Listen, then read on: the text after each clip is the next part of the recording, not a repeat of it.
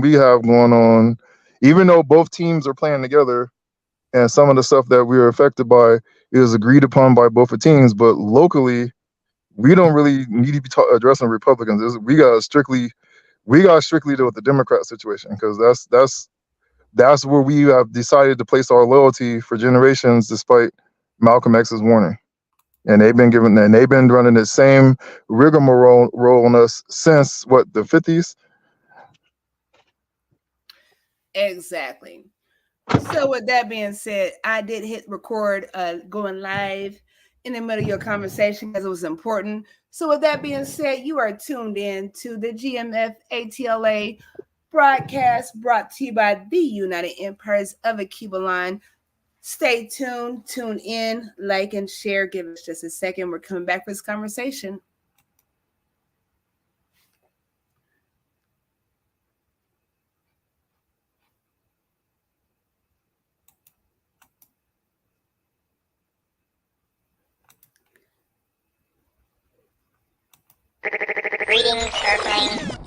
Warning, the following program contains strong Black first opinion about mature and strong subject matter that affects Black America and the diaspora as a whole. Listen at your own risk, you sissies. Grand Rising All, you are listening to the one and only Be One or None. Good morning from Africatown, Los Angeles.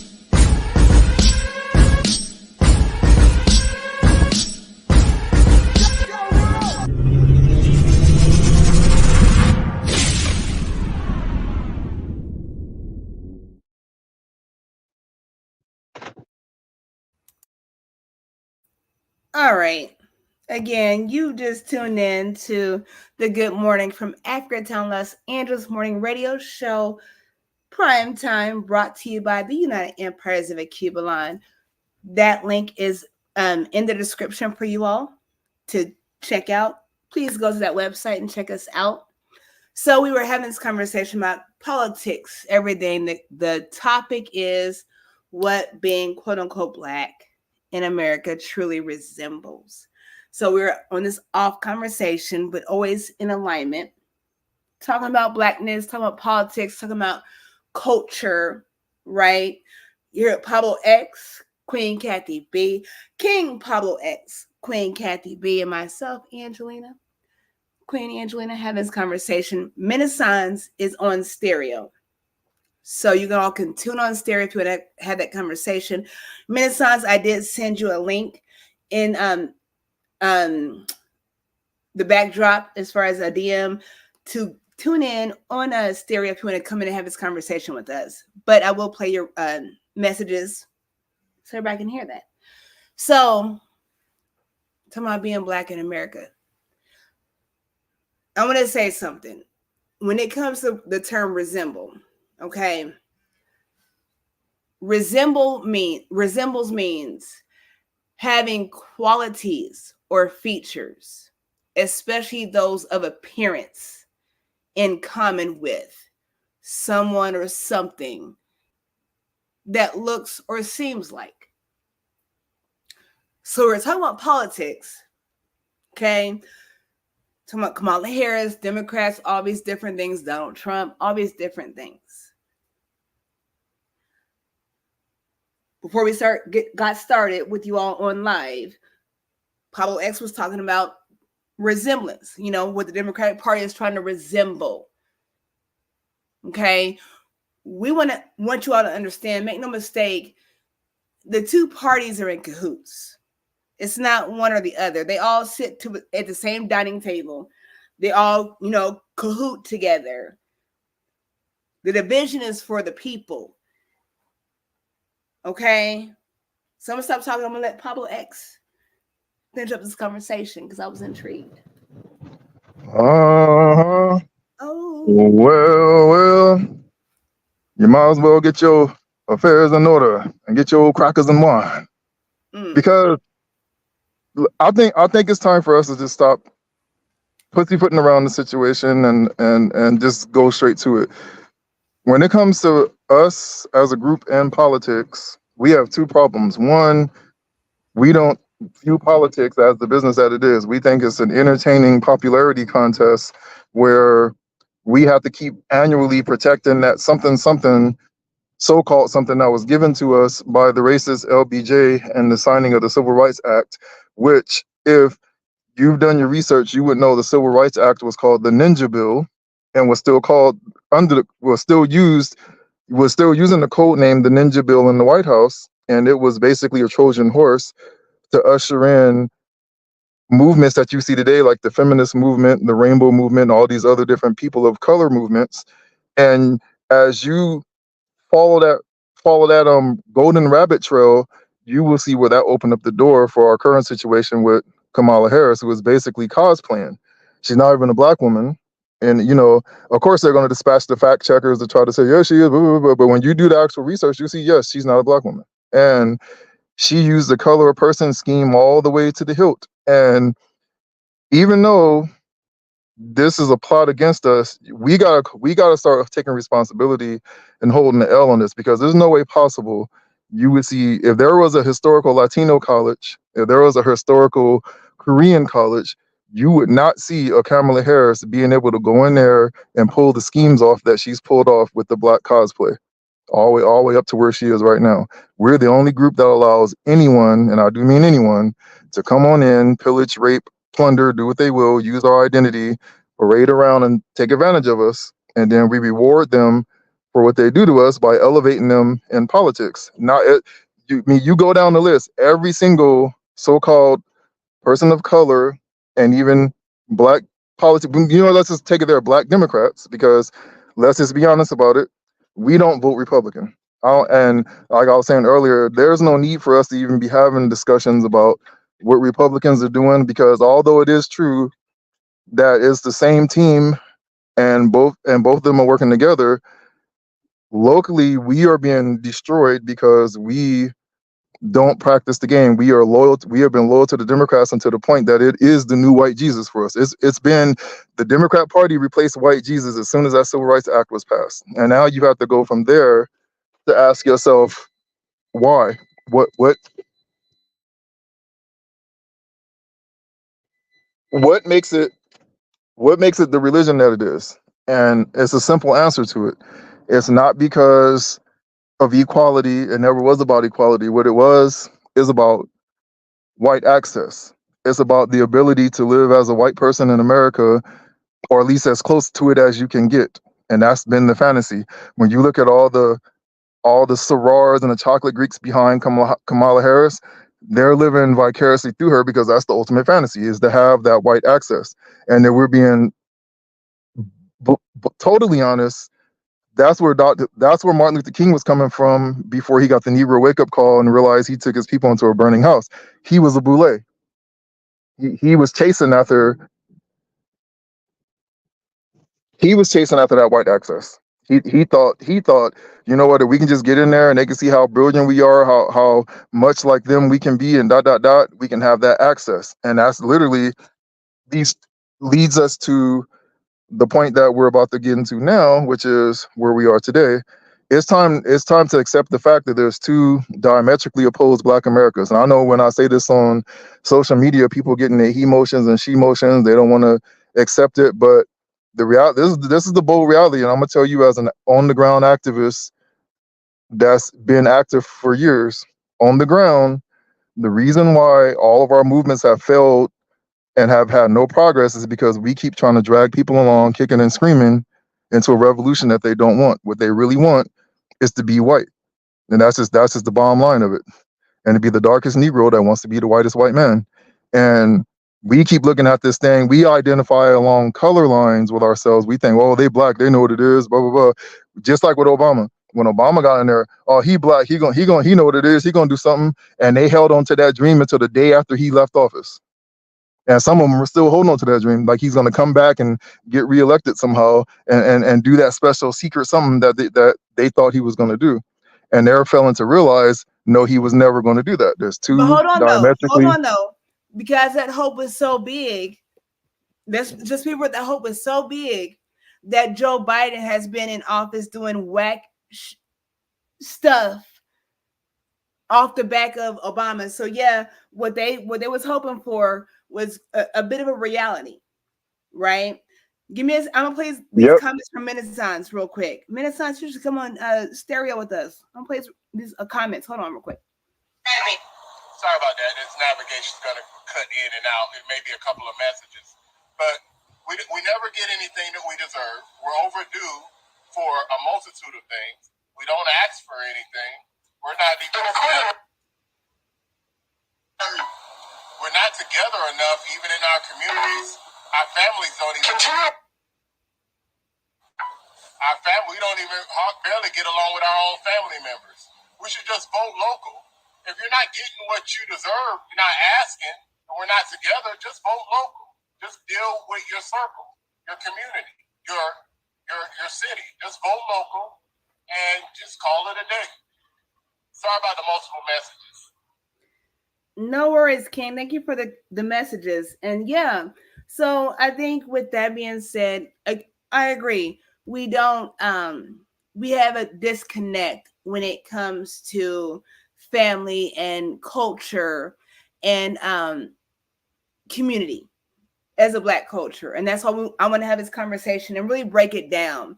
And here, Kathy B, Pablo X, we're gonna break it down, okay? Because it's beyond politics. I was looking somewhere the other day, BlackRock, Vanguard. It was one other company, 3 top companies in the world that run everything.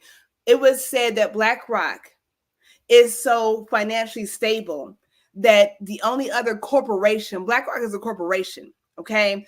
The only other corporation that trumps BlackRock is the United States and China.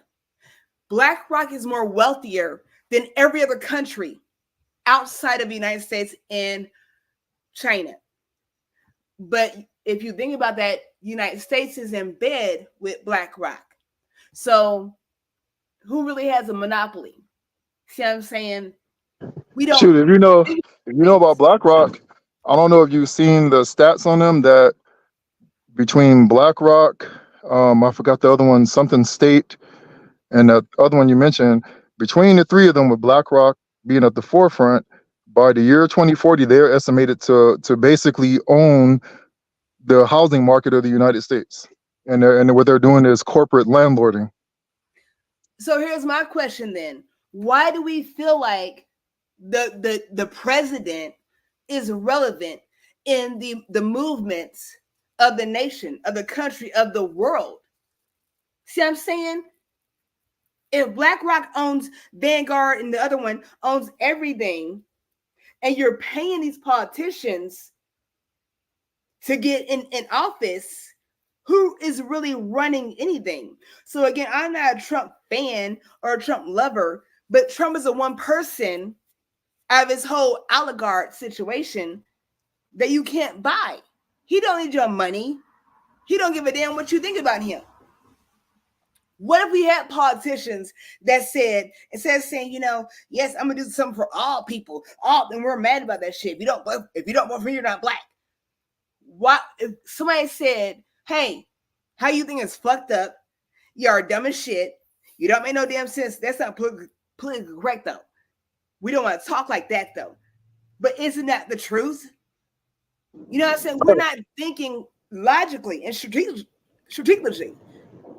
Would you say with Trump that when you're dealing with Trump, regardless of whether you like his personality or whatever the is here, Trump's a businessman, and we try to play this game like we understand the inner workings of his business. Anybody who's done business, that business is a 50-50. It's a risk. Getting into any business is a risk, and they can fail at any moment.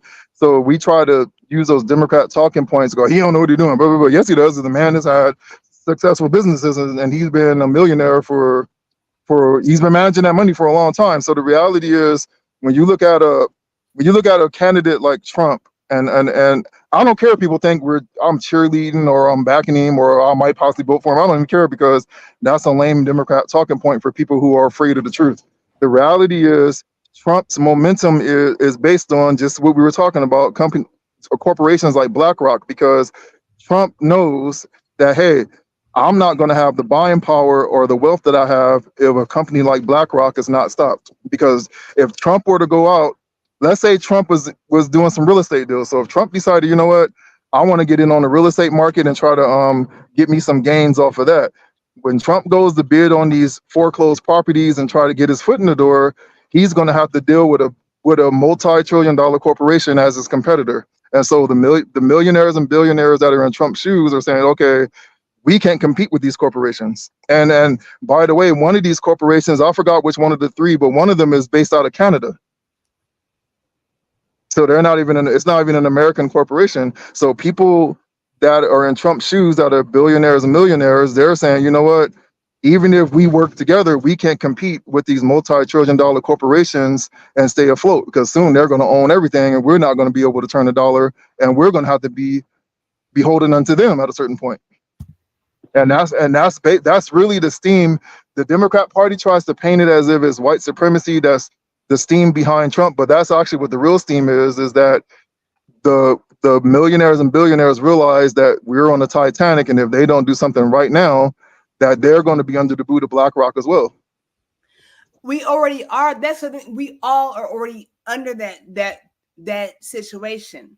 You know, if we look at let's look at the Federal Reserve. Okay, we're looking at inflation. Who runs it? Federal Reserve. Let's get real and talk about what happened in World War II. Okay, we keep saying and repeating that certain individuals in other countries, other leaders in other countries, were anti-humane, were just horrible people. Do you mean see what I'm talking about? Omar Gaddafi. Who was it? Who's the other one? Before I mention Hitler, because I don't want to hear that shit. But what's happening is World War II. That's why Hitler. Okay, I don't give a shit about being banned. Let's talk about it. Hitler wrote multiple letters to the U.S. government, to the president, begging the president of the United States not to get into this debacle with this war. Okay? So when we look at these things, all these people are heinous and they're anti-American, anti-humane, all these things. Malcolm X, same thing, right? So we look at these things, but how are we any different? How are we any different than what we are opposing? I don't understand where the argument is when it comes to how we're voting, how we're choosing who we elect. With Donald Trump, Did you say choosing or choosing? You said what? Did you say choosing or choosing? Either or. Which one you want? Either or. Because with Donald Trump, I don't understand with that, because people say he's not a good businessman, but y'all don't have your own businesses. We try to teach people that. Kathy B, all of us, Queen Tina Berry, Pablo D. Mays, we all have businesses, small Black-owned businesses, and we're struggling. You don't want to listen to us, though. So when Donald Trump gets in office, his thing was, why are we paying money? We're in debt. The United States is in debt, right? That's a fact. Look it up. So if we're in cahoots with NATO, all these other countries, we're fronting the bill. The United States is fronting the bill. It's not Donald Trump or Joe Biden or Kamala Harris or the Bushes or the Clintons. The American people are fronting the bill for wars for no reason. So when it comes to World War II, that shit popped off because Germany, I won't say Hitler, Germany said, no, we're not keep paying the Federal Reserve, which is headed by whom? The small hats? Okay. The Jooby Doos, we know about you. Okay. So they said, we'll take out the loans, we'll pay back the loans, but your interest is ridiculous. That's how World War II started, because Germany put the Federal Reserve out of their country. That's how all that shit happened. Pearl Harbor, All that should happen because the Federal Reserve.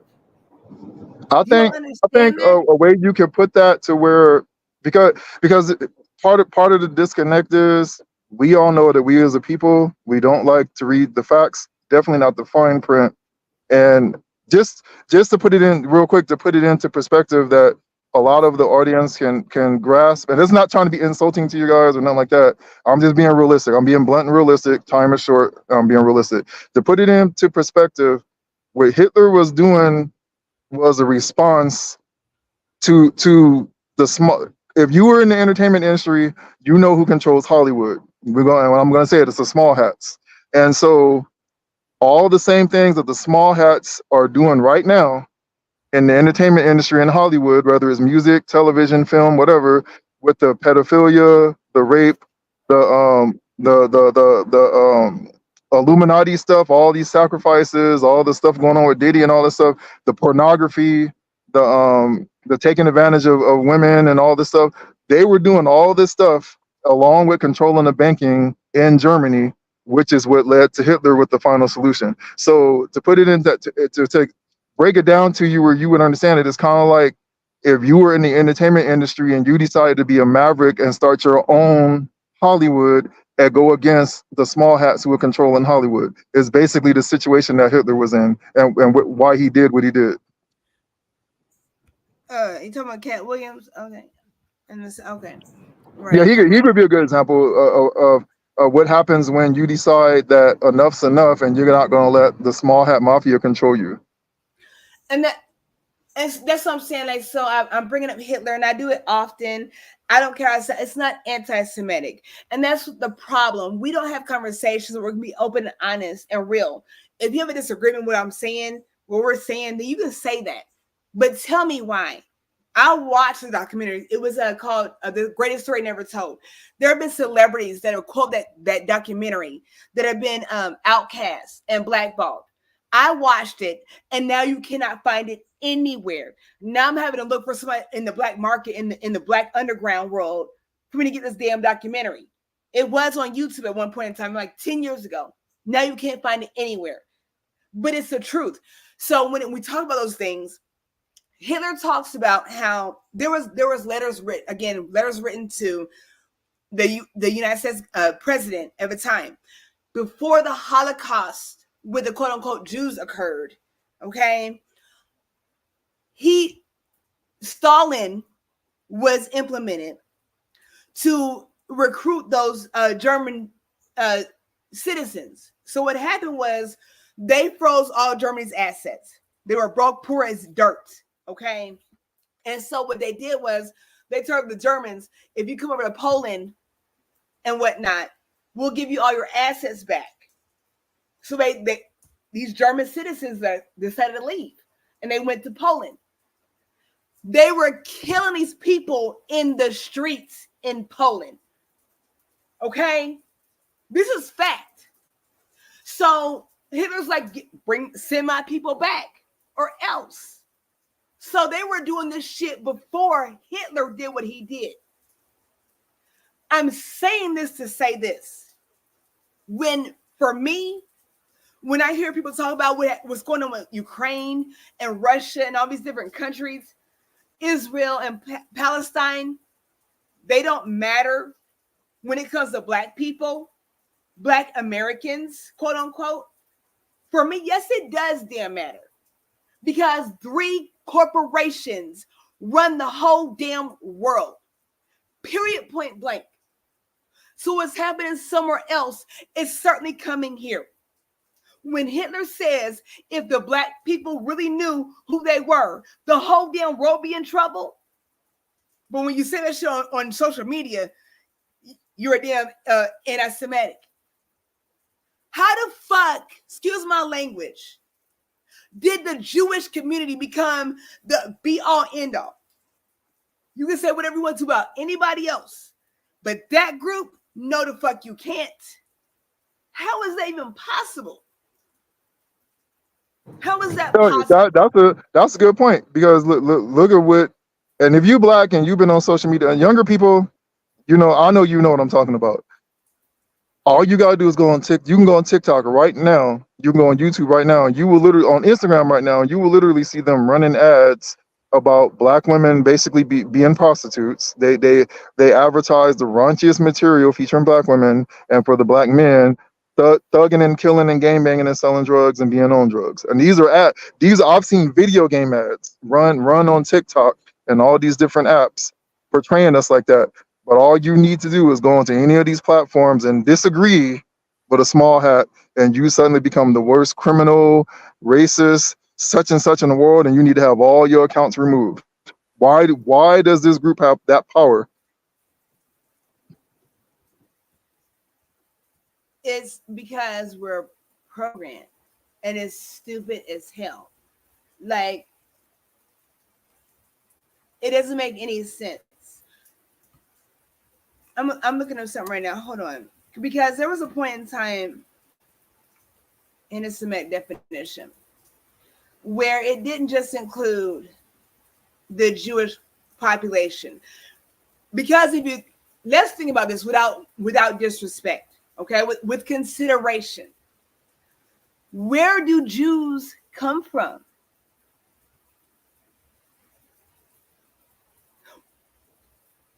Tell me, where do they come from? You mean, do you mean Jews or Jewish Where people? do Jews come from? If you're a Jew, where do you come? Where do Italians come from? Where do Italians come from? Italy. Okay, Italy. Where do Nigerians come from?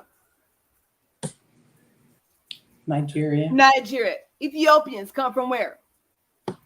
Europeans come from where? Canadians come from where? So where do Jews come from? If you come from Israel, you're an Israelite, right? Yeah. Right? These are the facts. So where do Jews come from? That's what when Hitler said there are two kinds of Jews. It was because he was talking about people that came from where they came from, the black Hebrewites, and then the imposters, the Ashkenazi Jews, and they call themselves that. Yep. So because Hence the reason that black people knew who they really were. Why he said that. Okay. Yeah.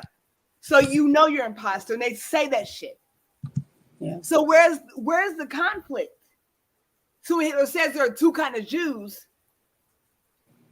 the Hebrews, the Hebrewites, the Israelites weren't trying to run the world, but now we're talking the Israelite war against the Palestinians.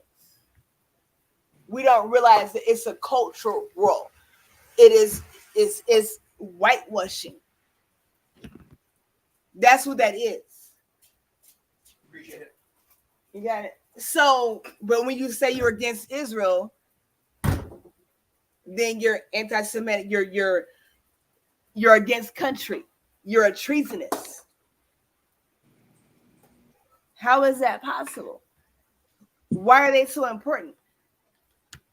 I don't feel like we're going to get reparations for black people. I wish we could, but there's too much discord and too much confusion. We can't agree.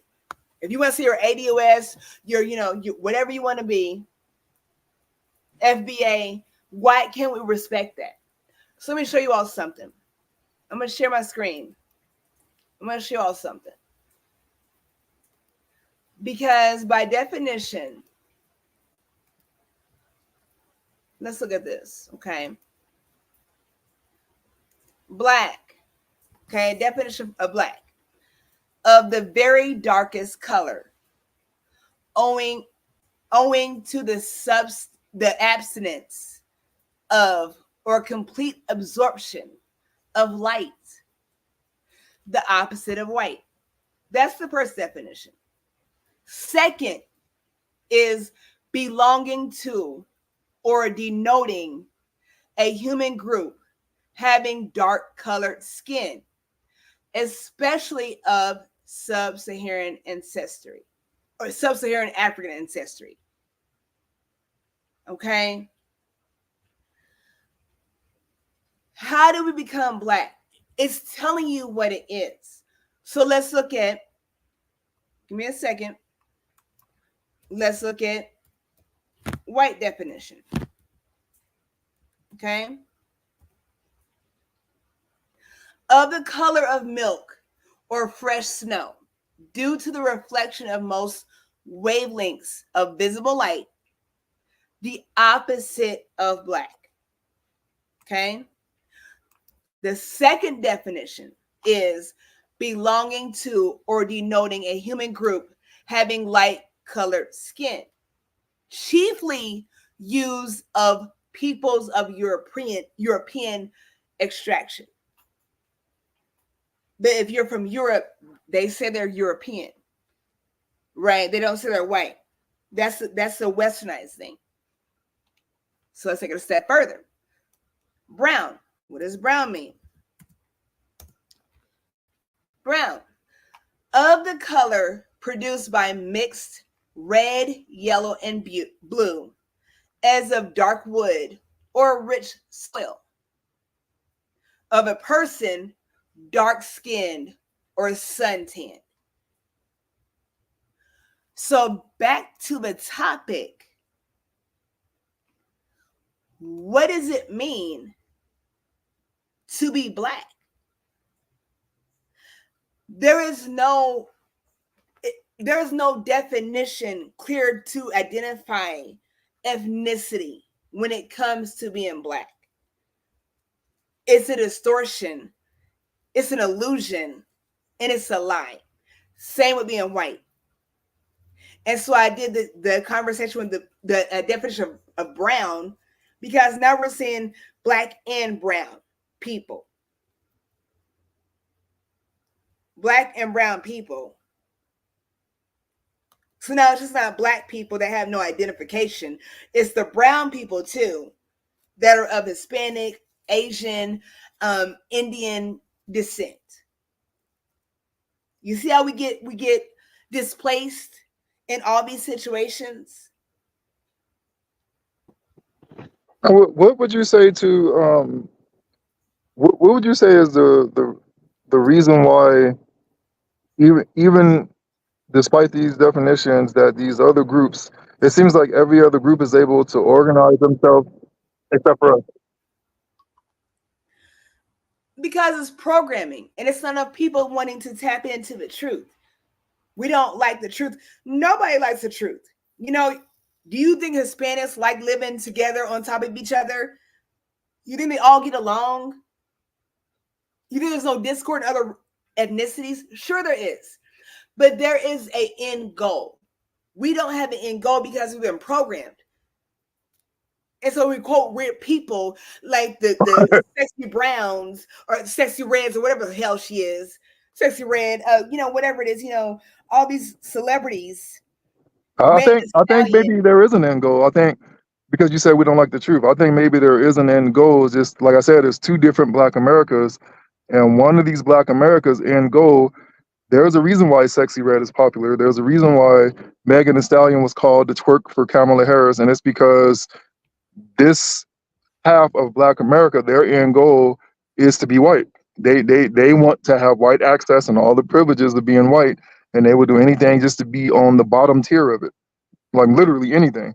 And Here's my I thing think with that that. because when you look at all the movements that, like, look at the movements we've had lately. I've asked this question before on and offline. What made George Floyd different from all the other thousands of Black men and women who've been murdered by the police? What made him different? The fact white entertainment and white corporate America got behind it and made it viral. They made it the thing to be involved in, and it circulated around the country. Other than that, he would have been just another Negro that got killed.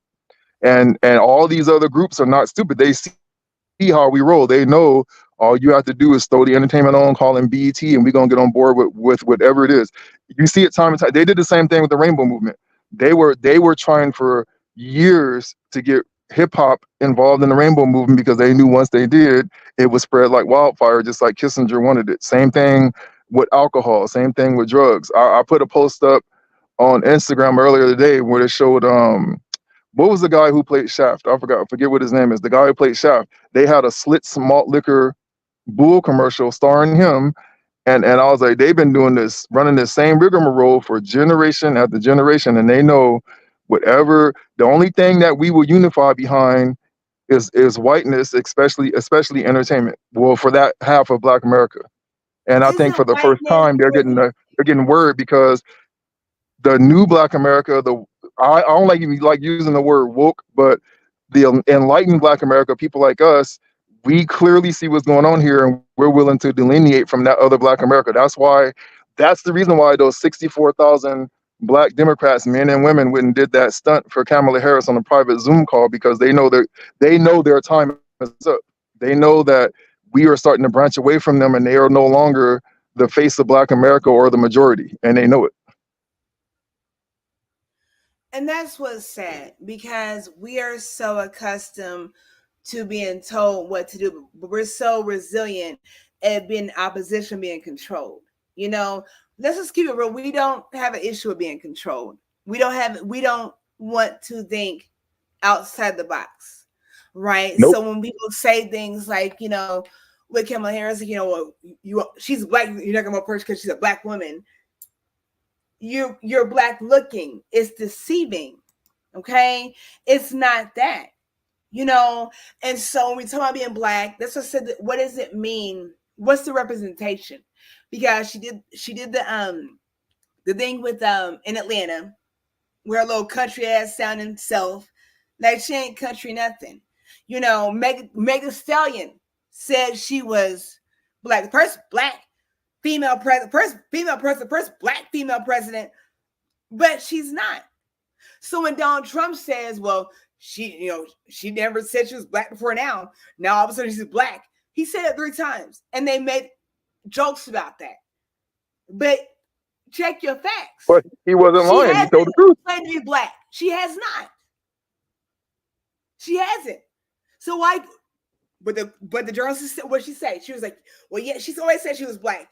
The lies you do tell, just spew it out of your mouth. I mean, I'll post it. I'm wrong. Say I'm wrong. Address me. Say I'm I wrong. posted it on Instagram, and multiple other people did out of her own mouth and out of Joe Biden's own mouth. They both said the first South Asian, what is it, South Asian Pacific, whatever she said. Whatever. Basically, she claimed to be an Indian woman and told the story how her family came from India and all the yada yada yada. She never claimed to be a black woman.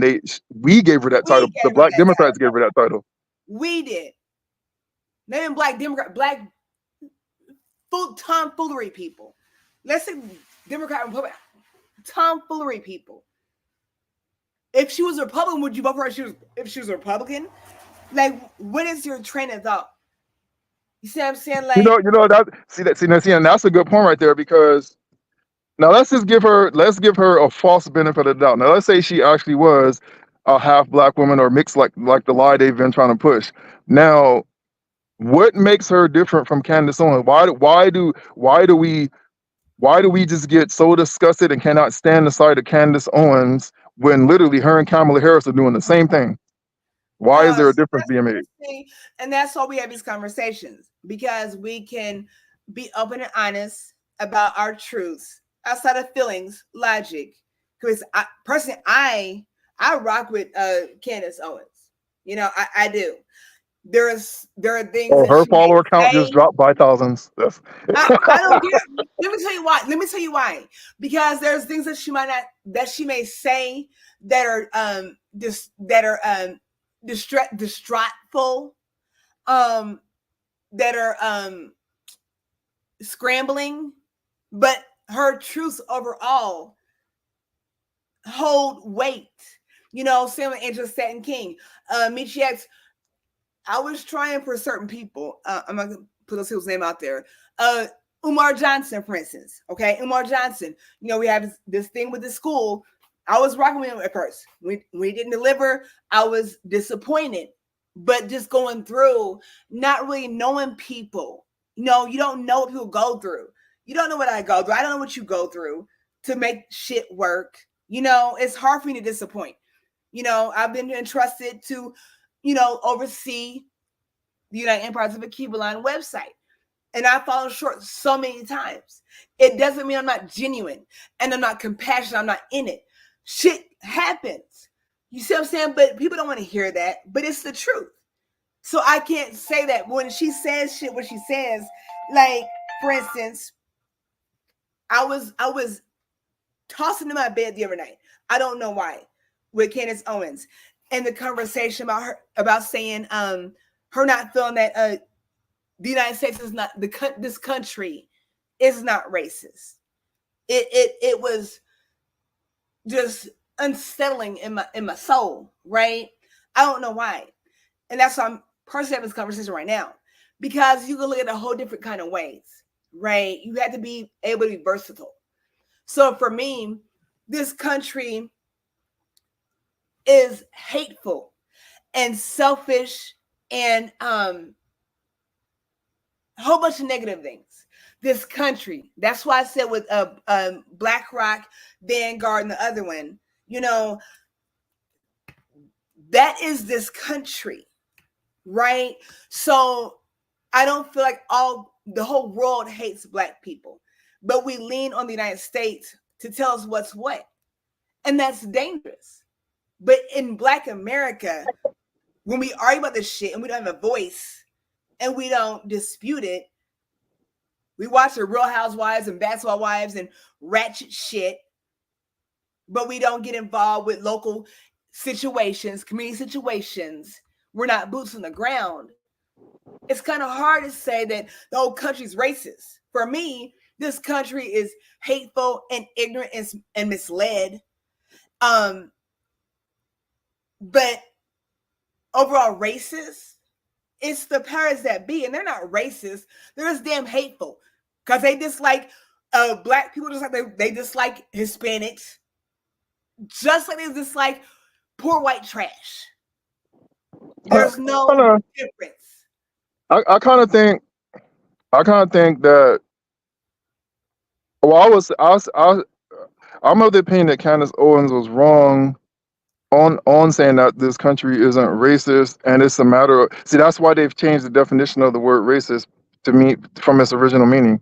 So the reason why I would say yes, this country is racist is because its entire wealth, its entire monetary system was built off of racism and classism and whatnot. And when we say things like, "Does the entire world hate Black people?" You will be a fool to say yes, the entire world hates Black people, but I would say the majority does, and the reason most of that is because we hate ourselves. So they basically go, okay, well because it's kind of like this: if you see a person, I mean, how can I put this? Okay, if I'm at the gym and I see this person there who has all this potential. He might look like Arnold Schwarzenegger. He might look like Carl Weathers or something like that. He has all this potential. He has the muscle, and I see him consistently sitting on the bench.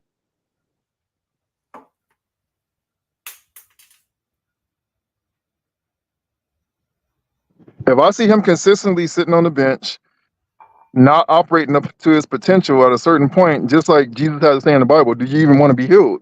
So I think what You're on mute, Pablo. I think what the world does is they see that we're not trying to lift ourselves out of a situation. So in the game of survival, only the strong survive. So they go, well, if you want to be in that position, then I'm just going to take advantage of it. That's not racism, though. I mean, it kind of is because in the game that I'm talking about, that's why I asked earlier. All these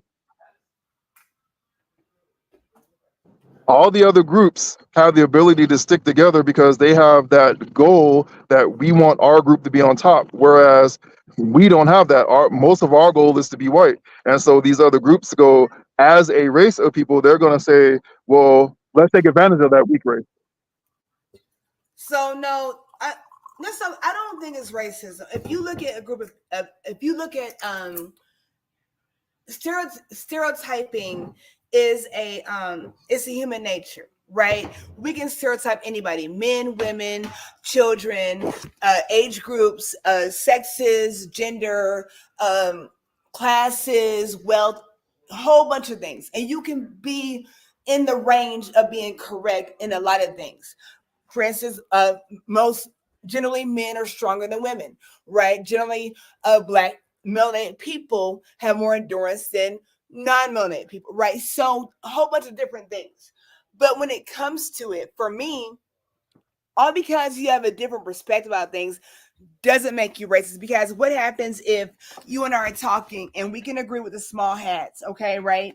So if I'm saying something about Hitler and positives about Hitler or Omar Gaddafi or Saddam Hussein, whatever, now I'm anti-Semitic, right? If I say that Israel should be dropping goddamn bombs on people and dehumanizing people, that's anti-Semitic, right? If you say that you respect people's genders and sexualities, but don't come tell me who I am, now you're homophobic.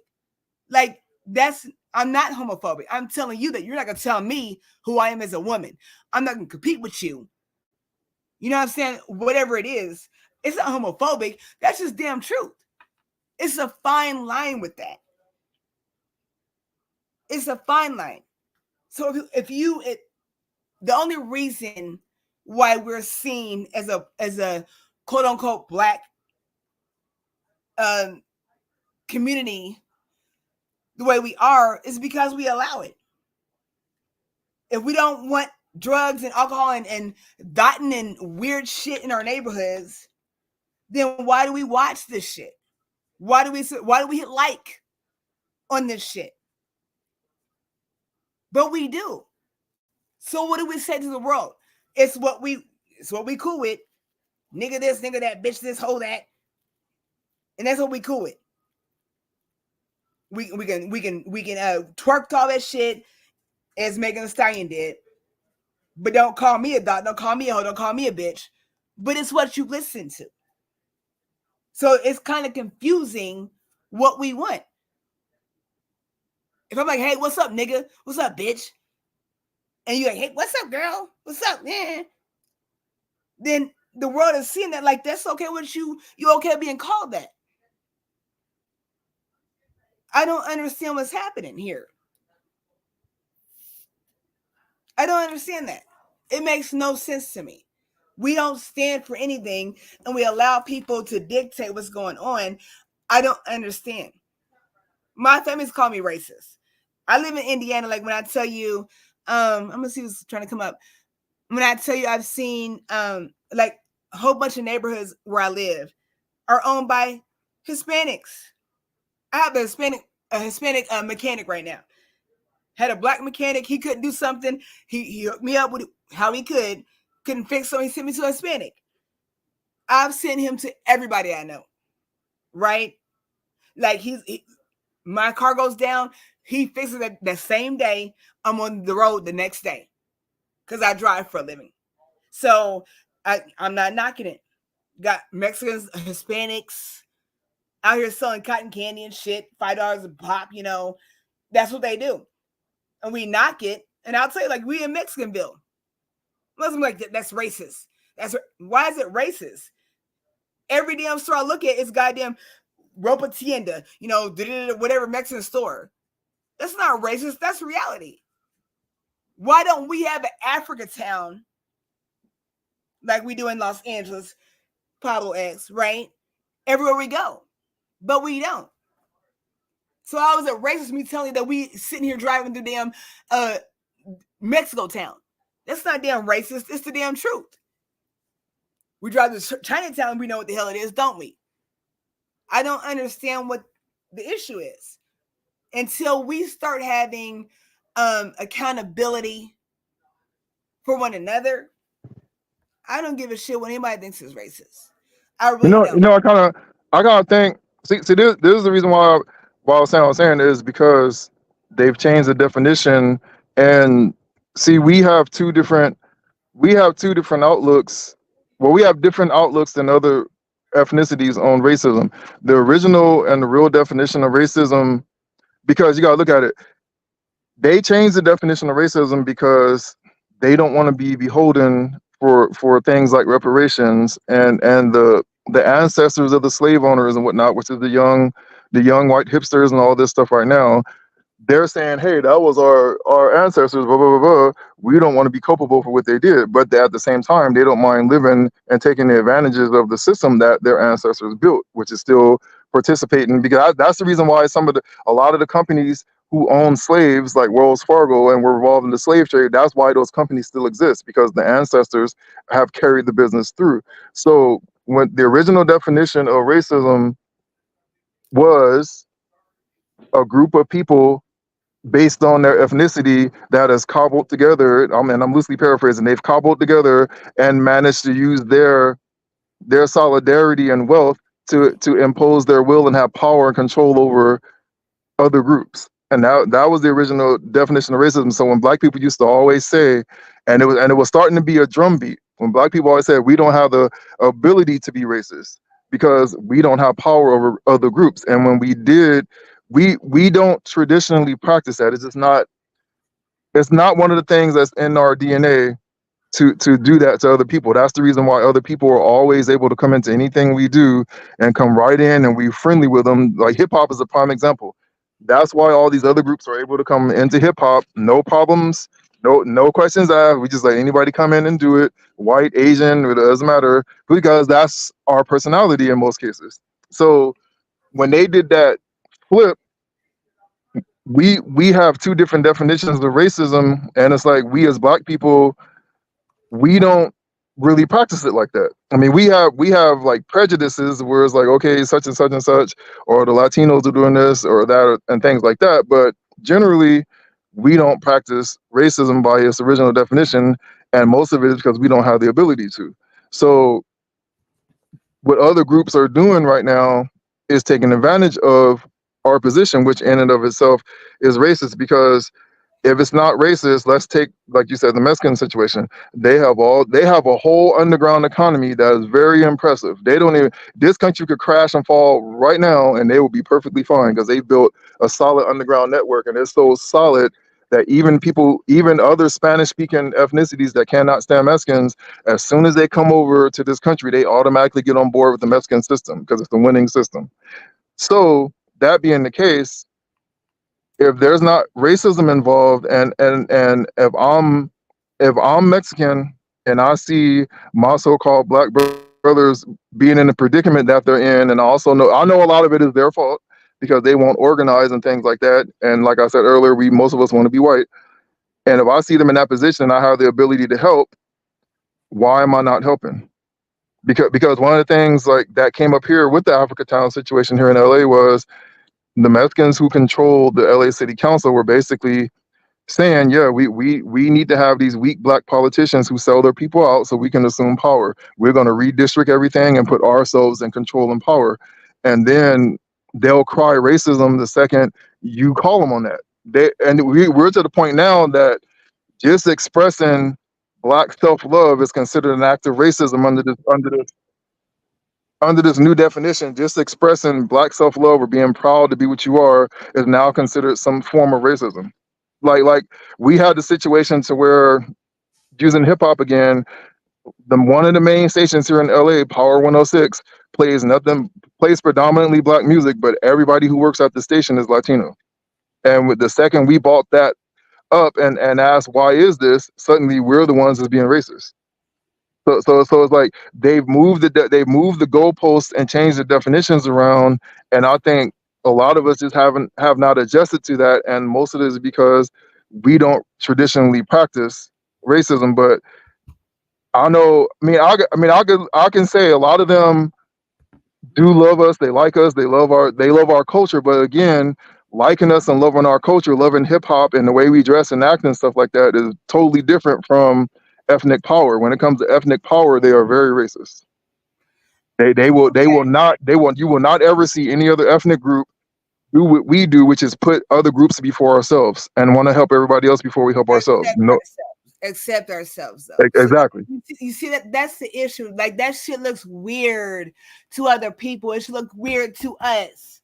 And it looks so weird that there's no call to action. So it's even weirder to the outsiders. You see what I'm saying? Like if somebody walked up to you right now, Pablo, in the grocery store, and they were like, I don't know, you held the door for them and they didn't say anything, and like, and you're talking, you're with your wife, and you whisper, she could have said thank you. And now she turns around, she was like, well, are you talking to me? Who the fuck are you talking to? I don't have to say thank you to you. You have to hold the door. Go back to where you come from. Is she racist or is she ignorant? Mind you, let me hold on. Mind you, you came here paying with cash or your own money, and this bitch paying with EBT card. Not knocking anybody. Being a white woman to go back where you came from, paying with the EBT card. No shade to anybody with that. But I'm just saying, like, is she racist or are you just hateful and ignorant? Because for me, hate is totally different from racism. I don't feel like Black people can be racist because, like you said, it's not that we don't have the ability to be better than. That's the problem. We do possess that ability within our melanin. Like, you can watch that shit in Hollywood flicks, okay? Get Out and all that shit. Like, that's real shit. Whole bunch of different. Yeah. So we know our potential. There's just a lack of support, a gang of propaganda and misinformation, and a lack of boots on the ground. So when people say those things, I would not want to be anything but Black. I don't.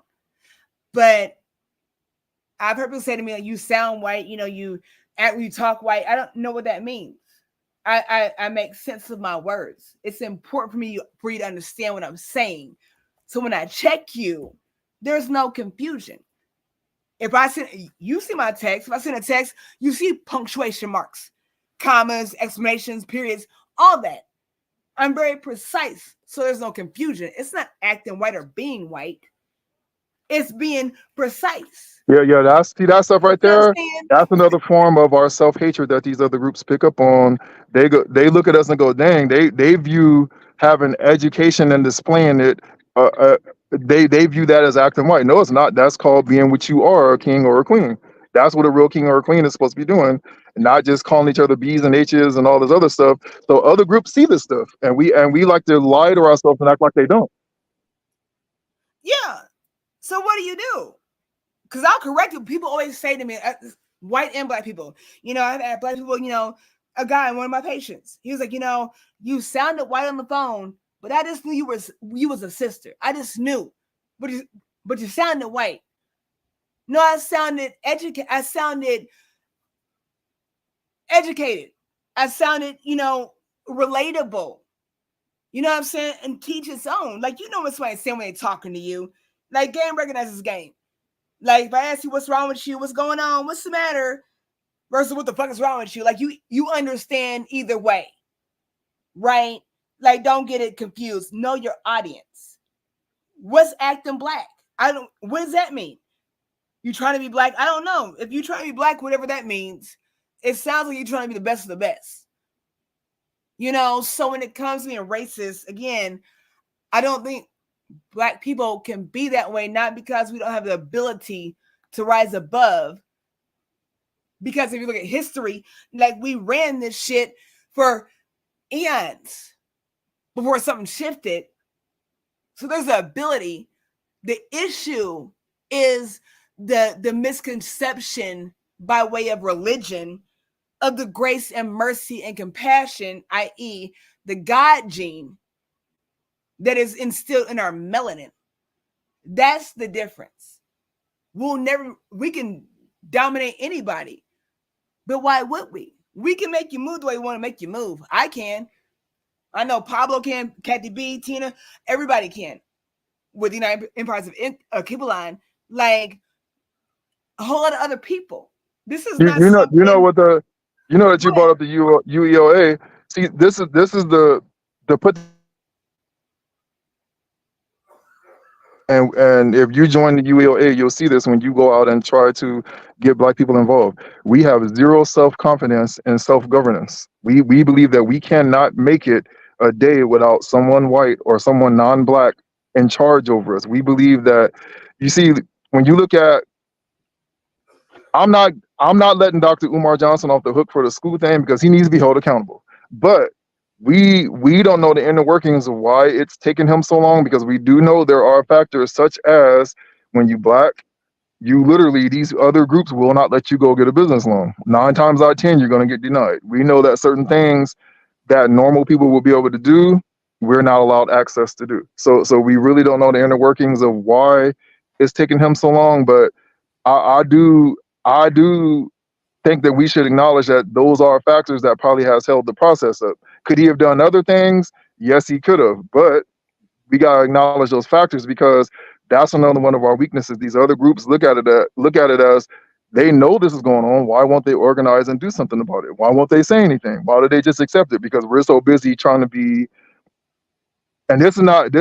Don't confuse this with the talking educated and all that stuff that we just got through talking about. But we are so busy trying to be white that we figure it's just part of the game. If I outwhite the next black person, then I'm gonna get my foot in the door. I don't know about him, but I'm gonna get in there, and that's why we are failing to organize and to say or do anything. If we were practicing racism by its original definition, to take it back to the hip hop example, we could have gate kept and kept all of the cultures out of it and kept it to ourselves. We could have had Motown would probably still be the top black label if we were practicing racism.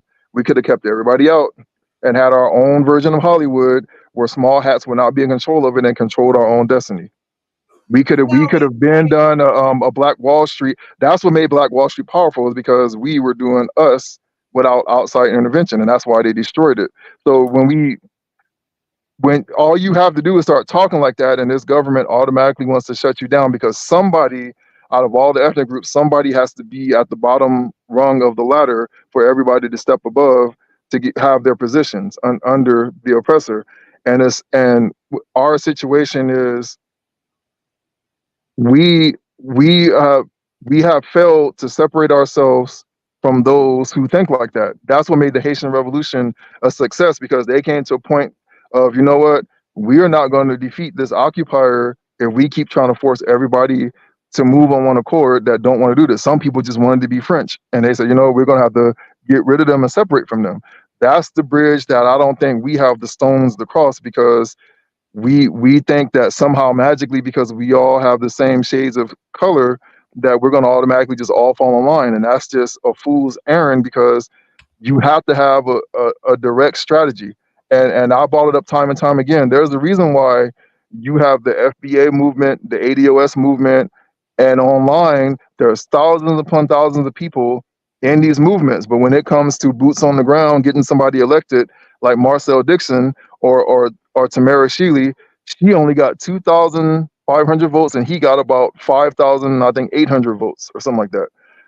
There is no reason why all these millions of people are online following these movements, and we can't even get 10,000 votes combined for two candidates that we were running.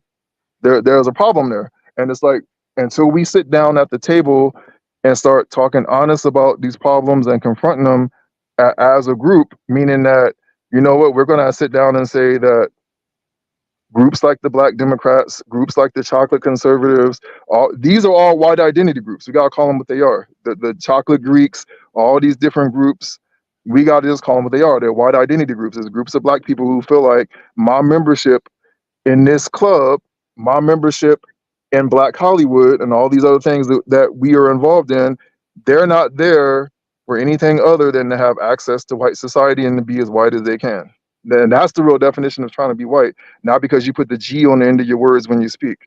So if we get the terms clear and sit down to the table and unify with those of the same mindset, then we can start to see some progress and move forward. Because, like they were saying in one of the video clips played, Black people never ask for anything every election. Yes, we do. It's just that we have allowed a certain group of Black people who don't want to be Black to be the face of Black America. And now more than ever, especially with younger people, they clearly see, hey, I'm not standing behind no Kamala Harris, because she literally told me to my face she's not doing anything for Black people. So why do I gotta do what grandma and them is doing and go vote for her just because she's claiming to be Black? They, And they're not and voting for anybody though, and they're just as distorted as anybody else. You know, that's the issue. If we look at minorities, like, what does that even look like right now? Because if it seems like everybody that's not a white male, an older white male, is a minority, right? Black people, Hispanics, Asians, uh, immigrants, women, children. Only white men, old white men, are not minorities. But if you combine all of those, they trump that majority. That's what I'm saying. It's so strange where we're so indoctrinated in these things that it's causing havoc amongst our own selves. Like, they don't have to do anything. We're doing it for ourselves. When we have a conversation, who are you going to vote for? Like, I don't want to say. Why? Why are we not talking to me anymore? Because you're voting one way and I'm voting another way. You don't know these people. It is so strange. So for me, when it Do comes you to think black that? and white, don't you think? Let me ask you, Pablo. Do you think when we say acting, trying to be white, is it trying to be white, or is it really aspiring to melanation and that melanated God gene? Yeah, Because it all comes from us. that's what I say it is, because when somebody hears you putting the G on the end of your words and you went to such and such school, it's all about why you're doing it that makes that determination. So it's clear cut to see, and Kamala Harris is a perfect example of it. And people like Bernice King, who follow after her and kneel to her feet because it's her soror and all this stuff. There's a reason why she's doing it. The sham that's going on here. Why I did say I have to disagree with Candace Owens on that point.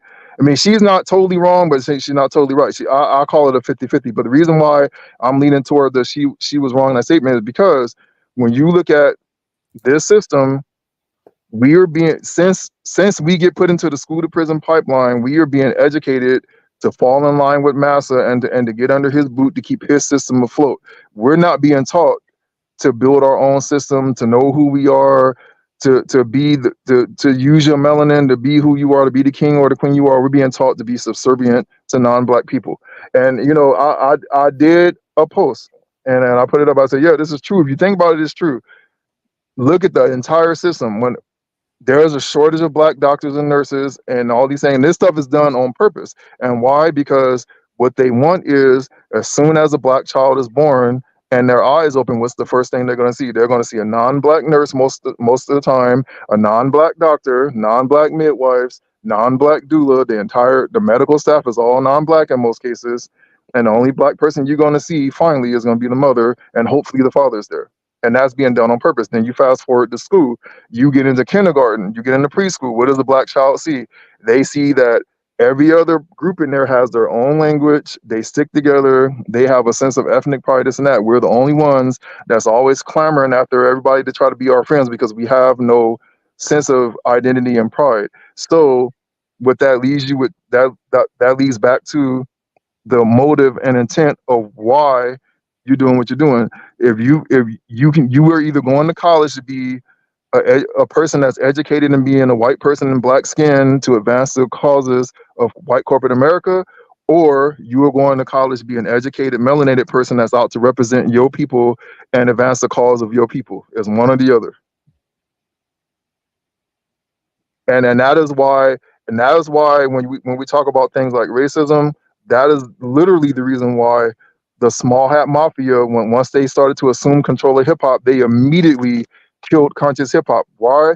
Because when you look at the late 90s, I mean, not necessarily Public Enemy, but most of the, actually, yeah, I'll include Public Enemy in that. When you look at the late 90s, all of the conscious hip hop groups, and including on the TV shows, where were they out on a different world? They were in college. They were educated. It was popular, and it was great to be educated, not to be cussing, have pride and respect for yourself. These things are popular back then. And as soon as we let them have control of our culture, what do? They pushed the party culture, the B and H culture, the gangster culture, the drug dealing and selling culture. They pushed all that stuff to the forefront and killed conscious hip hop, pulled the plug on it. And that was done for a reason.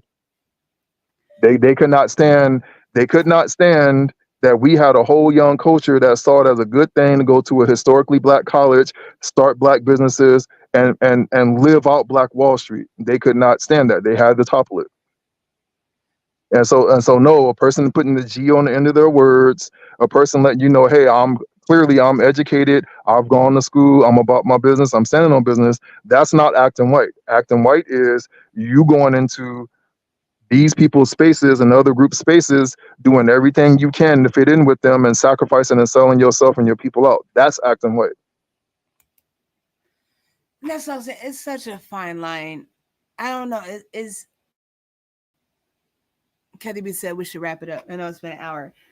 This conversation is so good. I know, right? That's what I'm saying. It's such a fine line because for me, I don't want black people to feel in limbo with that, right? Because for me, like I said, I speak how I speak. Like I don't care how people think about me, but for me, and I understand it's not everybody's situation, and I strive to get us all there. For me, it's been a process, growing and evolving, and diving into deeper understanding and wisdom, and not just understanding but overstanding, things, and being okay with that, because a lot of us when we hear these things, we think about different people in the elite, Obama, Oprah Winfrey, Tyler Perry, these top elite people. um we question how we should represent and what we represent. But for me, I know I've fought my whole life, 42 years. I've been a fighter since I can remember, since age 3, since I can remember. Like I've been in some damn spiritual warfare since the get-go, and it's just what I do. So when it comes to being a certain kind of way, I don't want to sound like kind of boule or like, I don't know, in opposition, but I just don't.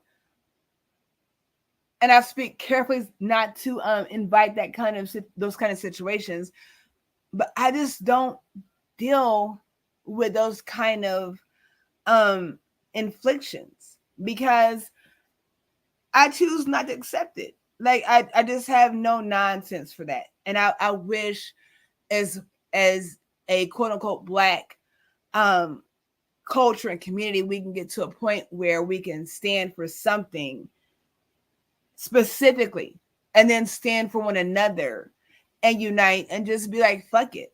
Because for me, I don't have issues when it comes to race and ethnicity, all that shit. I don't. What I've experienced is like you recognize who I am and you respect that and you'll fall in line. You don't have to. It's for your own well-being. And if you don't, that's okay too. We'll just dismiss you. Either you can move or I can move.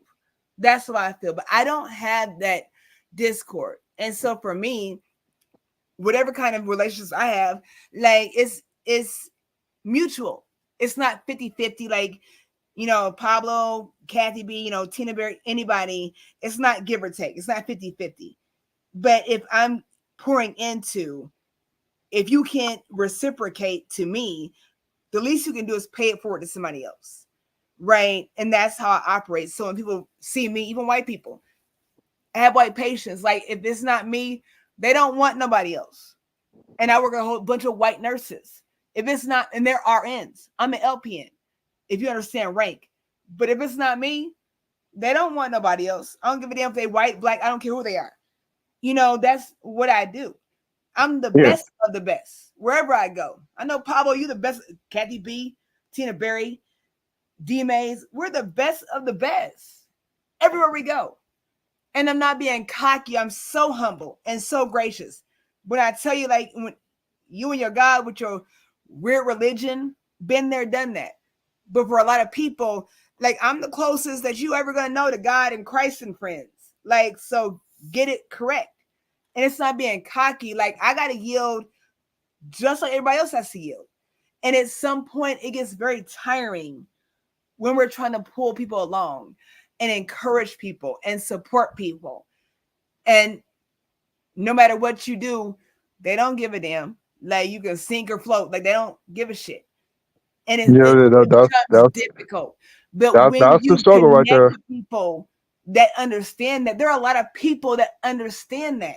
You'll be surprised if you start being positive. A lot of people understand that. They don't want to say it because it doesn't sound relatable. But I'm here to tell y'all, like, we on that. The United And Press. you know why? On that. You know why I do? I know a lot of black people can't stand Candace Owens. Not to pound throw it all on her, but she's a good example of it. See, with Candace Owens to land the plane on this thing, I kind of understand how she got to where she's at because she tried. She did try for a long time to find a black man and go the black route, but she said, "Dang," she gave up. She basically gave up on it, and and the bottom line is because he failed to understand that there are two diametrically opposed black Americas, and she failed to understand that she was not going to find. I mean, you looking around her, look at her peers, Van Jones, Don Lemon. Was she going to find a good black man in the in the field that she's in? Was she going to go marry Roland Martin? I mean, seriously. But that's what I think the crux of our problem is we are going to have to swallow that hard pill, and we're going to have to be able to look grandma and them in the face, uncle. We're going to be able to look even our own brother, look them in the face and go, you know what, me and you, I love you, but we are diametrically opposed, and as a matter of survival, I'm going to have to do me, and you're going to have to keep you over there because I can't let you drag me onto the chocolate Titanic. And at a certain point, we're going to have to come to that conclusion and think. And same thing, the Haitian, like I said, the Haitian Revolution, that's what made it successful. They had to come to that point in order to survive. And it's like, I think we basically are at that point right now. We just haven't formally made it be known. And because all these different groups, the problem is we got all these different groups thinking the same. There's no reason why ADOS and FBA should be at war with each other. They think basically the same and are doing the same thing, but they're at war together because why? We have an oppressor who, when he sees us doing this and delineating and starting to wake up, he immediately comes in with division, and we fall for it almost every time. So we have made progress. We're starting to get there. We just have not organized and put the stamp on it to go forward with it. And believe me, those of you who are thinking like this, you don't have to go the Candace Owens route and just give up, because look at it like this. This is the silver lining.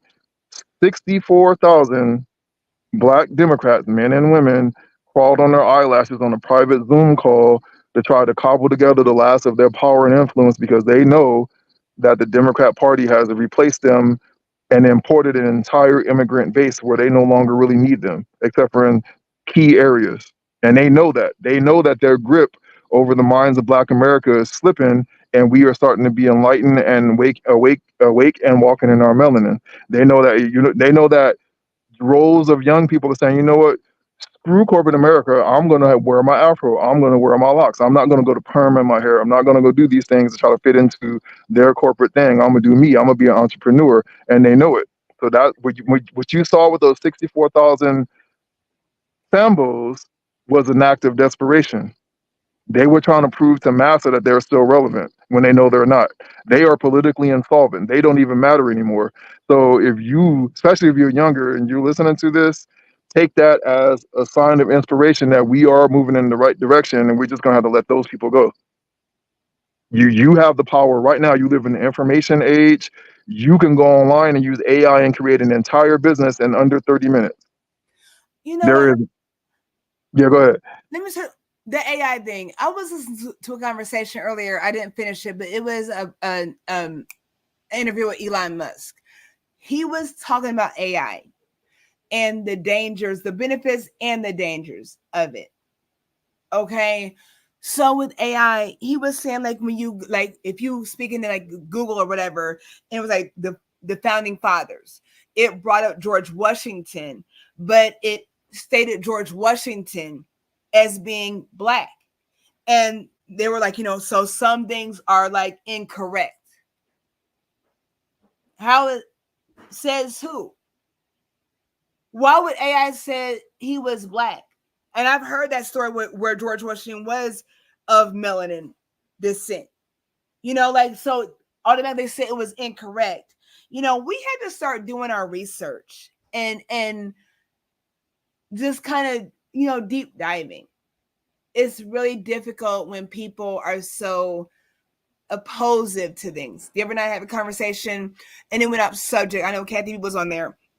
Talking about Donald Trump and Biden, and he was a black man. He was like, you people, you Donald Trump lovers, you Donald Trump supporters. I'm like, hold on, King, hold on, and we wrote it in, and we finished the conversation on stereo.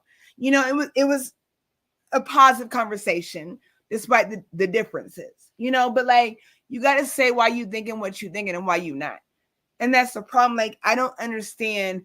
We're so hyped about shit, but like, you don't have your own opinion. You don't do your own research. If I'm wrong, if I say something right now, I'm incorrect, please inbox me, email me, call me, text me, whatever, and say so. And I'll do my research. I'm like, hey, you know what? You're right. I was misspoken. Or, no, you don't know what you're talking about. Got some evidence. That's where I'm at. I'm never coming to be incorrect. It's not about being right or wrong. I'm coming to be correct and give information for us to grow. If we don't have the patience to do that and the wherewithal to say, I can't do that anymore, that's a problem. I don't give a shit what nobody thinks. If you don't like black people, that's what it is. You probably don't like yourself. Probably don't like your family, your kids. That's not my business. Until you come over here being crazy and carrying on, we don't have a problem. You don't run shit. You're not in control of shit, including your own shit. So that doesn't bother me. I'm very disturbed by the whole neighborhoods of Hispanics, but it's hard to try to kind of implore that to people, share that with people, to where you don't look like you're a quote unquote racist. And now we're having this argument why I'm not a racist because I'm black. I'm not a racist, but I know I've been working since I was 14 years old, and I don't feel like I'm going to get Social Security. I do have African friends, Hispanic friends that are awesome people, but that doesn't, at the end of the day, that doesn't matter. Like, I can't have you winning and I'm struggling my whole life here in this country. It's not personal. It's not hateful. But we're not making any sense in how we're seeing things. If anybody knows me, like, I go out of my way to do anything for anybody. Period, point blank. I don't care who you are. I help old white people too. I do. Because they're my people. They're my patients. It's my responsibility. I'm always black first. But I'll help anybody. And at the end of the day, like, I'd expect a compensation from God in the universe. I that's why I pay it forward. I'm always wanting to help our people first. But it's so difficult when we don't want to get along. When Pablo says that he has opportunities, he's in the streets, Kathy B, growing food, buying land, owning property, right? Building empires, right? That is something to be supported. But we don't support. We've seen stories about, black people, going to try to get, homeownership loans, and they're quoted for a certain amount. Then they bring their white friend in, and they're quoted for a lesser amount. And then they get caught in that bullshit. And they're like, oh, well, I didn't know. Well, no. All these excuses. What does that black person do? Well, yeah, you screw me over, give me my shit. We don't dog walk nobody. We don't say you trash and you're ratchet and disrespectful and ignorant. We don't say those things. We'll say, well, I have my white friend here, and so give me what I want. And they have to. Right? What happens if we all ride together? Like, I don't understand what's happening. I feel like we make it more difficult than it needs to be. Out of emotion. You vote for whoever you want to. Do whatever you want. Your religion, your gender, your whatever you want to do. As long as you don't come over here disrupting my space. You do whatever you want to do. That's how I feel about that. I'm gonna play these messages, and we're gonna get off here. What's going on? The Divine Priest on stereo. Play these messages real quick. Thank you for tuning in, everyone. This is from Minazant. But you know what? Everybody was for Trump, and when until he became Republican and started to run for the presidency. I mean, he was used to hang out with the rappers, R&B singers, used to club with them. They were in the videos. They even made a song Up Like Trump. As soon as he started to run for president, here we go.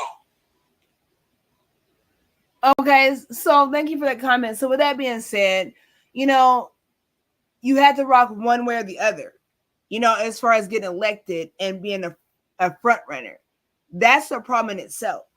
So that's something we need to look at if we're having an issue with the lesser of two evils. Like, we need to look at the laws and come together. I don't give a shit what color, race, whatever it is that you are. We need to come together collectively because we're all being screwed. So if you feel like it's the lesser of two evils, like, what do you want? Who would you vote for? Let's talk about it. You know, and that's why it is what it is. Next comment from Honest. What's up, Queen? Hi, sister. I was listening for a minute. Just sliding through several. Something you mentioned about the whole world doesn't hate black people. It seemed like it because United States is the most popular country in the world, pretty much for multiple reasons. However, personally, it might be a fact, it might be a opinion. I have to disagree to agree with you. The whole world they might not hate black, but they don't respect black. You know, the Asian continent, they prefer to be white. They prefer to be in a relationship with white. They will put white on a pedestal. The Middle Eastern, the same thing. They look down on black Middle Eastern. In Europe, you know how it works. And even in Africa, in some places, Okay, I can see that. That's what I said. What is being black?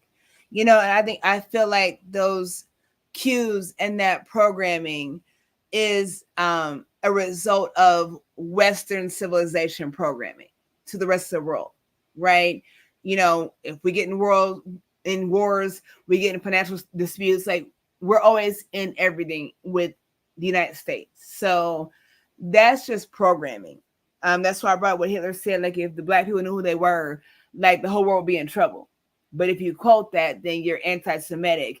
And like Pablo X said, as far as the definition of race, the definition of anti-Semitic has changed since I recently looked at it, where it included dark-skinned people, people of Hebrew or Israelite descent that are dark melanated skinned people, okay?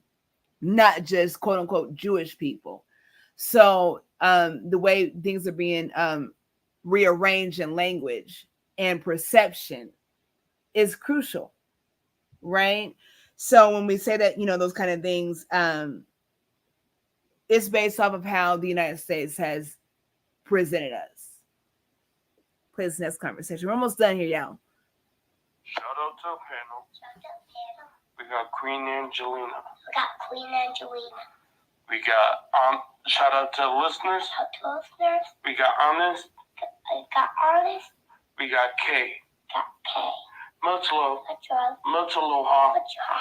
And taloha.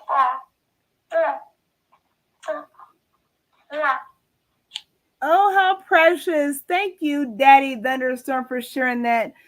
I love the children. I love the innocence. I do. Please, let's encourage our youth, our children, to be better than the ignorance that we are a part of right now. We have to rise above this. We really do. It's so ugh. Next comment. Shut the fuck up. Okay.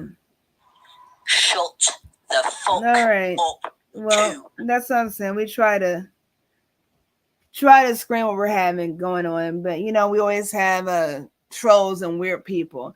I find it weird. Like we can have differences, and share those. I'm always open to share those things. But when people are ignorant, that's something just ignorant people. Like I just don't give that any kind of energy because you're just ignorant for no reason. You're not worth being blocked or nothing like that. So, um, let's see.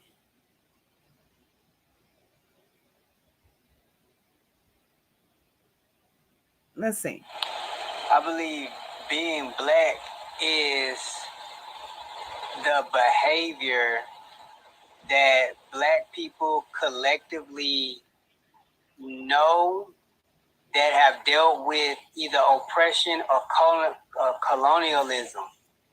And they have had observation of white behavior and the ability to identify if you're mimicking white colonialist, colonizing, or oppressive, any type of Uncle Tom, anything within the fractions of which each culture has identified as white behavior. The identifying collectively of that behavior and doing the opposite of that is what is called being black collectively. Okay, I respect that. I respect that. Definitely. And I think if as long as we're true to ourselves, and just being honest with who we are, I mean, it makes all the difference. What's going on? What's going on? What's going on, Queen Angela? How are you? Thank you for your comment. Oh, you're welcome. Yeah, that was a challenging question to answer. But I had to I've traveled outside of the country. I've been to Africa. I've been to different countries. And I see that there's a collective understanding of what being black is, but is only understood if you have dealt with any type of European oppression. And in other countries that's, like in Africa, being black would be practicing your culture. They don't necessarily call it being black, but if you are practicing your culture, the energy behind practicing your culture, not giving in to a foreign, oppressive way of doing things, it's the same energy behind us saying being black. Is just over here, we had to kind of recreate a culture because it was so destroyed versus like in Africa. They may have had buildings destroyed, but they wasn't able to destroy their history. They still their eating habits, farming things.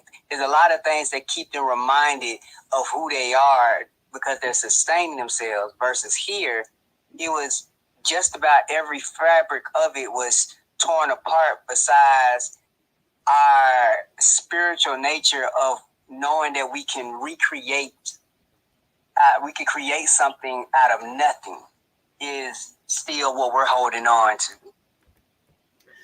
And I can see where you're coming. I can agree with that. So let me ask, like, how do you recreate something that you don't understand? Does that make sense? Well, I put it like this: it's not necessarily that we recreate, but we got so very little of our history. Let's say like the whole health conscious movement.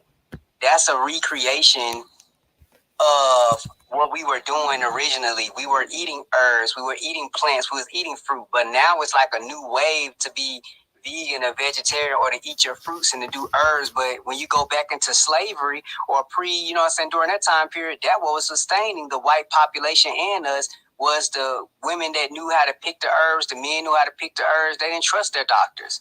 But we recreated it now to make it seem cool and popular, something that they were already. We go look at videos and archives of our ancestors doing this. This was a normal daily basis. Everybody knew it at one point. Okay, I can agree with that. I see what you're saying. I feel like for a lot of us, you mentioned the the African background. I feel like, what do you think about when it comes to quote unquote Black Americans versus the concept from what you perceive from Africans? I don't know if you have any experience from that, but I don't. As a nurse, I had mixed emotions. I've never felt like an African person of continental descent coming over here has ever been um minimizing or disrespectful toward Black people. I think that's just their kind of their culture, how they think, how they perceive, how they move. And sometimes as a nurse, it is bothersome. Like when they are aggressive, right? When they give care, but that's their culture. It's nothing negative.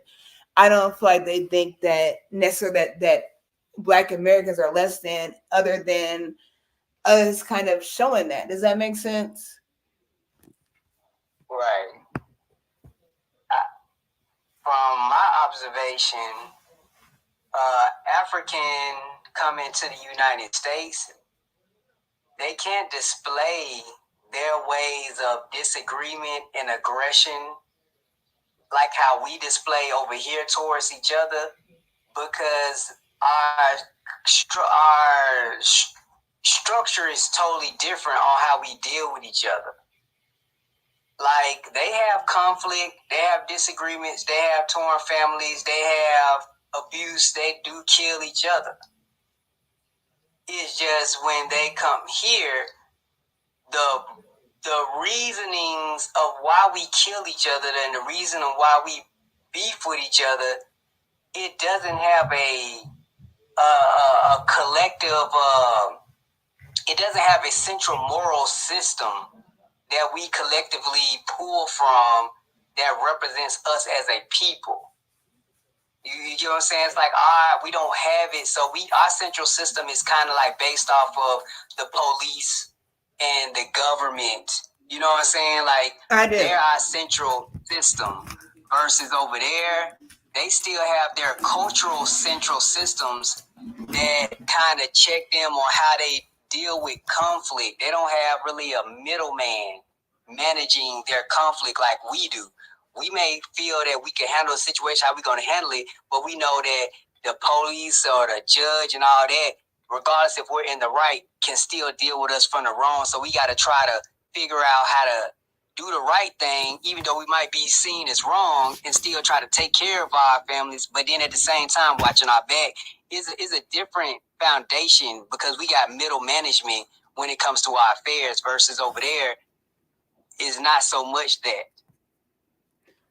And that makes sense. Absolutely. That's just, the term Black is just kind of, it's frustrating for me, because it does lack substance when it comes to identity and culture and ethnicity. And same with the term white. Again, white is, of light complexion, fair skin, usually European, but Europeans are European. They're not white. We're the only people that say that, that we do that division and everybody else follows suit. That's my problem. Where if we just saw who we are and just be okay with that. There's nothing wrong being okay with saying, like, I'm not for your nonsense. Like, this is what I believe. This is what I don't believe. And saying those things. And we're not comfortable with that. And the division just causes more chaos. I heard a white guy say, he was a homeless white guy. He said, if people really understood the game the government's playing, like, we all be good. If the people saw that they're trying to divide us by any way possible, and we realized that, and we were boots on the ground, things would be a whole lot different. So I'm saying, like, why would I be worried about somebody that you ain't got nothing? No, you ain't got shit, and you're telling me go back to work, go back where? But we're so upset and so pissed off, and now you want to put hands on somebody. Now you in handcuffs. All these different things. Like, but what are you mad about? Like, you can go back to whence you came from. And it's not being diverse. I'm not gonna put my hands on somebody in the damn supermarket talking crazy like that. I'm just not. I'm not going to. I'm not. There's something wrong with you. Like, you're more ignorant and hateful and just dumb as hell than you are racist to me. So I'm not going there with you because I'm not going to win in this system. And this is going to cost your ass then. So if I'm going to lose, now we can go all the way. Who wants to think like that? But we do. We pick up guns. I don't know how do we get these guns as minors. As adults, I don't know how it happens. But we do. And we're killing people because they're stepping our shoes on the bus. You said something crazy, and now you lost your life or you didn't kill somebody over nothing. I don't understand what we want. Because it seems like we don't want anything. So for us to be so pressed about racism, we're not pressed about how we treat one another. If I'm looking at on the outside looking in, I would say they don't care about each other. They don't care about one. They don't give a shit. This is what they do. This is who they are. Don't hate them. I respect it. I ain't with it. I don't want to be quote unquote black, right? So we talk about Kamala Harris. No, I'm not gonna do anything just for black people. She meant that shit because being black, there's nothing to that. There's an absence of light. There's an absence of, there's nothing to that by definition. So why would anybody want to be quote unquote Black American when we're the bottom of the totem pole? But we're really not. That's what's crazy because we're really not. The fact that we don't see it is the joke. That's the game. That's the scheme. That everybody else knows that we're greater than great, and we don't.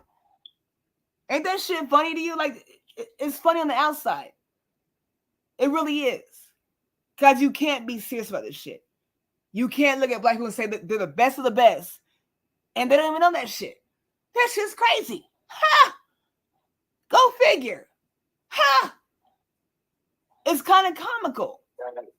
Really. See what has happened is that black people as a collective,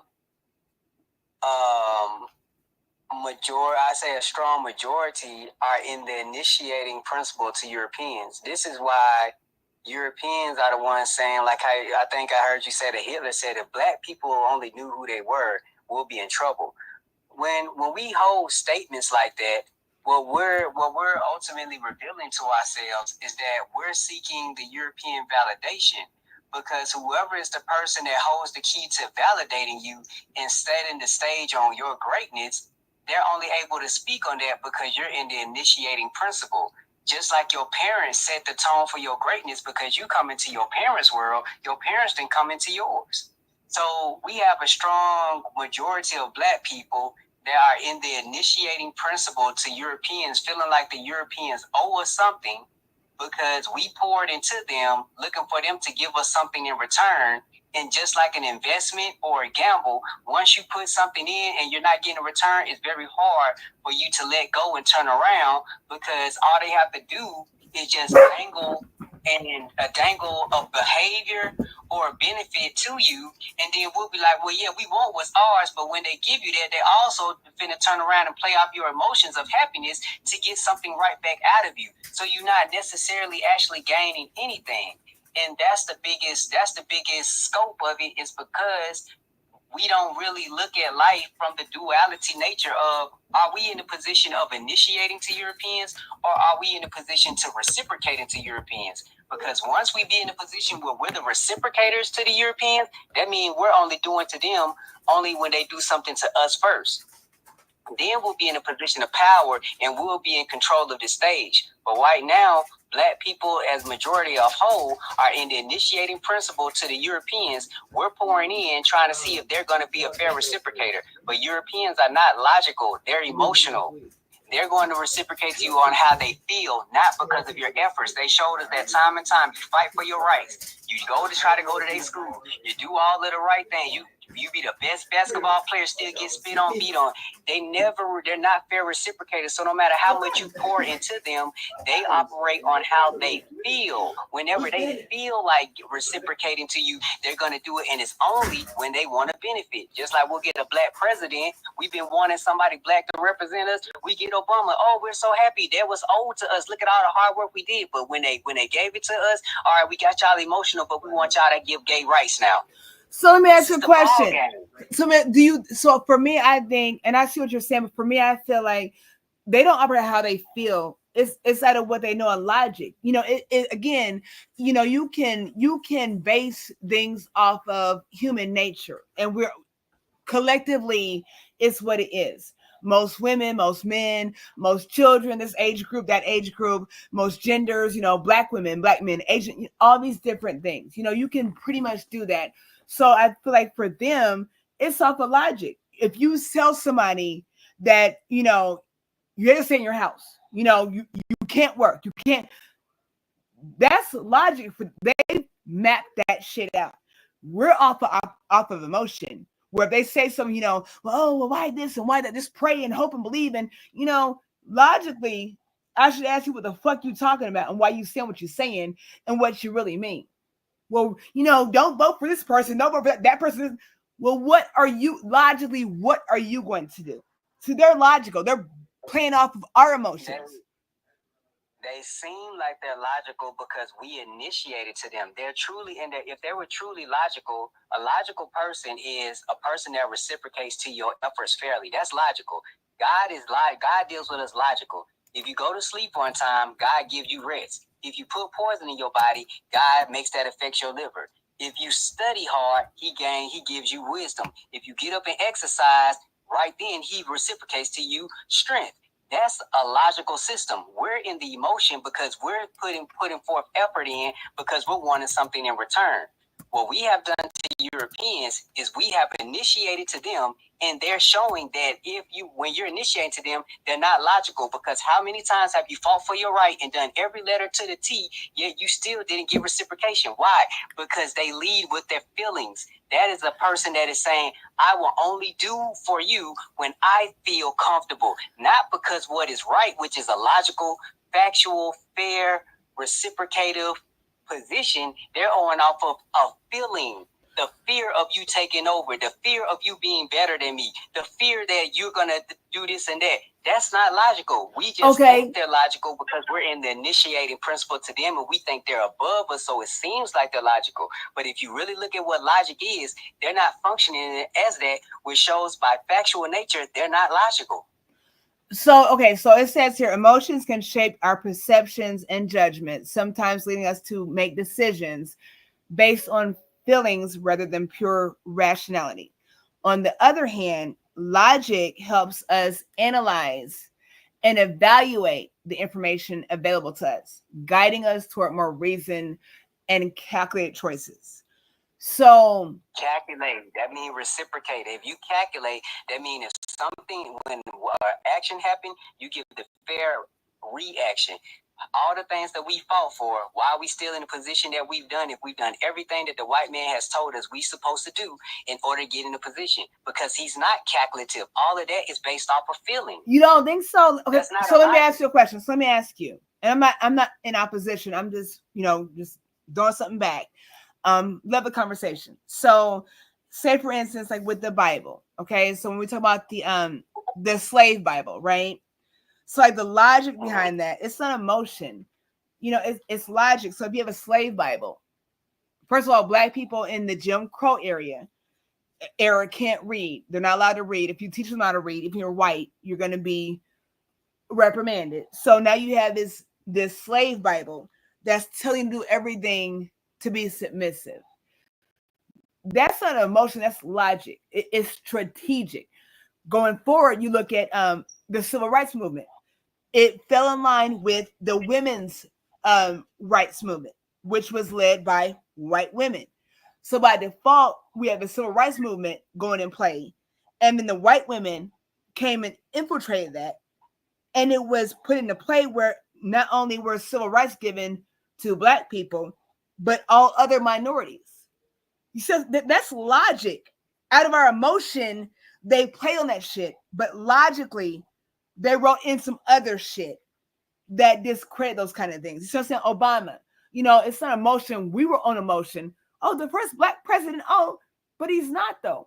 If you look at those, if you go back in history, there are multiple black presidents before George Washington in this country. So him being the first black president, again, emotion.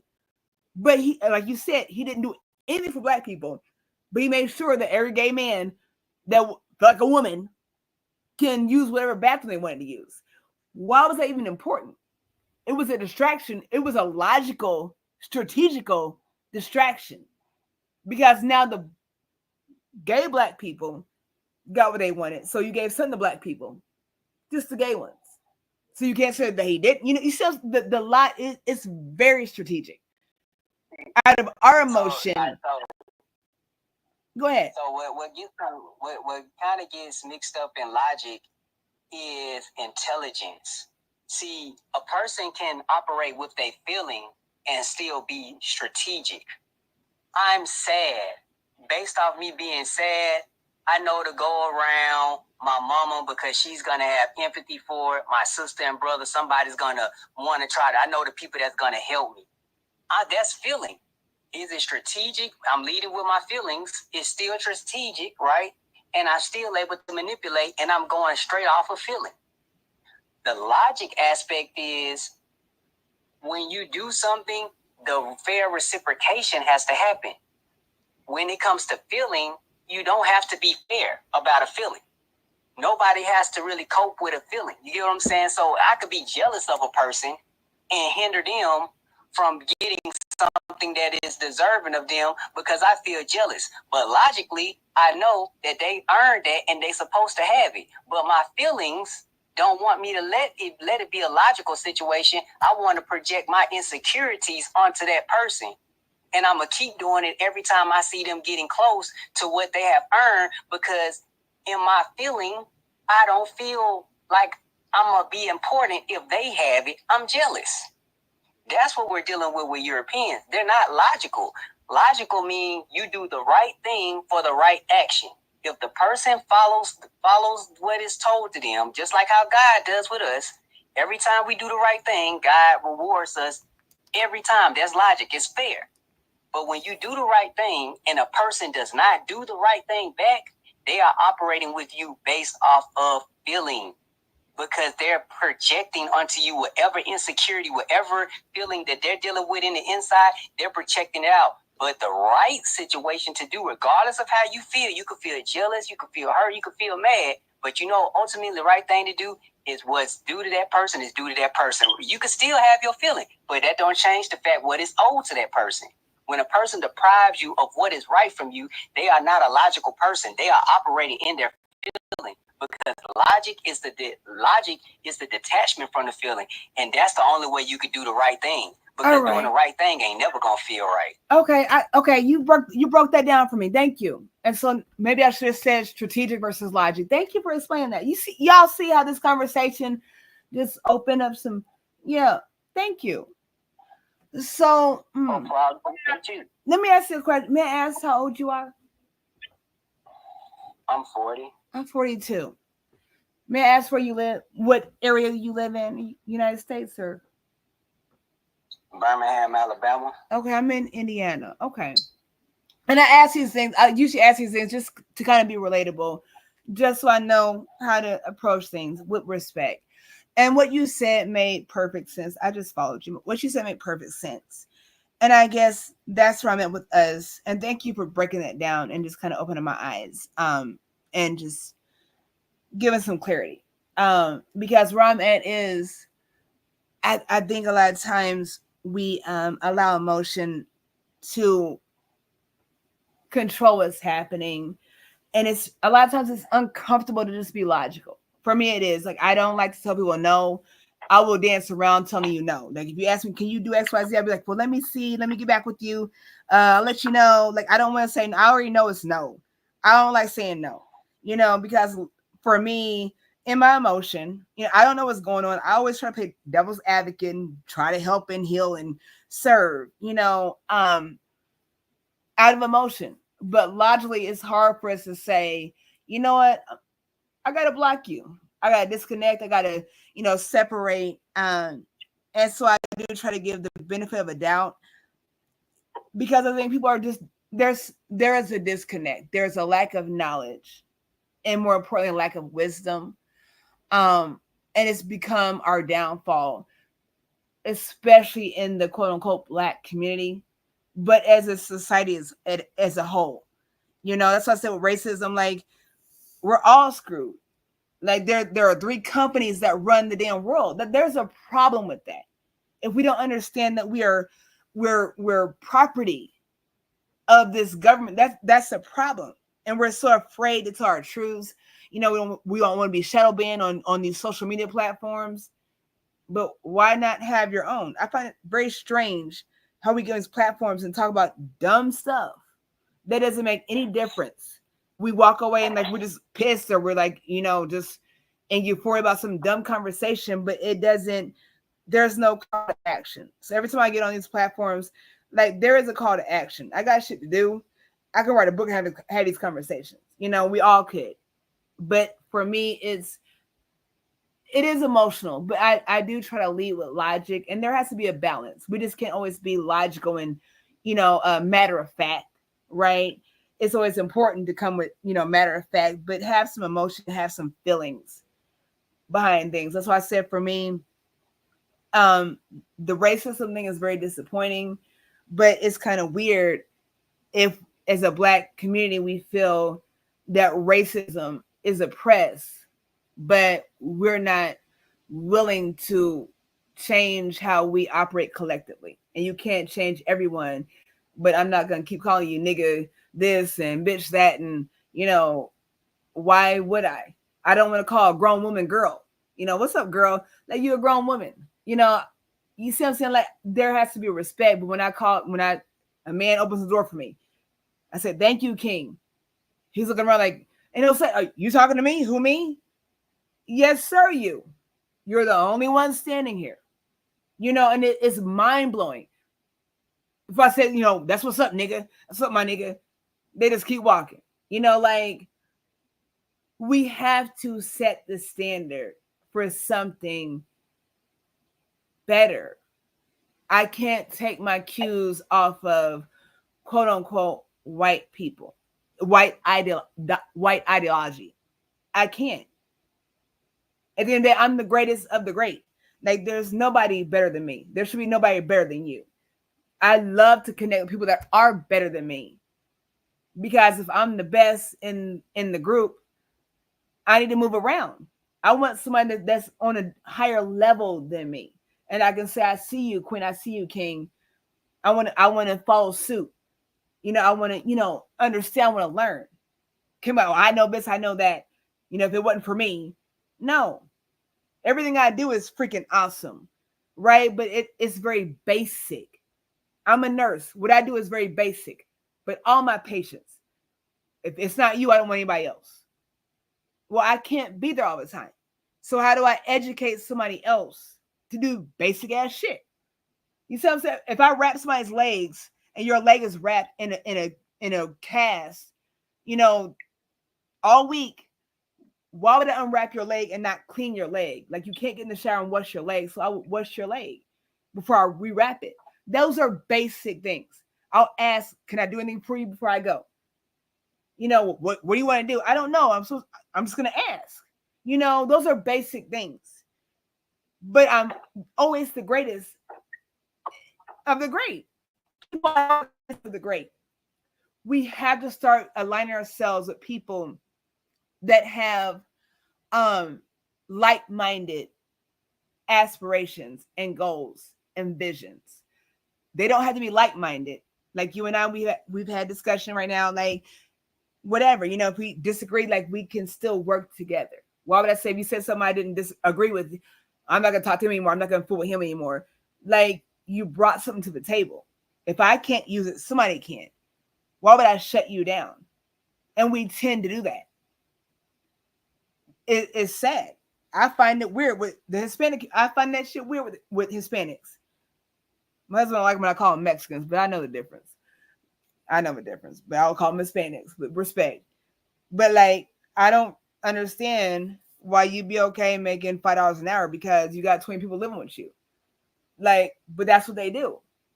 And we act like they don't disagree. And I've been to Mexican Hispanic festivals. Them motherfuckers be squabbing, okay?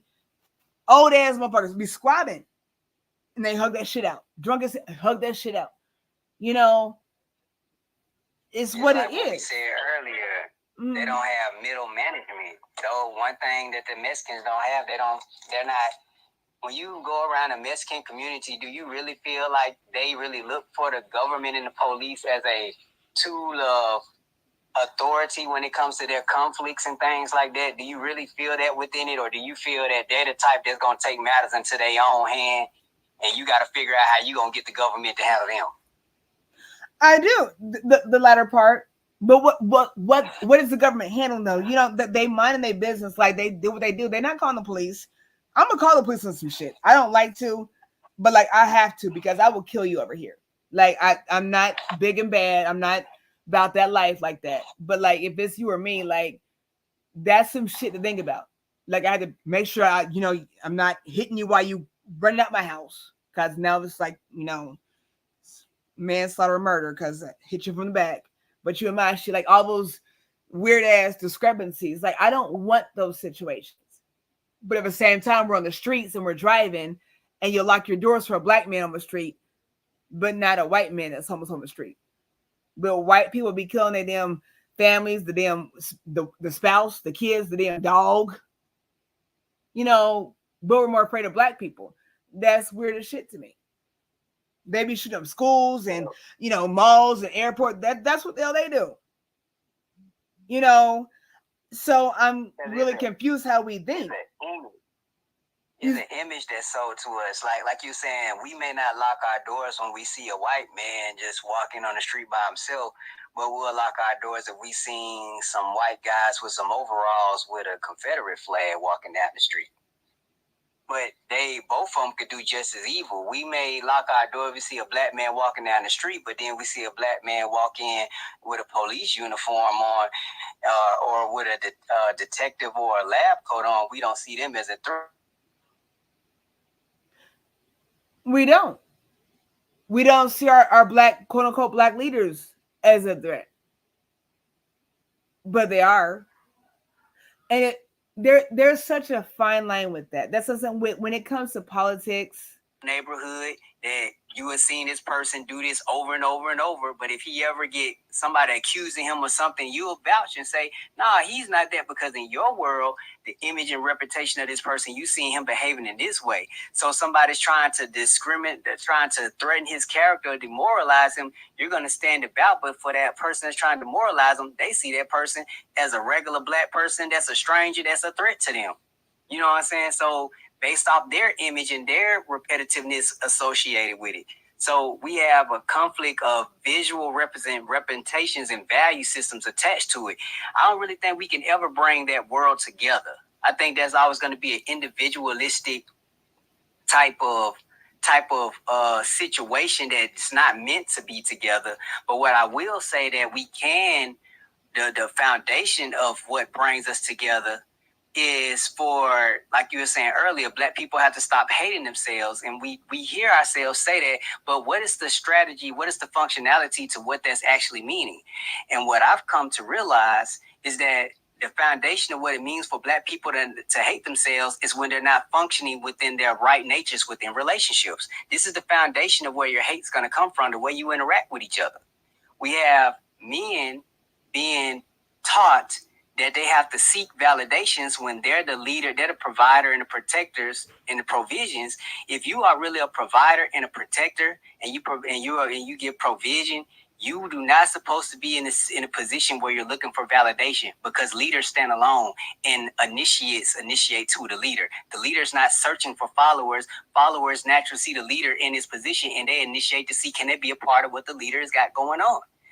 But men are taught that when it comes to dealing with a woman, that they supposed to initiate seeking validation when the woman didn't even is not even taught to even show attraction, confirmation, or initiate to the man that she desires, then he should initiate. So this right here is a display of self-hatred that men are displaying in the concept of trying to establish a relationship off of self-hate, off of functioning in an improper position. And the women are practicing a form of self-hate as well.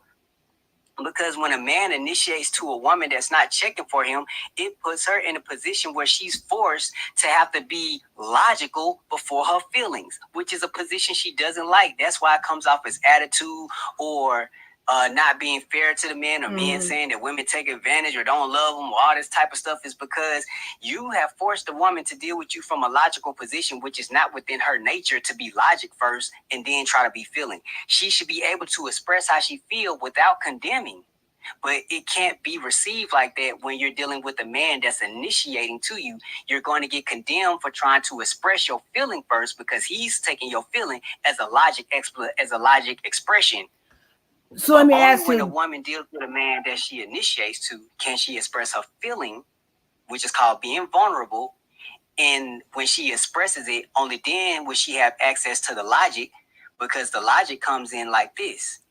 When you initiate to a man that you desire, that you have attraction confirmation to, in conversation, your energy, you're being vulnerable, meaning you're free to express how you feel. That man reciprocates and validates to that. That's a logical position. You did something, he reacted to it in the proper form. The second phase is you're communicating through vulnerability of what it is you're initiating for, what it is you like, such and such and such, and then he, in return, takes that information that you have given him in the feeling, not condemning you, not breaking you down, allowing you to express that, and communicates to you what do you have to do in order to earn that behavior from him. What is he looking to see you show him to give you access to what you see that he has that you want to be a part of? And a woman goes into her logical system through her actions, not through her words, because your actions of knowing to follow step by step is a logical thing. I do this step second, this step third, this step, you're operating in logic. You don't have to speak it. And the man is looking at you operating in your logical system, and he is reciprocating to your efforts, which gives you the emotional bond, which gives you the connection, because he has to reciprocate. But 90% of men and women have not even experienced that. They don't even, it sounds like a fairy tale fantasy world. And majority of people will pull their guns out and shoot that situation that's supposed to be the way it is, and still want to stay in the chaos of men seeking validation and women being attacked for expressing how they feel. You know what? You just dove so deep into a conversation. That's so interesting. I wonder, what do you think about where that concept lies in the time frame? Because it was one point in time where there was a respect of family, order of family, husband, wife, children, all those things. And then all of a sudden it was gone. And I know my husband is 15 years older than me, right? So like he had that, and like somewhere between him and I, our generation, there was a disconnect. What you said makes perfect sense. But my thing is, it's a repetitive cycle. And we have to have these conversations to get out of this generational cycle as a whole, because what I've seen is, what you said is very true, but you have a lot of men that fall into that error more recently than not, my age group, 40, 40-ish or whatnot, where there's a disconnect, where you have single mothers raising children. There are plenty of mothers that do it with stride. They don't say, negative things about the father. My mother never spoke ill about my father. And I saw things, and now as an adult, I understand things differently. But that repetitive cycle where, the man was the head of the household, was the leader. And now we have these broken families, these single mothers, these broken, disturbed, emotionally imbalanced mothers. sometimes, and then the cycle repeats to where at some point in time we got to the conversation where I don't need a man. Well, how dare you say that when you got 4 or 5 children with 6, 7 fathers? The lies you do tell. And that's what we're doing. And now we're producing children, offspring, males and females that feel that way.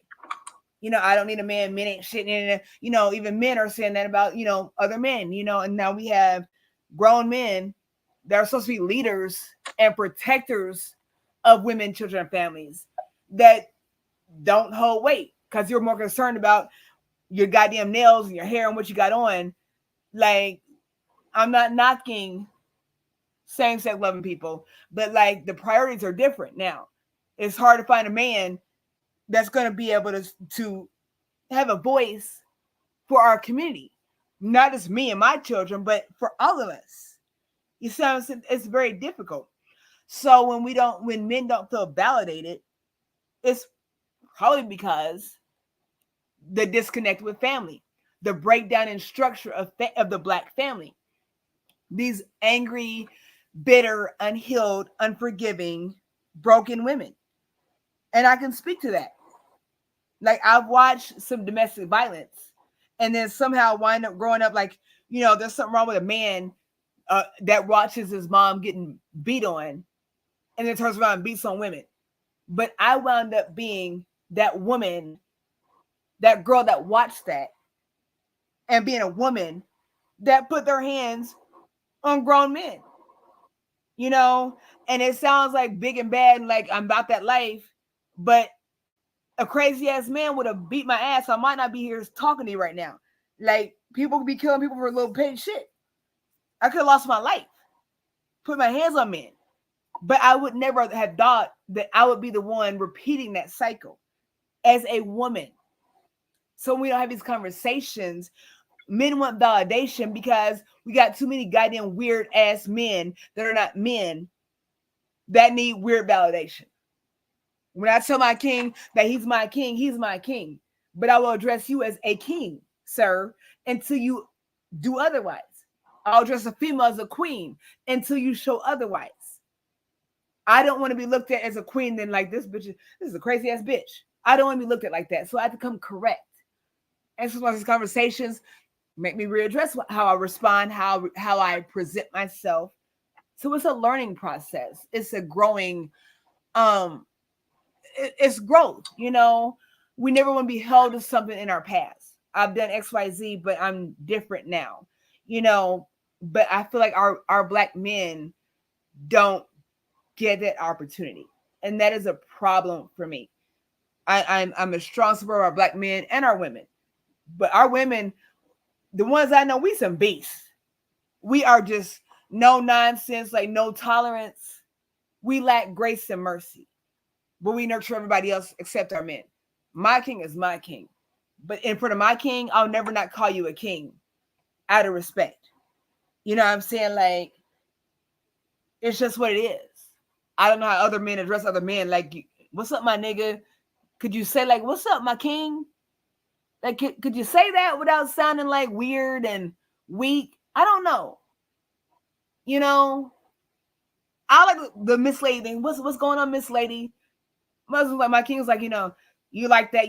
Yeah. I like it better than what's up, Miss Thame? And what's up, Dot? Yeah, I like it better than, yeah. I can do Miss Lady with respect. Yeah. How do we get to a place where we have some respect and some honor about ourselves? We can't be racist because we are the salt of the earth. We are the creme de la creme, and they know that. So I say Hitler said what he said. Like, everybody knows it. Joe Biden, well, we can't worry about you. Do you understand that America's in trouble? The white race is under attack. Like, that was his shit. Ice Cube came to him with a plan, with a platinum plan, claimed to everybody.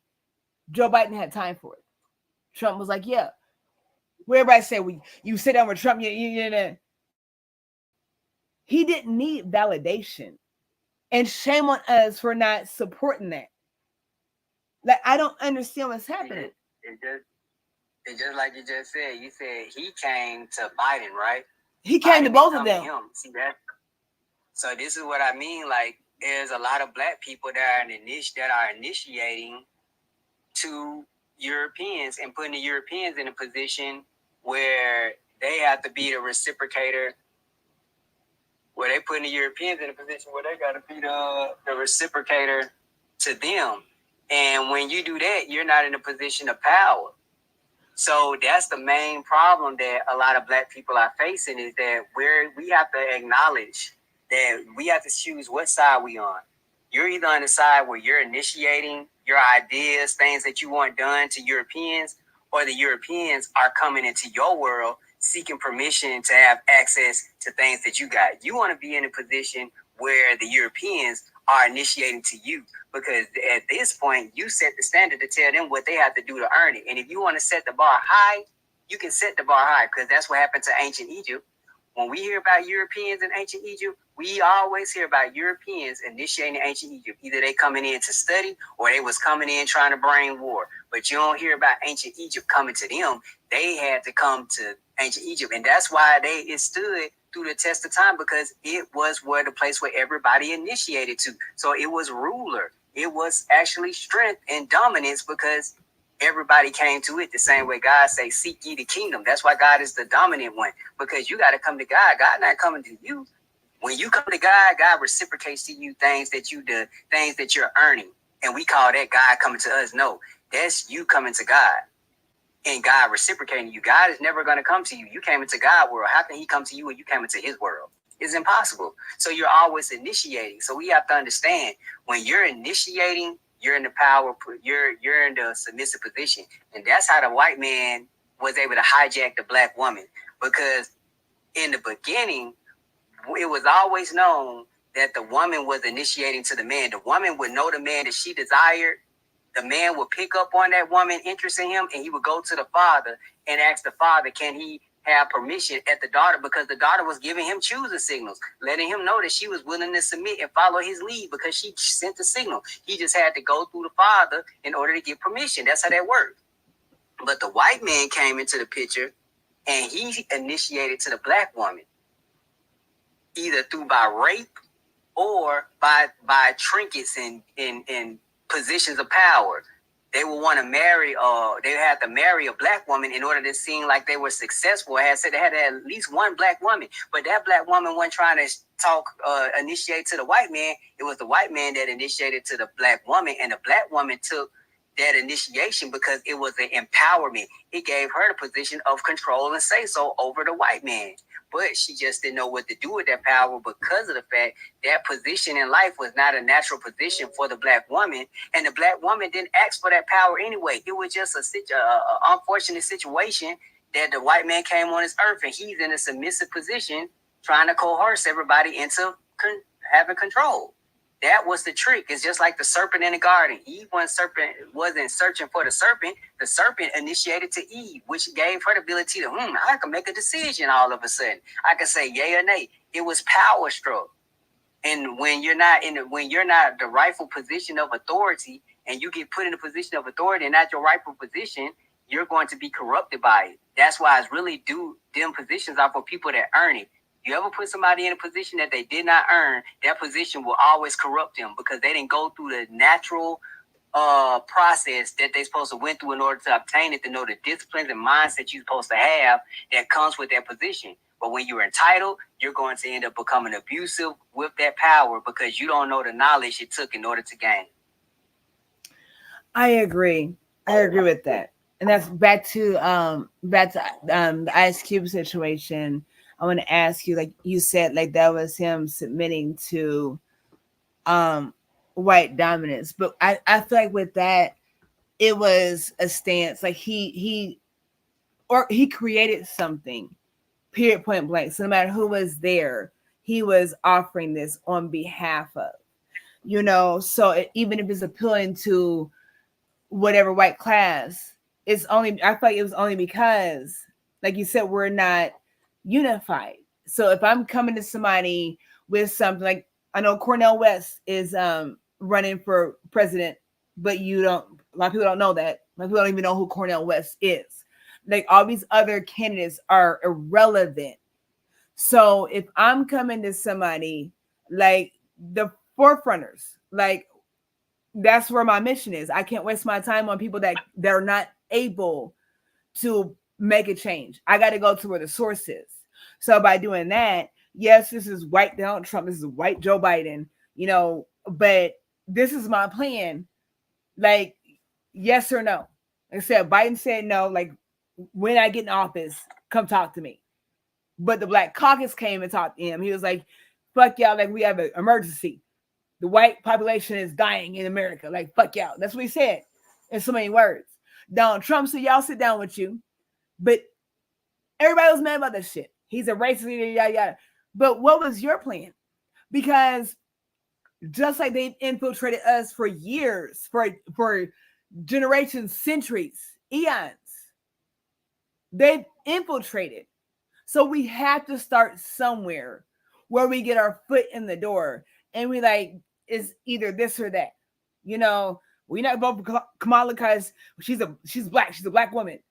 What the fuck does that mean to me? She's black looking. She ain't on my level. I would rather not have to choose Donald Trump, but like it makes more sense to me.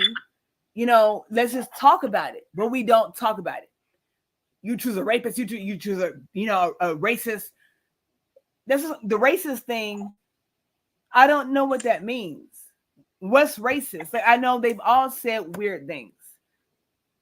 At the end of the day, you and I are talking. I don't know you, but I think if you were running, I'd like to listen to what you have to offer, right? Because you look like me. I would like to investigate.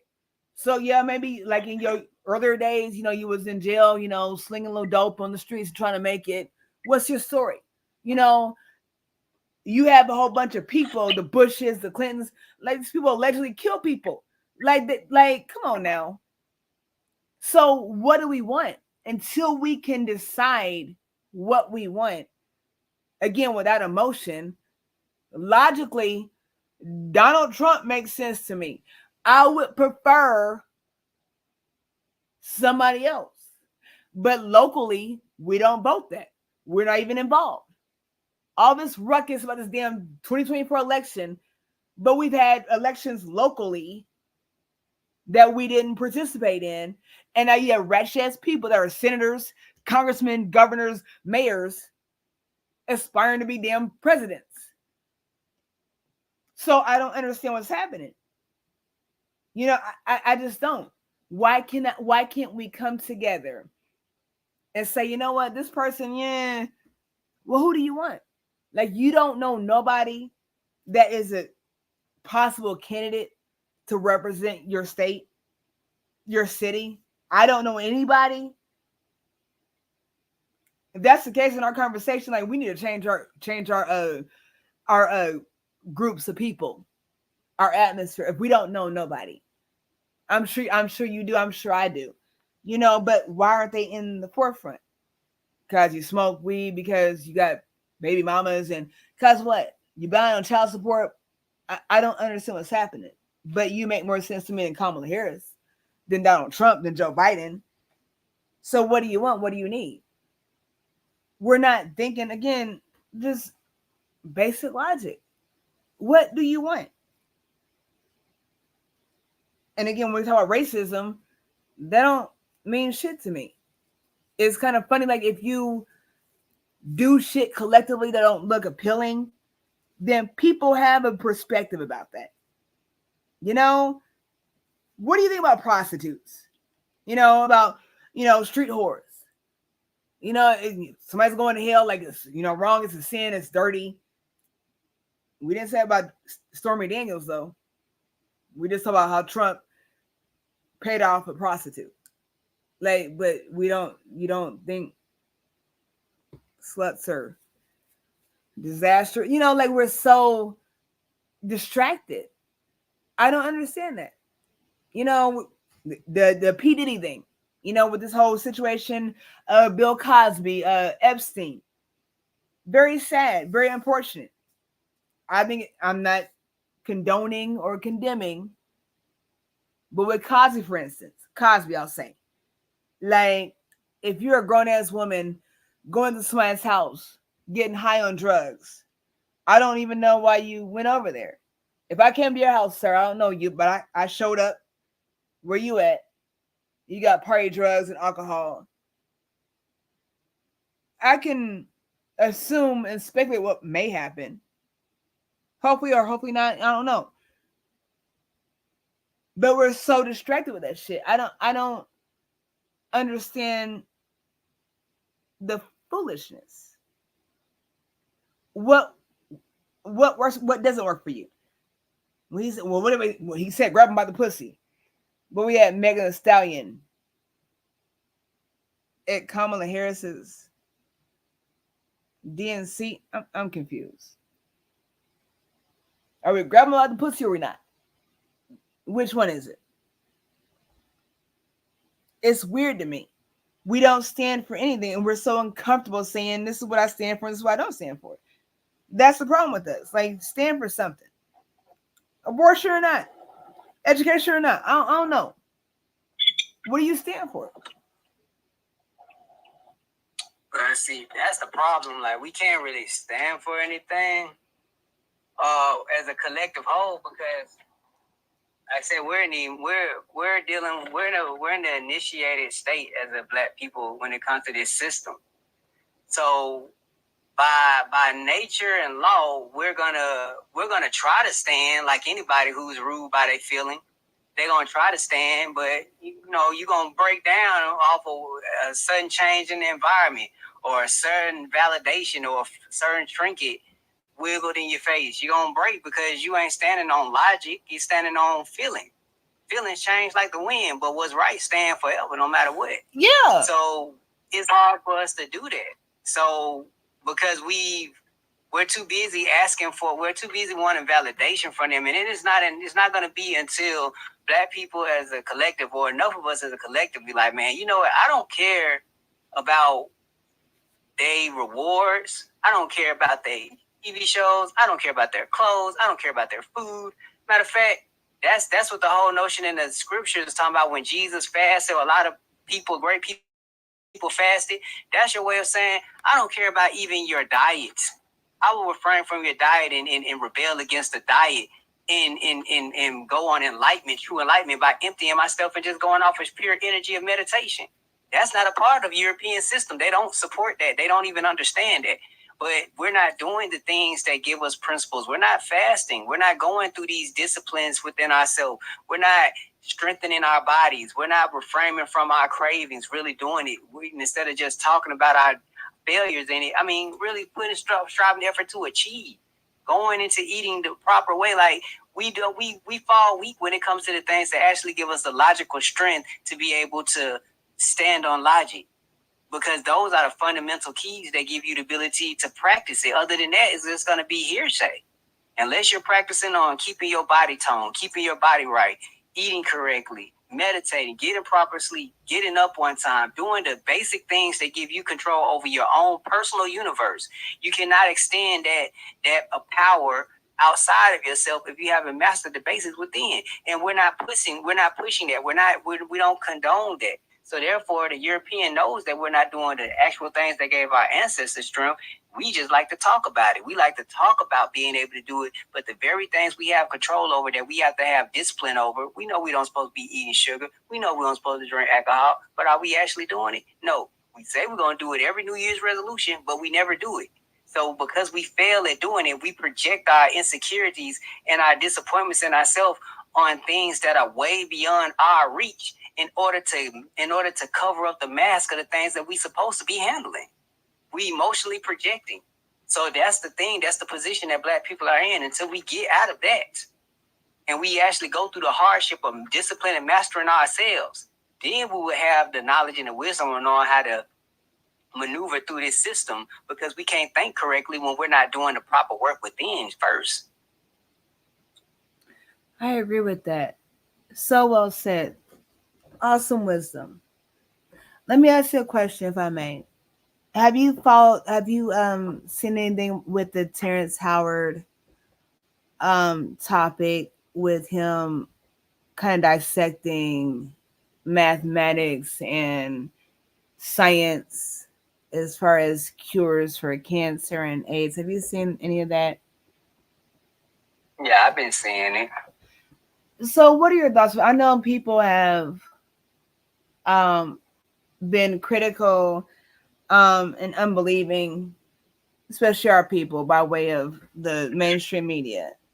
Like this was like just things like that, um, where we're so busy like trying to dissect people. But like, if you heard that, like, why wouldn't you do your own research? Why wouldn't you be involved in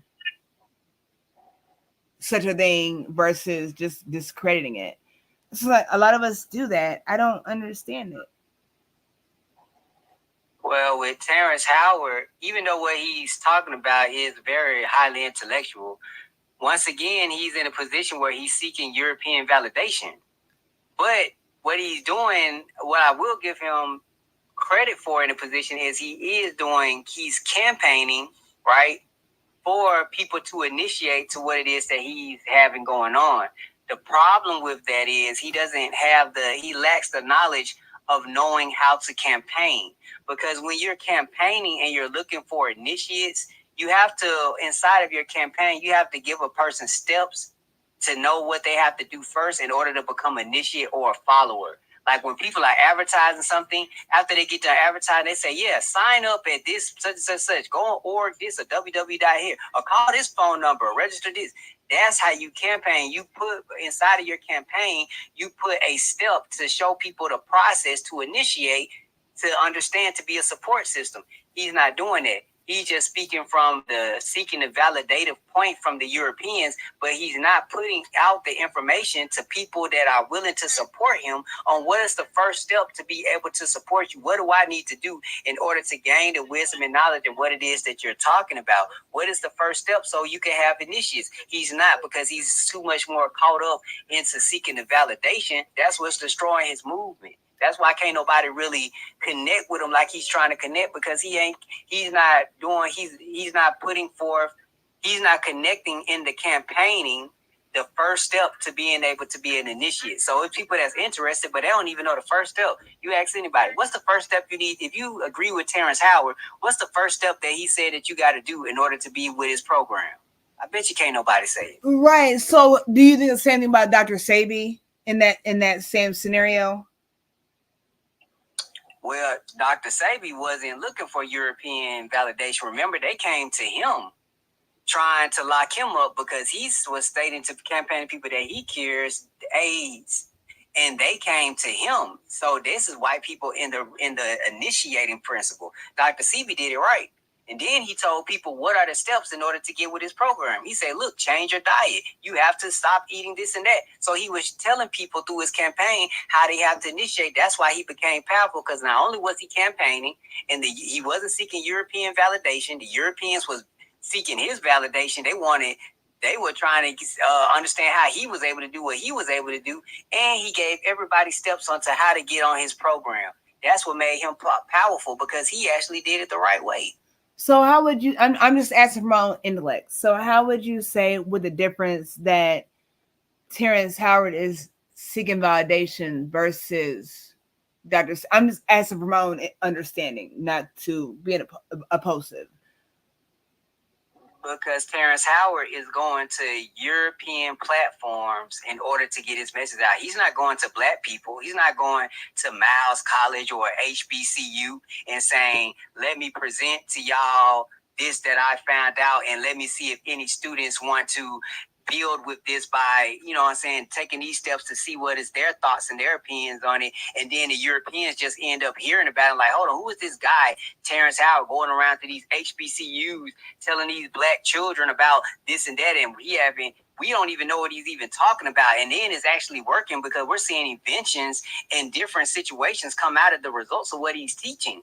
That's how you do it. He didn't do that. He went straight to them to seek their validation, to get their criticism or to get their approval. And black people only start paying attention because they see a black man seeking approval of the white man. They're trying to see if the white man gonna give him an approval or not.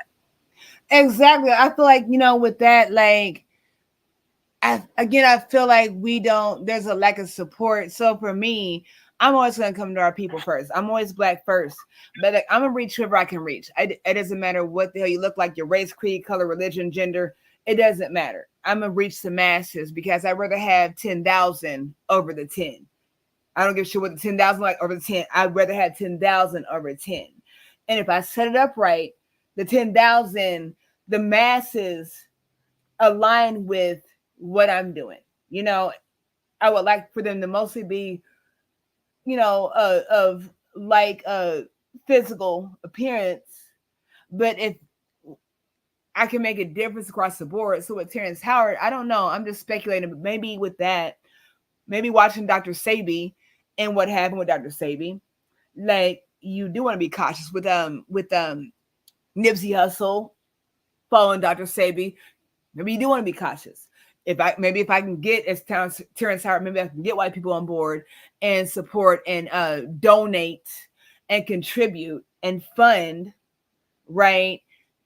Maybe I can get that funding from these white people and then pour that money back into that's how I would do it, my community. Because let's be honest, a lot of us, we don't want to contribute. We got money for Nikes and shit, but you don't got money for life insurance or, retirement or your children or the community. So if I can get somebody that can pour into, regardless of how you look, I'll take that. I'll accept that, but I will pour it back into my community. And it's not for everybody. It's for everybody that is willing and open. So I'm saying, like, we can't keep looking at our people like we got to save everybody. Hispanics don't save everybody. Asians don't save everybody. White people don't save everybody. We have to stop doing that. We save everybody else but our people. But at some point, there has to be a balance where I want what I want.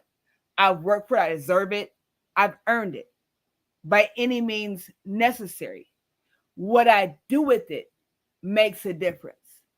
I'll take blessings from anybody, but what I do with it matters to me. I will not say that if a white person was in need and struggle, I wouldn't help them, because I would expect to be blessed enough for those resources.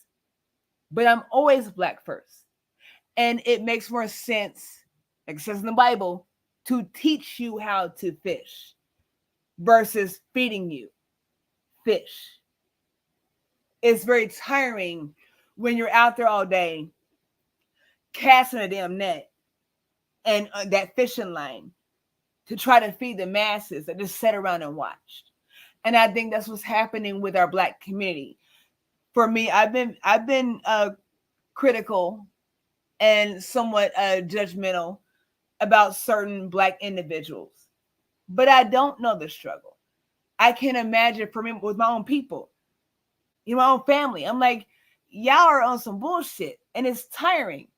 And I can just go so far to where when you cut off ties and you set boundaries and limitations, now you look selfish. Now you like you're self-involved, or you don't care, or you're not in it. But when you look around and you see people that are not on your same level, first of all, that's a problem. If you're not on my level, like there can only be so many people. I can't help everybody, but everybody around me, if you ain't on that shit in your own regards, like I got to move around. And for me, it's very difficult to see anybody lack, especially our people. But at some point we got to say, like, I can show you better than I can tell you.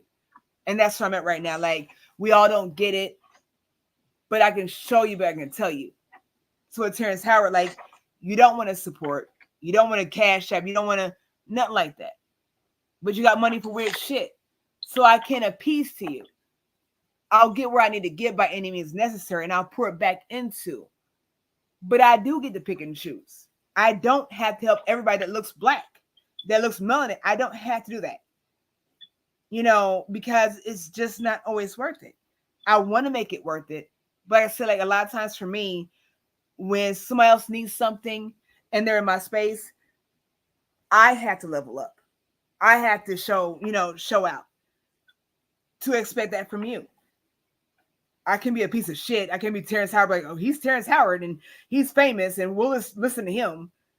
You know, we don't want that. I.e. Kim Kardashian, Real Housewives. Like, I don't understand that shit. You bitches are not fucking housewives. You're not wives at all. You don't own shit. But black people watch that shit. You don't know such and such from Real House. No, I don't. No, I don't. I'm a real working wife. I don't know these chicks. Okay? No, just started calling bitches. I don't know these chicks. You know, where do we fit in? We got to do better.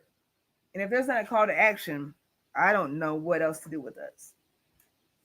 But we can't blame anybody else. So the only way I see a leader, the only type of leader that's going to emerge for black people is going to be leaders, especially during this time period, is going to be leaders that's going to have to master. I say they're going to have to master their cravings. They're going to have to be able to master their cravings. And I mean, really be able to deal with, if they got addiction to pornography, they got addiction to masturbation, they got addiction to unhealthy eating, unhealthy behavior. Like, they really got to be putting in their work. And by putting in that work, only then will God allow a leader to emerge up out of us. God's not playing that fake leadership stuff no more. It's not entitlement leadership no more. If you're not going to do the actual work within yourself, like physical, make it tangible, like disciplines, not just being able to like speak intellectually or speak politically, but actually doing the basic fundamental practices that will awaken those faculties of thinking creatively from a place different from others. Because if 90% of the world is not even practicing real self-discipline and we're cutting off that, then that's why you can't be able to lead. Because what they're needing is a different vibration that's got to come from an experience that is different than the others. And that only comes from living a life detached from, dealing from an emotional attachment life to the things we've been conditioned to be so comfortable with. And then once you start practicing that, you will start speaking and coming from that position, from that experience, which will start resonating with all of the chains. And the problem with that is you're not going to have too many people that's going to follow you, but you will give the ability to be able to change the perception that allows a person to be able to unlock the necessary keys within their own life that gives them a start at being able to work on their self in a tangible way. But as far as on a collective scale. Isn't it godlike? That's godlike, yeah. And I think that's godlike, being able to do that. Do you think so? Right. I think so. And you ain't, and the only way we can become that house for that Christ or for that spirit is when you start going through those disciplines, you become more of a cleaner vessel for God to start working through you in. Because you're refraining from doing a lot of things that is of the world. You're in the world, but you're not of the world. And you actually had to go through the hardship because you're no different from anybody else. But you go through the hardships, and as you go through those hardships, you're making a vessel that God is starting to vibrate. So God start awarding you with his energy, with his voice, with his foresight, with his presence, and it started exuberating through you because you're earning it through your works. And that's what people are not out here willing to do. We got people that could quote the scriptures, but they're not fasting. They're not doing none of those things. When it's time for them to strengthen their body by doing discipline exercise, they rather sit in front of the TV. They rather eat something. They don't even know the wisdom that come from, let me do what I don't feel like doing because it's the right thing to do. And let me do it continuously to see what gift are you going to understand from doing that continuously? What thought process is going to be provoked from that? They rather not find out and be stuck into the rat race of doing the same emotional cycles of just trying to go after what feels good. That's not how leaders operate. That's not how God operates. That's not how that energy is. That's why it's a road less traveled. And until we as a people start having more people in numbers practicing that, we're just gonna have a lot of spokespersons, you know what I'm saying, standing up, being able to talk about the situations that we're in, but it's something that we've heard before. We need a new perspective. We need information that can lift the veil within each individual based off their own traumas, that lifts the veil for them to be able to have the fortitude and the confidence that they could do the same within themselves and free themselves from the bondage of their own insecurities, their own abandonment issues, because they see from the place in which you speak comes from a place of discipline and restraint and through hardship. I agree. Well said. Let me ask you, with the Nipsey Hussle situation, when he lost his life, were you aware of Nipsey Hussle before that situation? I can hear your phone was going in and out. I'm sorry, I was saying the Nipsey Hussle situation. When he passed, were you aware of Nipsey Hussle before his passing? I knew of Nipsey Hussle. I didn't know of him like through music. I just knew when he was a rising star because he just kind of reminded me. They kind of put him in the energy when he was going to be the next Snoop Dogg because he had the long braids, that of Compton, had that look, that Shaggy Dog look. So they were trying to promote him as like the new generation Snoop Dogg. But as far as when he started making music, I wasn't following it. It didn't resonate with me. I didn't really know much about him until like he got killed. Of Nipsey Hussle and associated probably trying to do something for the black community, which I really don't really know for real because I ain't heard nothing else building to that. Like if he really was, I think he was a great entrepreneur and probably tried to do something for his community, but not on the scale of leadership like Dr. Sebi or Farrakhan or Marcus Garvey or Tupac. Like not on scale though. Okay, and the reason why I asked that is because I first learned of Nipsey Hussle when he passed away, and it was on social media. So when they were talking about doing the interviews and everything, like there was a controversy or whatever with the crime scene. But the thing that stuck out with me was a bunch of black men were saying, that now he's gone, now there's no leadership, now we don't have a leader. That's why I asked that, because that's the problem. We keep trying to look for one individual to be a leader, but if something happens, like I feel like you have leadership qualities, it sounds like. So if something happened to you and you're prominent and I know you, then why would I just be like, well shit, something happened to him, so this shit's lost, it's all fucked up, versus continuing on the mission. That's our problem. We look for leadership, but we have no concept of being leaders, even in our faults and our shortcomings. That's a problem. So when we're trying to compare ourselves to white-looking people or European people, pale-faced people, other people, why is there a comparison? Like, how great can we be? I want to make a move where people don't have to know my name and know me, but like what I do, I want it to make a difference and be long-standing. And if I don't do it, I want somebody else to be able to follow suit in their own right. You know what I'm saying? So when it comes to leaders, especially black leaders, it's problematic for me that we don't see ourselves in a leadership role where we can just, grab that baton and keep it moving. It's always somebody else's responsibility. And that's why we're so screwed, because we rely on somebody else. Everything I do, like, I'm going to do it or it's not going to get done. If it does, it does. That's how I move. And it's hard. It's challenging. Every time I look up, I'm doing something different because I can. And I'll never say, if I help you do something, I would never say, well, if it wasn't for me, he wouldn't have done this. Like, you do what you do. If you never say, well, I want to thank XYZ, but you don't thank me, whatever. Just do what you do. And that's as simple as it is for me. I don't know why we don't think like that. And we don't want to see one another elevate. It's weird as hell. It's not weird, it's uncomfortable, and it's unsettling. Yeah, I think we have to let go of the belief that we supposed to see one another elevate, because it's within our race to be against each other. I mean, we had separations of kingdoms from the time of conception. I mean, look at that story of Adam and Eve. That's separation right there, and that's of a couple. So look at God and the devil, you know what I'm saying, and the angels. So it's not like we should be living in a world where we think it shouldn't be like that. I mean, that's what we have to do, is be at peace with that and understand how to separate ourselves from people that's not a part of our progress.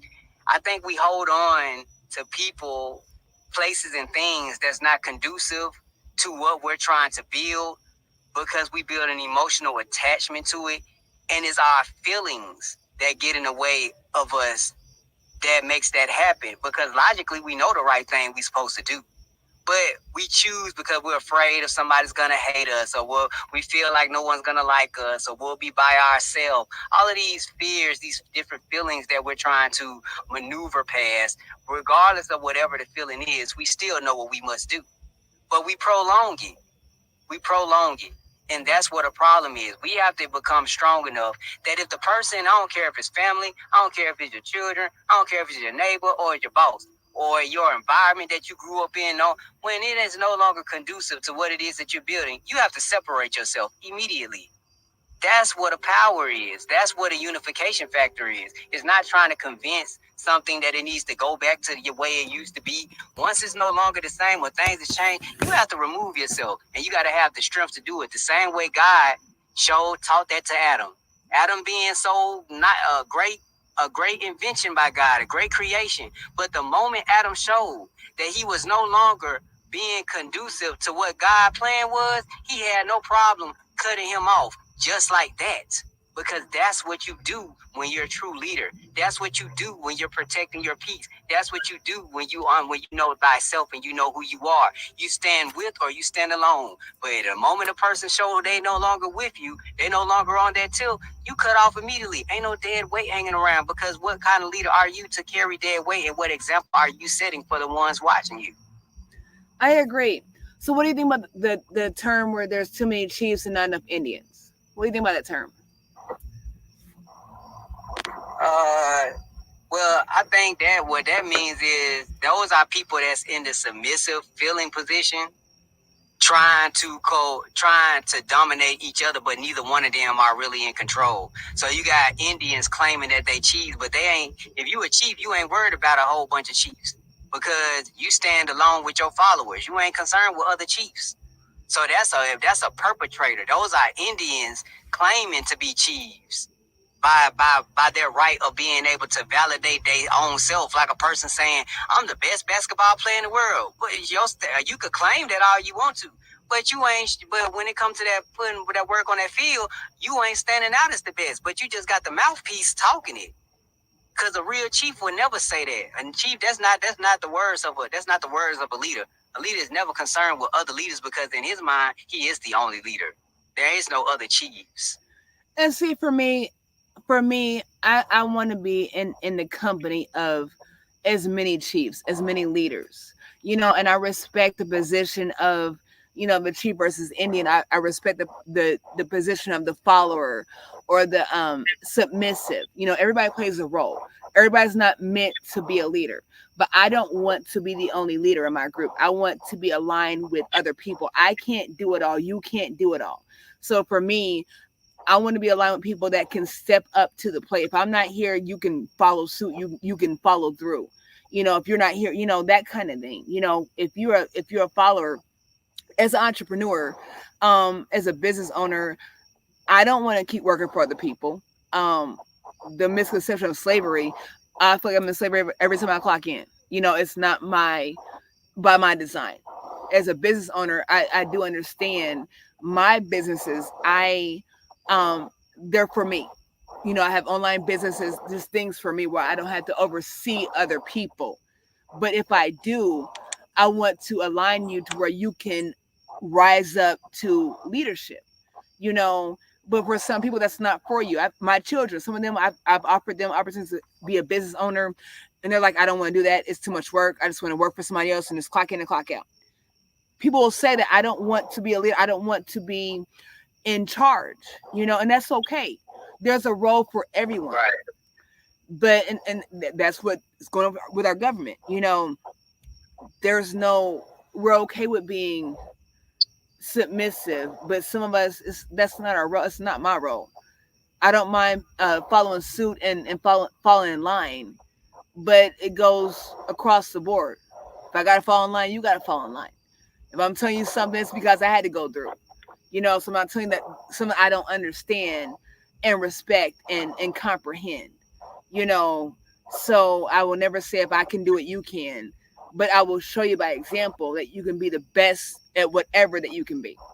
If you supersede me, high five to you. I'll play catch up. I'm where I'm supposed to be until I'm not. So that's my thing. We have to get to a position where we're comfortable with our truths and we're not this propaganda. It's not conducive. I don't.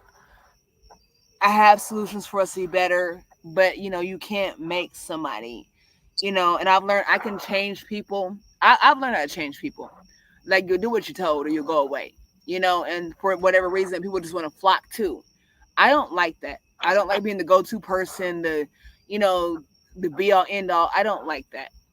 I'd rather incorporate my knowledge into you so that you can, but it's challenging. That's just with racism. It's just funny. I just it's funny. If you don't want better, I think with the concept of black, quote unquote, black melanated people as a whole, at this point, right now, with the knowledge at hand, it's our own destruction. I understand where it's been set up for our own downfall, and it's only because they recognize like with all the white slurs, hunkies, crackers, trailer trash, white trash, all those terms were implemented by other white people towards white people. You see what I'm saying? So I don't think it's racism. They just have a dislike and disdain for people that are lesser than. But if only 1% runs the whole world and they all look like pale faced people, they're not white, they're pale faced people, old pale faced people. What does that say?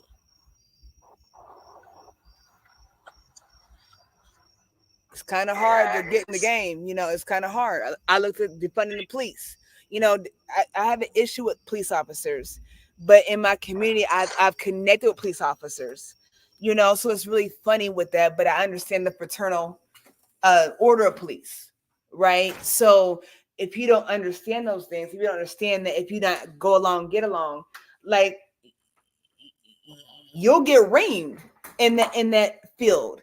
So it's very difficult for people to go into something in a position of power with the intent of making change because of the opposition that we don't understand. Right? I was watching a white guy.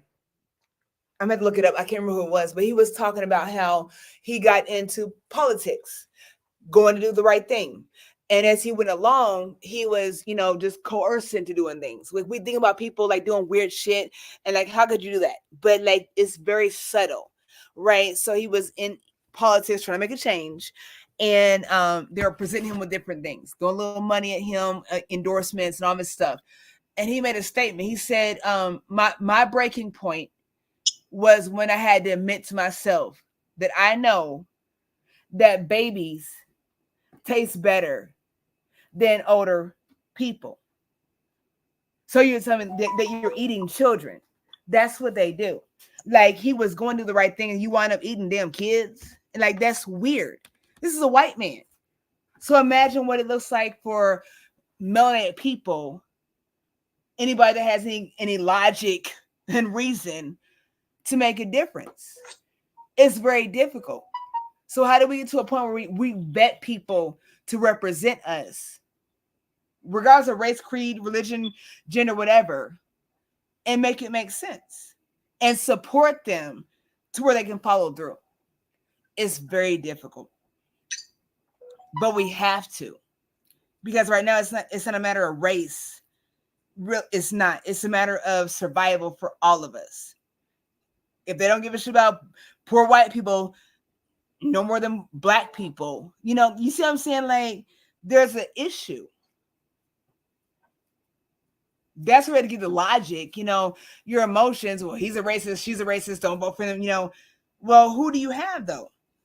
If all of us want to vote independent, why can't we make that win?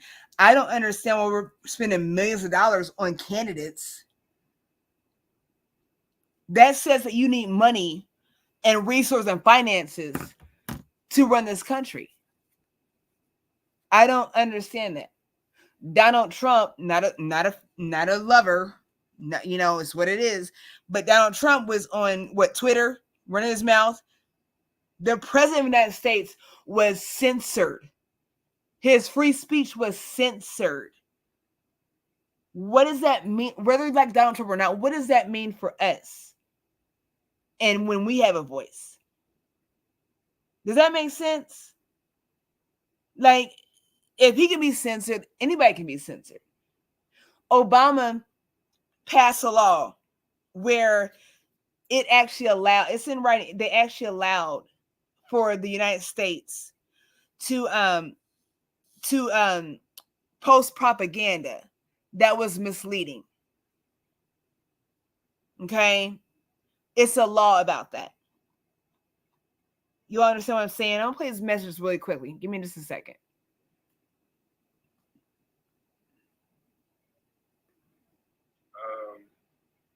I got a question because it seems like you differentiate in the definition of logic and intelligence. So the definition between intelligence is to distinguish right from wrong. And you sitting there giving that to logic. So I just want to know what your opinion on that. Okay, good question. Let me see. I appreciate these conversations because it gives us an opportunity to learn and grow and evolve. So logic and intelligence. Logic is associated with formal systems about validating arguments and inferring new information from known facts. Intelligence is associated with human mind and the ability to solve problems in dynamic ways. For a given problem, it is possible to come up with a large number of solutions that are logically valid. So again, logic is associated with the formal systems for validating arguments. So I see what you're saying, ZC. Thank you for sharing that. Again, it's always about learning and evolving, right? I'll play this next message. I'm a little confused. I'm just trying to figure things out. Are we saying that Barack Obama was not the first black president of the United States? Is that what we're saying? Okay, so yes, that is what I'm saying. I'm sorry, I don't know if he's still on here. Let me see. Okay, so he's not on here right now. So let me look this up real quick. Hang on just a second.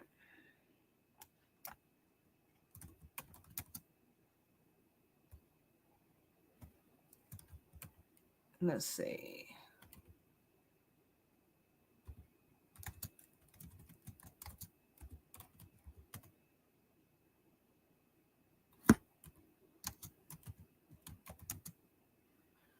Okay, so I'm gonna answer that question really quickly. Hang on.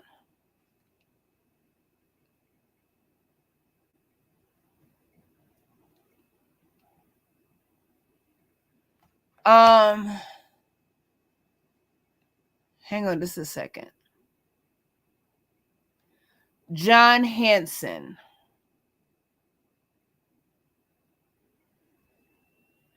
John Hanson, 1791 through 1860.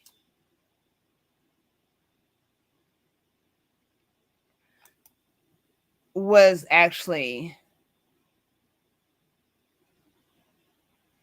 the first president.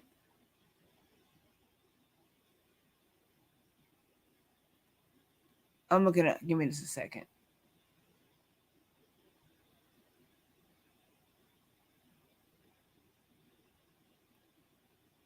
Yeah, I believe it was John Hanson. I'm sorry. I'm reading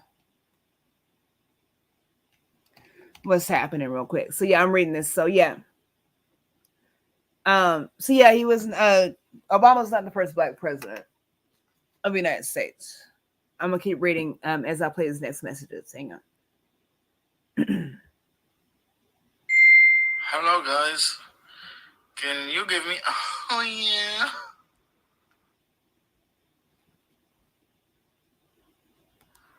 Chupapi muñeño. Oh yeah. Okay, well, that's what happens. Okay, anyways. I just want to say, Queen, you've got an excellent delineation between logic and intelligence there. Not many people know what logic means, but yeah, the systematic finding of validity, great thing. I was interested in what you said about the third party system and how we keep spending millions on two-party candidates, and we could spend a fraction of that and probably make a third-party candidate. Like, what type of things would you want to see in a third party if it were out there? Good question. I'll tell you what. Hang on. If you want to come on this conversation, you're more than welcome to.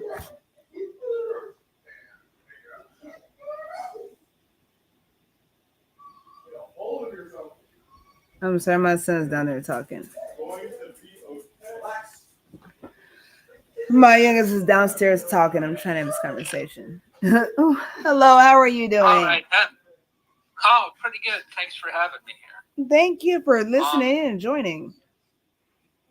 No, you've got a good, intelligent, nuanced way of, going after the facts, and it seems like you've got a good understanding of a lot of different stuff. So it's a pleasure being here. Thank you. Pleasure having you. So yeah, I want go ahead, ask your question again, please. Okay.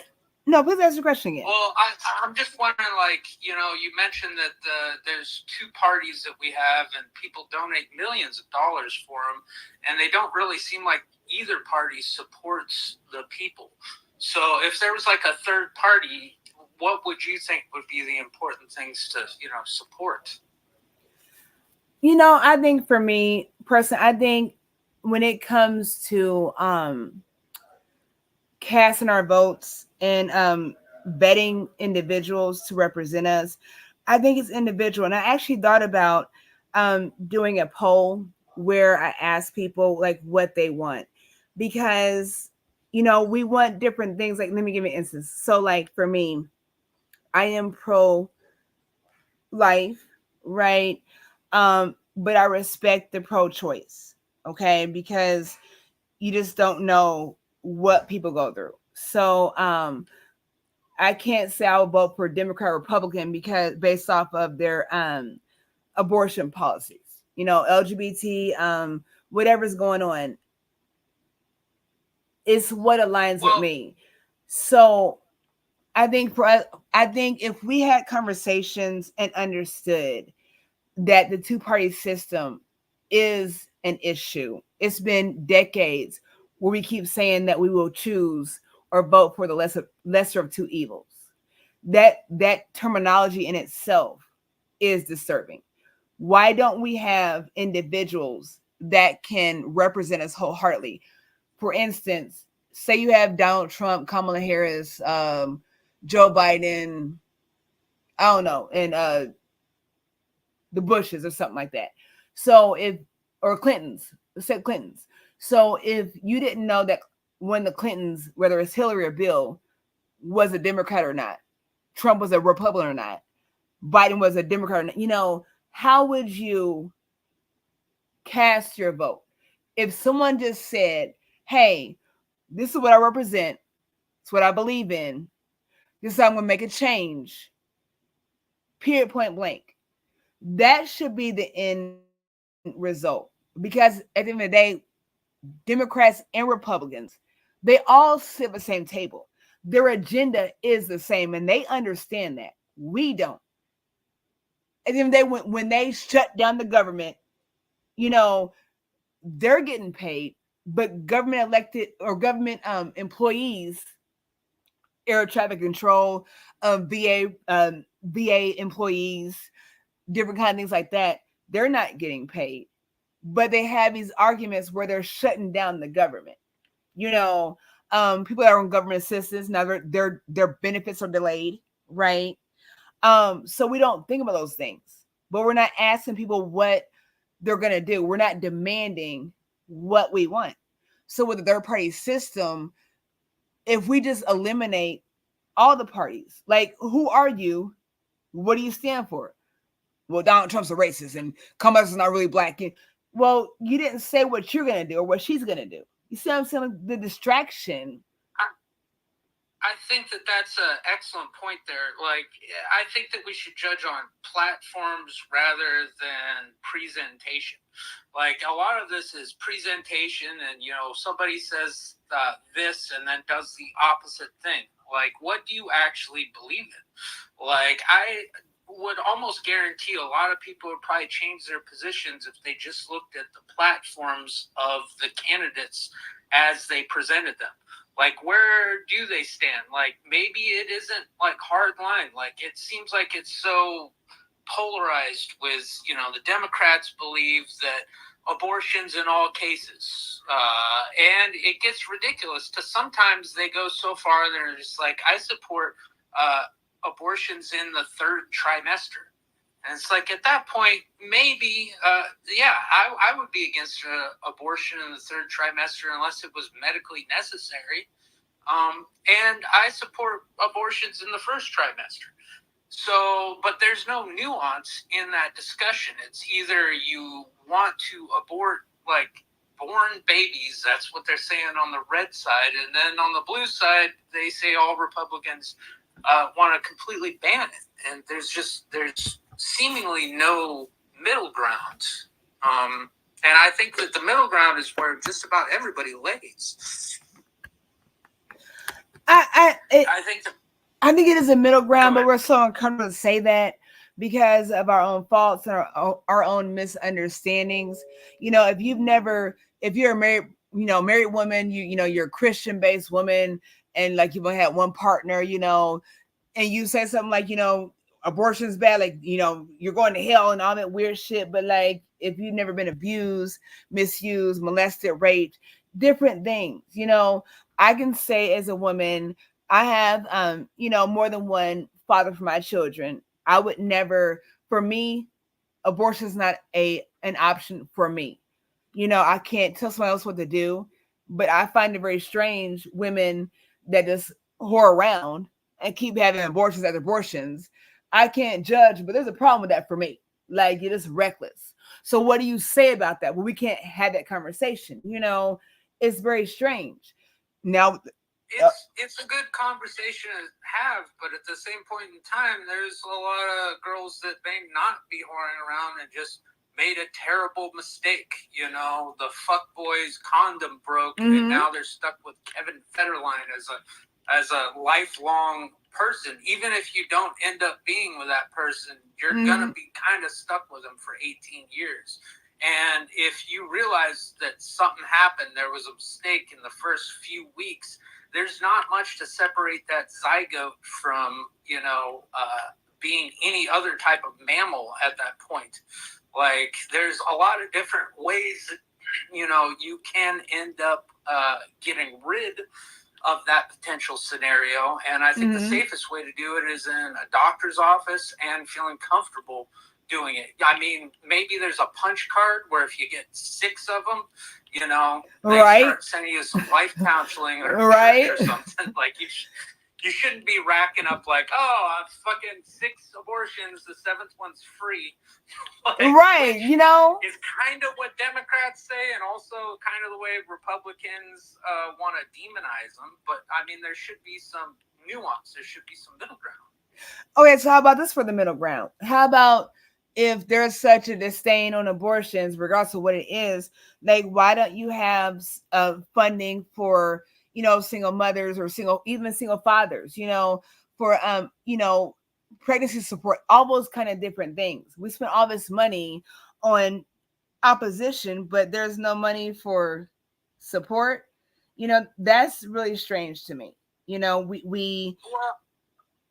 Go ahead. There's a welfare system built in and child tax credits. Like, you're actually incentivized to have kids in most states. And that's the other thing is, like, federally, like, the president isn't going to be able to do too much as far as, influencing that. But for some reason, that's the main sticking point as far as, what we're deciding a president on, which when it comes down to it, the federal government and the presidency does have significant power, but mainly that's in appointing justices or people who are going to interpret the law. So you look at how much influence Donald Trump had in the Supreme Court, which is theoretically a separate branch of government, but that appointment of those judges have really made some interesting interpretations on what is now federal law and can govern state law. And they sit on the bench for a lifetime. What do you think about that? About the lifetime appointmentship of the Supreme Court justices? I think that honestly it should be more encouraged for them, and they should go into it and say, hey, I will decide when my time is done. Like, there isn't any reason why you should be hanging on in hospice care like Ruth Bader Ginsburg was, just to hang on and have some more power. Like, you should, have there's a retirement plan for them. But it is, I think, a good thing to have certain positions that last longer than 2 years or 4 years, because when you're looking at institutional change, it takes a long time to get done. Like, this isn't something that gets done in 2 years or 4 years. It could be a lifetime worth of work, which happens in the Senate. It happens with various different things. So I think term limits are essentially kind of a bad thing. I think that if you want to get somebody out of office, how about come up with a better candidate? Like, there's no reason that racist KKK guy Byrd should have been sitting for 80 years or whatever he was on the Senate. Like, he should have 100% been out of there. Like, the problem is, how do you replace somebody that has such a fundamentally undefensible position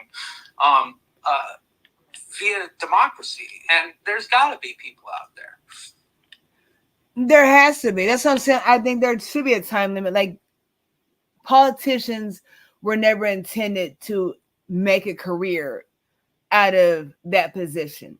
Like, you pour into you serve your time. You invest in your communities, your government, your people, and then you impart those skills and that knowledge into somebody else coming in. Biden is a perfect example of that. You said what? Oh, how do you do that in 4 years? What would they get? I think congressmen get 6 years. So if you 2 terms, 12 years, you don't want to vet somebody else, because here's what's happening. It's this ancient mentality and programming. And so when we look at younger candidates, who was it? What was his name? Let's say Marco Rubio is a little younger.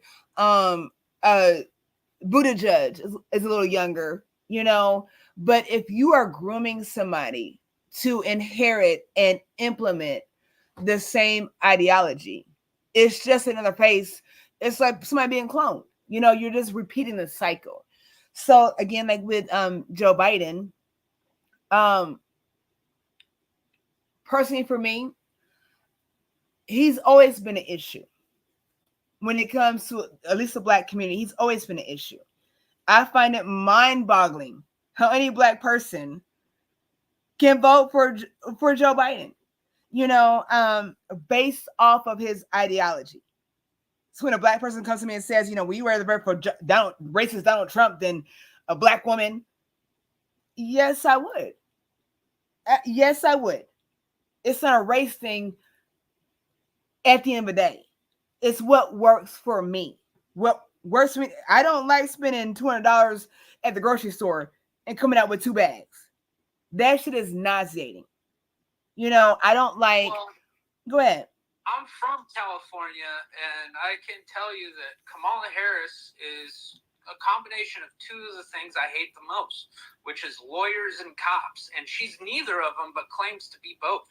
And in the worst way possible, just implementing laws that you know are unjust. I understand doing your job, but doing your job so overzealously that you fabricate evidence and also put people in power. Like, she got in trouble here multiple times because some of her DAs on the lower level were employing these crime scene technicians that had like 100% conviction rates, and that's because they were fucking with evidence. And even when she knew that, she continued prosecuting them until exactly it, blew up on and Donald Trump has also had his issues, like with the Central Park 5. Like, he's had some, but he didn't have power to actually go through it. Like, he's got his own can of worms, and I definitely have always hated him. But the thing is Kamala Harris is not a friend to anybody either, other than the rich assholes that probably prop them both up. So let me ask you a question. So may I ask how old you are by chance? Oh, I'm 38. Okay, I'm 42. Okay, so you mentioned Kamala Harris and her lockup situation, and then Donald Trump with the Central Park 5. So we were just talking about this the other day with the Central Park 5 and Donald Trump. And that's what I'm saying. I hate this whole division with racism thing, because with Donald Trump, with the Central Park 5, whatever it was, like, he said what he said, but it was the propaganda. Like, he meant that shit, and that's how he felt. I might say some shit, I mean it, and if I had to retract it, I will retract it. But I mean what I say. Kevin Hart, for instance, when Kevin Hart said, if my son was gay, I would buy a dollhouse and bust him upside the head. Like, people are mad about that shit, but he said it like 8 eons ago. But they were mad and tried to cancel him. So, but you don't even own money. You don't have money to even buy a damn dollhouse for your child. Like, you don't understand, like, the pun in that. You see what I'm saying? So with him, and it's a weird dichotomy. It's two different universes that live together, and one is we should hold all the words you've ever said in your entire life against you, and then the other side, the same people that say that, are also saying, if you decide you want to change your gender back and forth, we support you, whatever. So do you support changing your identity, or do you want to hold somebody to their history? It's a weird dichotomy, and like, I applaud anyone that changes their minds based on new facts. Donald Trump has kind of done that. Kamala Harris has done a real smart thing where she never said anything factual, and also said things that could be construed as one way or the other. Like, she said she's tough on crime. She wants to lock up people smoking cannabis, and she also says to Charlemagne the God that I love smoking cannabis. So right, that's like, what I'm saying. So, like, how do you feel? So Donald Trump had the interview with the black journalist, and it went viral where he said, what Kamala, she was never black before, she just turned black, and people like grilled him about that, but it was true. And the black journalist, well, yes, she's always identified as black. No, the fuck she hasn't, and there's nothing wrong with that. But now you're not being genuine in what you're doing. You know what I'm saying? With Donald Trump has always been he's always been a businessman. How he handles his business, I don't know. But for him to be in office, subtext to that though too. Hold on, I gotta interject this. Go ahead. Kamala Harris was asked to go to that. Like, she refused to talk to those black journalists. She did not go. Donald Trump went, and that is the first question that he was asked, which was ridiculous. Oh, like, they gaslit him. They gaslit him. That shit was not cool. Just like, that's how you treat somebody who's coming in who is a former president. Like, I mean, you definitely ask him hard questions, but you don't lead with that. And they prefaced it by saying that at one point in time, he had a white supremacist 20 years ago who he met with at a hotel, when this guy, what's his face, Waltz, just had a meeting with a person who was, I forgot, Islamic, and they praised Hitler, and that was like 4 years ago. So, where do you, it's just, a dog whistle at this point. That's not something we don't stand. We're not solid, and we lack substance when we have a voice and we stand on something. We lack that confidence. I don't know if you were listening earlier, but I did mention Hitler, and I really don't. I can explain it, but I don't. I'll say what I want to say. If I'm wrong, if I'm incorrect, I will address that. But like with Hitler, it's really interesting where there's a knock with that, but people don't understand the history. All we listen to is what the United States has said about Hitler, Omar Gaddafi, Saddam Hussein, all these people. But like the United States government is just the same. There is 1% that runs the whole world. So it's not just the United States. There are leaders that run the whole world. So for people to paint these pictures about these people that are treasonous or anti anything is very interesting, considering the United States, as we know it right now, was founded by treasonous that fled Europe and came over here and imposed on people that were already in place. They displaced them, and what they did was implemented the same rules that they were running from. Nobody finds it interesting. I think that's crazy as shit. The nuance between that too. I'm sorry I keep using that word, but no, please. A lot of the people that came from England were actually religiously persecuted, which it sounds stupid because they're both Christians, but the Protestant and the Catholic Reformation period really made it hard for Protestants to be Protestant, and they had a civil war in England that the king was initially Catholic and because he was from France. And then they went back and forth. So the Protestants at that point in time in the 1700s were pretty persecuted against, and it was primarily because of religious issues in between the Christian church. So they came over here, and what most people also don't understand is like America sucked for a long time. Most of the history, America wasn't this big, nasty bully. Like America did not have it easy. They had a lot of messed up stuff they did, a lot of almost dying. Like it was a long struggle, and it really wasn't until the world wars happened and Europe was decimated to where we get this idea that America is, number one. But coming over and doing that same stuff, the main thing is America's based on England. So apparently we like monarchy, and that's one of the things a lot of founding fathers wanted to make the president for life. And luckily there were some people in the government at the time that decided, maybe we should have term limits because we don't need a king for life. But there's a lot of people right now that think that we should have a king for life. They either think it should be Obama or Trump. Look at Queen Elizabeth. Like, she's been in power for how long before she died? Like, she's never spent a dime of her own money. Never spent a dime of her own money. Like, and she's not the end all be all over in England. That's why you have the prime minister or whatnot, but her presence and her position is well respected. How is that any different? Like, she's been running amok for how long? That's just crazy.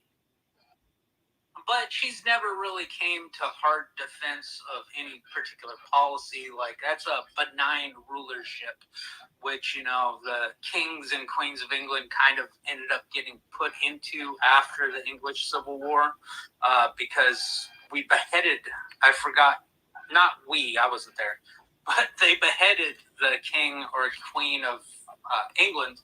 And ever since then, they've really had a kind of secondary role in that country.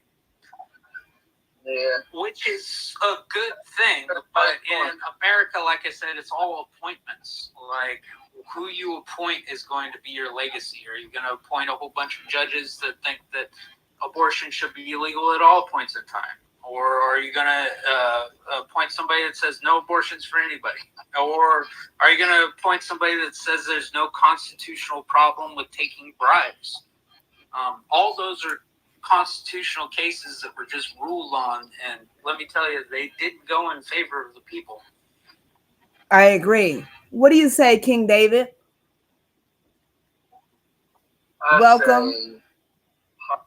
I say hogwash to all of this bullshit. I say that if you're over 30 years old, just me, you're over 30 years old, you should know that the system, whether you're black or white, is not meant to change or have a quality of life for poor people, for the working class people. Hell yeah. You know, I think America is a sham, and it wins on dividing its people. It creates social constructs that keep us divided. I feel like if you're talking about race in 2024, you are lost. You know nothing about the markets out here to build finance. You know nothing about truly building, because now is the time to see across some fucking lines. Excuse my French. But I think we perpetuate racism through conversation. I think we promote government through conversation when we all know that there's vicious contradictions as it relates to the body of politics that govern the people. You just said only 1% of the people eat up all the goddamn resources. So when you look at it like that, even to take part in American politics and contradiction, how can you stand for something that truly doesn't stand for you? And for white America, like white America is tricky the most, because white America thinks we have some type of white privilege. Nah, it ain't a fucking thing. It's no white fucking privilege. That's something that was taught to create a superior fucking mentality in people. Just like in black people, certain things were manifested to create an inferior mentality. Come on, why was that? Why do we ignore what we see? I feel like the Creator gave us 5 senses to make sense out of what's going on around us. And I ain't making it, the religion ain't making no sense, because at the end of the day, you were talking about etymology. That's truly understanding where words come from and its different interpretations. Man has stolen the power. He makes you believe in something that exists outside of you, and God is in you. Takes your power. That's just like if you allow yourself to give your power to someone in a relationship or anywhere, somebody makes you do stuff. Oh, you made me do that. Then you give your power away. Now, I did that based on lack of education, lack of knowledge, feeling out of my emotions, especially if that is negative in my life. I think we need to tear down every social construct that Americans do as it relates to the political systems. Talking politics, we talking about a rebirth. Other than that, it's irrelevant. They're all puppets, black faces in high places. You know, we like, don't nobody really like O.J. Simpson. He didn't even relate to that. When he got in trouble, guess what? He was black. You understand what I'm saying? Like, just because people are color, that don't make them our kind. They don't push the same agenda. Then in the political arena, they so far away from the struggle of what it is to be everyday people, feel me, that they don't know what we need down here. The fuck you don't know what we need. And it's contrary to a system. If they give us what we need, the system ain't gonna work right. You call that capitalism. Like, we sit around and waste time talking about shit that we know we can't change as it relates to voting. What's electoral college? What is that? It's just like going in the store. You think you're picking the chicken you want to pick. No, you picking the chicken that they gave you to choose from. You ain't truly making some choices. So at the end of the day, I just think it's blinding. I think it keeps us frustrated and angry. Because when we deal with religion, there's separation. When we deal with politics, there's separation. Mm-hmm. I think it's all for the banana in the tailpipe. Once you get to a place in life where you understand that, this is what I understand, that life is to live. And the only rightness that I'm in is my father. That's the only when you think about it, my biological father, that's the only likeness that I'm in. I say, when you look at people, are we innately born understanding God, or are we taught? Think about that for a second. Think about if you as a lady, you gave birth to a child and you never taught him about God. If you didn't, and you went out and somebody was going to mention about God. God is taught to us. We are born in a system. Like, think about it. When you born, what you born, you gotta learn how to talk. What are you gonna talk? You gonna talk English, you gotta learn how to walk, you gotta understand history, concept. Like, we're taught every fucking thing we know. And then we can't take for granted once you study that man is fucking diabolical. He's the only thing out of line with nature. And he's fucking up the planet. Exactly. Ain't nothing. When you look at the trees is the going on that's trying to kill us, or none of that shit. When the wind blows, a fucking breeze. You understand what I'm saying? Everything is in harmony but man. But man creates the system. We want other people to govern. Some of us be like, man, shit ass shit. But you understand it in credit scope things, you ain't got an army. The army associated with like-minded people doing that. If you're truly talking about change, other than that, shit is ready. I think it just puts us further in the dark, and really they're just part of the vision to carry out what's meant to be carried out by the governing body. Outside of that, real. At the end of this, you gotta recognize that quality of life. What's gonna change your quality of life? Guess what? You better learn how to share it with your neighbor. You better learn how to love. Now, talk about love, man. That's like all the proof that but that's what it is. And love, not word. Love can't be manifested in the word. That's a man that would identify in action. Love is about action. It's like true love. Better when you word up like you don't type up. And then the shade, everything is bad, everything is in harmony. That beautiful flower, it welcomes you. Man is the only thing fucked up now. Let me ask you, King David. Man, that's the truth right there. It is. Let me ask you. The thing is, I agree. Go ahead. Oh, I agree with 100% of everything that you just said, except for maybe one part, and that is anyone over 30 is not a friend of that, because I think a lot of people would agree with everything that you said there. And it brought me to 2 points that I remember, like when I went to college. And one of them was I learned in gender studies, people are all more similar than they are different. And I think that's the case most of the time, unless you're like Elon Musk or something and you grew up in a diamond mine somewhere. But the other thing is that there was a real weird thing that happened in this country in the 1700s where they kind of figured out how to use racism against everybody. There was a problem with the slaves escaping with the indentured servants, and at that point in time, that's when they banned indentured servitude, and they started instituting racism to divide people against each other because the servants and the slaves were getting together, and they were afraid that they were going to start beheading all of the fucking people that were keeping them down. So this country is an experiment in 2 ways. How do you divide people along that line so they don't all get together? And the other thing is, one of the founding fathers called it the great gamble. We'll give people the choice on what to do, how to rule, how to have power, and I bet you they're not going to take it. I bet you they're just going to do the same thing over and over again. And rather than make stuff bent towards the Lord or towards God, it was just towards profit. So it's, I think you hit on a lot of stuff that divides people and also brings them together. Absolutely. Let me ask you, King David. May I ask how old you are? Well, I'll be 52 this year. Okay. That's what's up. Okay, so we got some wisdom in the house. I'm 42. May I ask where you where do you live, may I ask? What region? Midwest. Okay, I'm in Indiana. So okay. That's where I'm at. Indianapolis, Indiana. I'm in Indianapolis too. We got to connect. We got to get together. Let's do some lunch. Let's do that. I'm in Indianapolis. That's what's up. Let's. Don't play with me. I'm about that business. I'm about growing.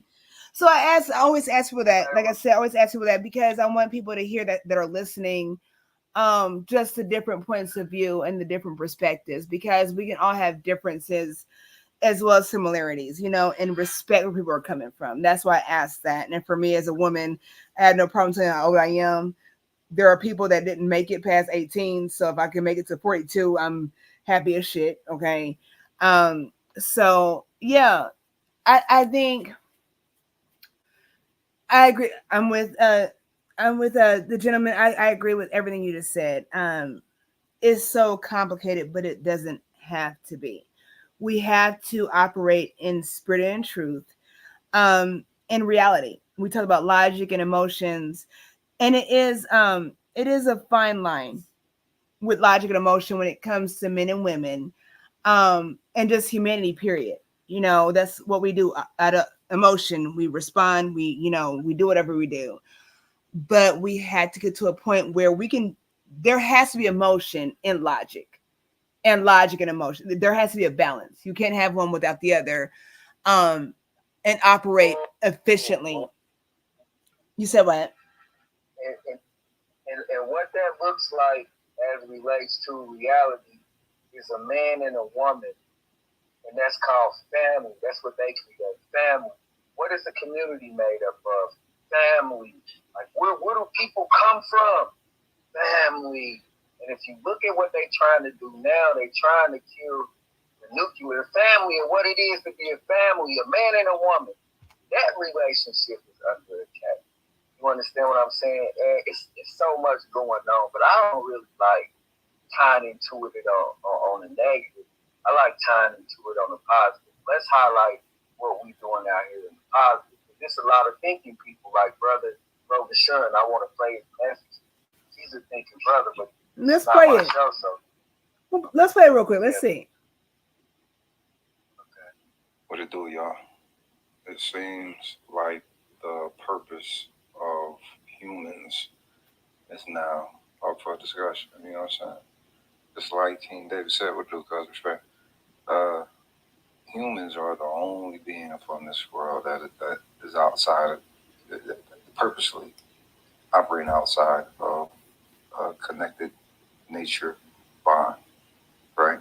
Or nature led bond, natural, right? All right. So, what is the purpose of humans then? Right? What do y'all think is the purpose of humans, and why humans choose to do the human thing when they actually got the potential and the power, you know what I'm saying, to do something that's higher than human? Good question. I think that it's either a test, or I think that it is for another purpose to change something. But well, yeah, let's listen to it again. That was a good question. Okay, let me keep going. Hold on. Hi everybody. Hi Angela, Patty, and King David. I hope you guys are all doing great. Shout out to everybody in the listeners. Okay, I want to get him up here to have this conversation. Let me see if I can get him up here. Yeah, bring good heads up. I'm finna give everybody a follow. Let's see. Well, I think what Sun was saying is you're looking at a purpose here. I think that if you look at it as like a theological thing, the purpose may be to see if we make the right choices, if given all power and all possibilities, that we actually do the right thing with it.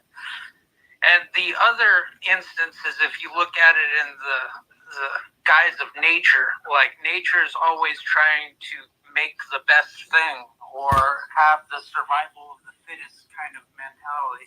Maybe not the strongest, maybe not the smartest, but the thing that's best adaptable for life. So if that would be the purpose, then we're here to just make life better and improve upon it, or just survive. Or we're here to prove that we can make the right choice. I think only the strong survive. That's been proven. But if we're trying to prove something, that's important because we're having children, we're having offspring, right? And so if there's no purpose behind that, it becomes for me it becomes concerning and alarming for me. Looking at the way this world is going right now, I wanted grandchildren. My youngest is 19. I wanted grandchildren, but now I'm like, I don't know if I do. My grandparents prayed me through. I will kill you. Okay. I was under prayer. I will kill you over my children. Listen. Well, and that's hold on. Let me go. Do you see how life has taken you away from the essence? Because look, when you bear seed, you read a piece of yourself. Like now we even think about shying away from bearing the seed. Like that's how you live forever. Just think about it. Because my father, through my father is me. You feel me? I'ma have a son. Through him, he gonna have a son. You feel me? So we live on through that seed. Like when you think about it, now everybody is. I feel like people who take on anti-life, like having children. And I can remember a time when the family was 10 to 13. That was family. And then when you look at it, just social aspect of it, I don't even like being implemented into where we implement color, being subjected to that, being men, being identified. I ain't choose to identify myself as black. I didn't choose to identify myself as a nigger. I didn't choose to identify myself as African American. This shit was given to me. You understand what I'm saying? It was given to me. I never sat down, but I do now and think, damn, because I feel like language keeps me in the fucking box. I feel shit that I can't even express with words. You understand what I'm saying? I do. When you look at language and how we've been taught, we even speak spells in our lives. We don't, man, there's so much truth. This planet been around for a long time. And these systems that they're using are old systems. Like all the way down to math, all the way down to a car engine. Feel me? Them systems been around. All man did was take it and put his name on it. Certain men still contrabanded. Feel me? But at the I end of the agree. day, it's about what can we do now? What can we do now? And I guess right now, like if we don't have the wherewithal and we don't have the sense of duty and responsibility and accountability to address things and hold one another accountable, hold you accountable and me be held accountable. That's the problem. I think that's what's happening with the reproducing. Again, for me, I want grandchildren. I'm in this empty nest thing. My children are not gone from home, but I'm feeling that. But I don't. Looking at what's going on right now is complicated when we're not setting our offspring up, and that's the problem. There's a lack of responsibility with our offspring and our legacies, where we just expect them to just fall in line, just follow suit, and just go with the flow. And there's no leadership because there's been a lack of leadership as far as my generation, and I respect, I understand that, and I've had to adapt. So for a lot of us, for me, it's alarming to see the lack of investment in our youth. We're just having offspring and expecting them to carry a name or carry, a DNA or, whatever. But we're not instilling like we need to. That's what's alarming. Well,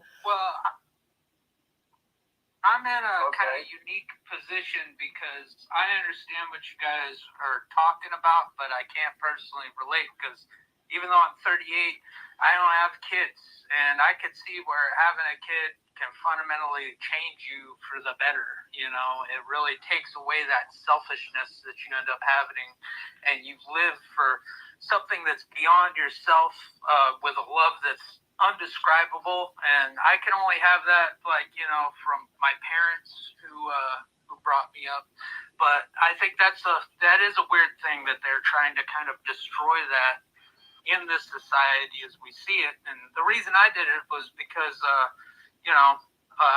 there's too many people in the world fundamentally, and that's a bad way to look at it, because you could have said that when there was 5 billion people. For you, listen to the. You're breaking up, King David. You're breaking up. That's just like, can you hear me now? Yes. Yeah. All right. For you to say that there's too many people, man can't handle the scope of land around. There's so much land around here. It's uninhabited. What do you mean?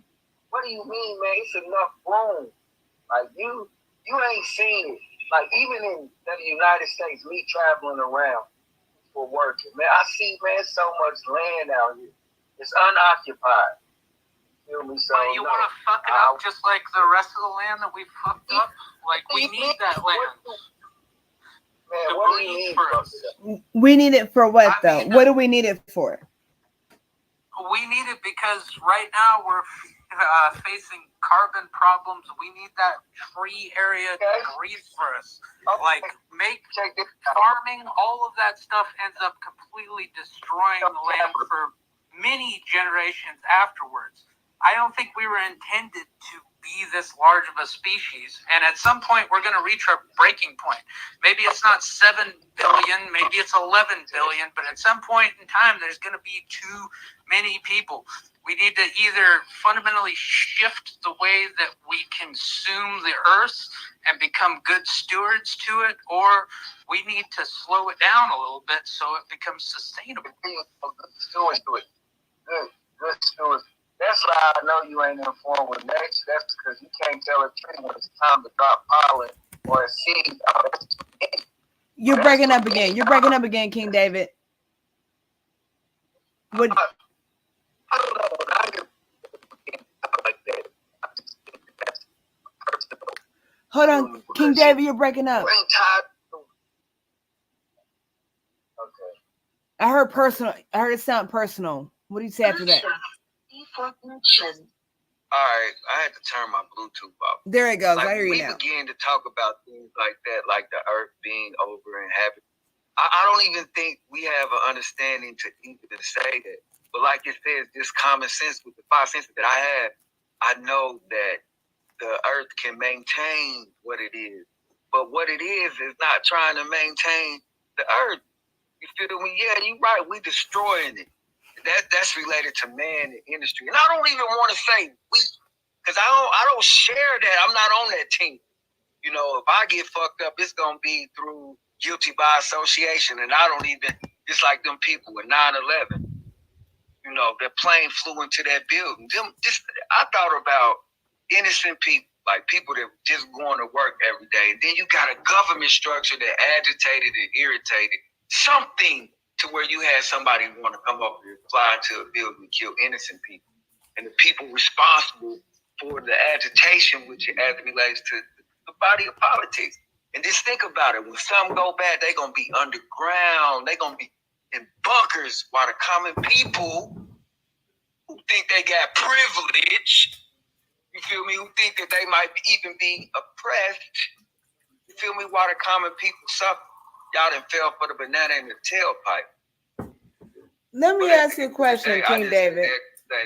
I just say that to say, like, a lot of it's personal, what we believe, but let's try to make sense out of it with our senses. You feel me? Just like the sun, I see the sun. Like, let's tie the wheel into like, just let me make an example. Man created the wheel. Where did the wheel come from? Everything rotates 360 degrees. The sun comes over. Like, these systems are old. Try to tie everything into nature. Even loving something, try to tie it into nature. Like, damn, the rain beat down on the tree. You feel me? Tie that into nature. The rain is healthy, but how do we perceive it? You look, oh, rain, go away. Please come back another day, without the realization that, damn, the rain helped grow the grass. Yeah, you can't pay your water bill and you're mad about the rain. You right? Oh, everything is like we make life harder than what it is. We do. And that's what we're having this conversation. Well, I believe that in order to get married, you got to jump through a hole. You got to dig a hole on the east side of the house, bury a pair of your socks with a pair of her panties, and y'all married. Well, I believe what the shit bearing in your life. What you believe. So what type of fruit is it bearing in your life? But so it's what you think versus what you believe. What I think we operate how we think, and there's no substance. I think Biden, I think Trump, I think Christian, I think whatever, but what do you believe? I was brought up as a Christian, right? So as a Christian, go ahead. Naturally, we need struggle, though. Like, it's the reason why a lot of people who are struggling aren't depressed. It isn't just they're too tired to be depressed. It's the fact that, they're engaged. And a lot of depression comes from people who don't have struggles. So they make struggles out of stuff that ain't even a struggle. Like, there's a reason why they fucking say that all the animals in the zoo are pulling out their feathers and their hairs, because it's unnatural to be non-challenged. So I think people. Okay, the zoo is the body of politics. You're in the Matrix. Man, that's the zoo. That's the zoo. Say it again, King David. Like, he used the zoo as an example. The zoo in our particular situation is the body of politics. You feel me? The schools of thought. You feel me? The way we taught to think, bro. Like, when you just look at it, bro, like, if I was to look at it, just with my senses, like, damn, where do I come from? They said I have you. Okay, we can tie me to, you feel me, our ancestors as it related to slavery. You feel me? Some of us might be surprised. We might be the goddamn slave master. Who knows? Because we know slave master was busy. You feel me? Because he seen that beauty in there. But at the end of the day, when you look at it, outside of personal experience, what is it? So the body of politics that govern us is the zoo. We got pharmaceutical companies. Like, what do you think these pharmaceutical companies do? They're responsible for creating drugs. So if it's a drug game, I'm gonna create a need. So if I'm gonna create a need, I know that conditions can bring about depression. Conditions can traumatize. So if I'm a body of politics that can pass law and orchestrate to create conditions, control the economics, control the resources. If I could do that, you understand what I'm saying? So absolutely. When you look at the people, that's the zoo. The body of politics that govern the people, man. That's the zoo. It got us all in the zoo. Some think we in the zoo and we got it better than others. But they don't. I hate that. Tell me, but they don't. I hate that. I think about people, when I have a patient, I'm a nurse. So I have a patient, he's bed bound, and he had a stroke, and he was saying, he watches the tumor, Cure My Tumor, whatever it is. My mom watches that shit too. I hate watching that stuff because it breaks my heart.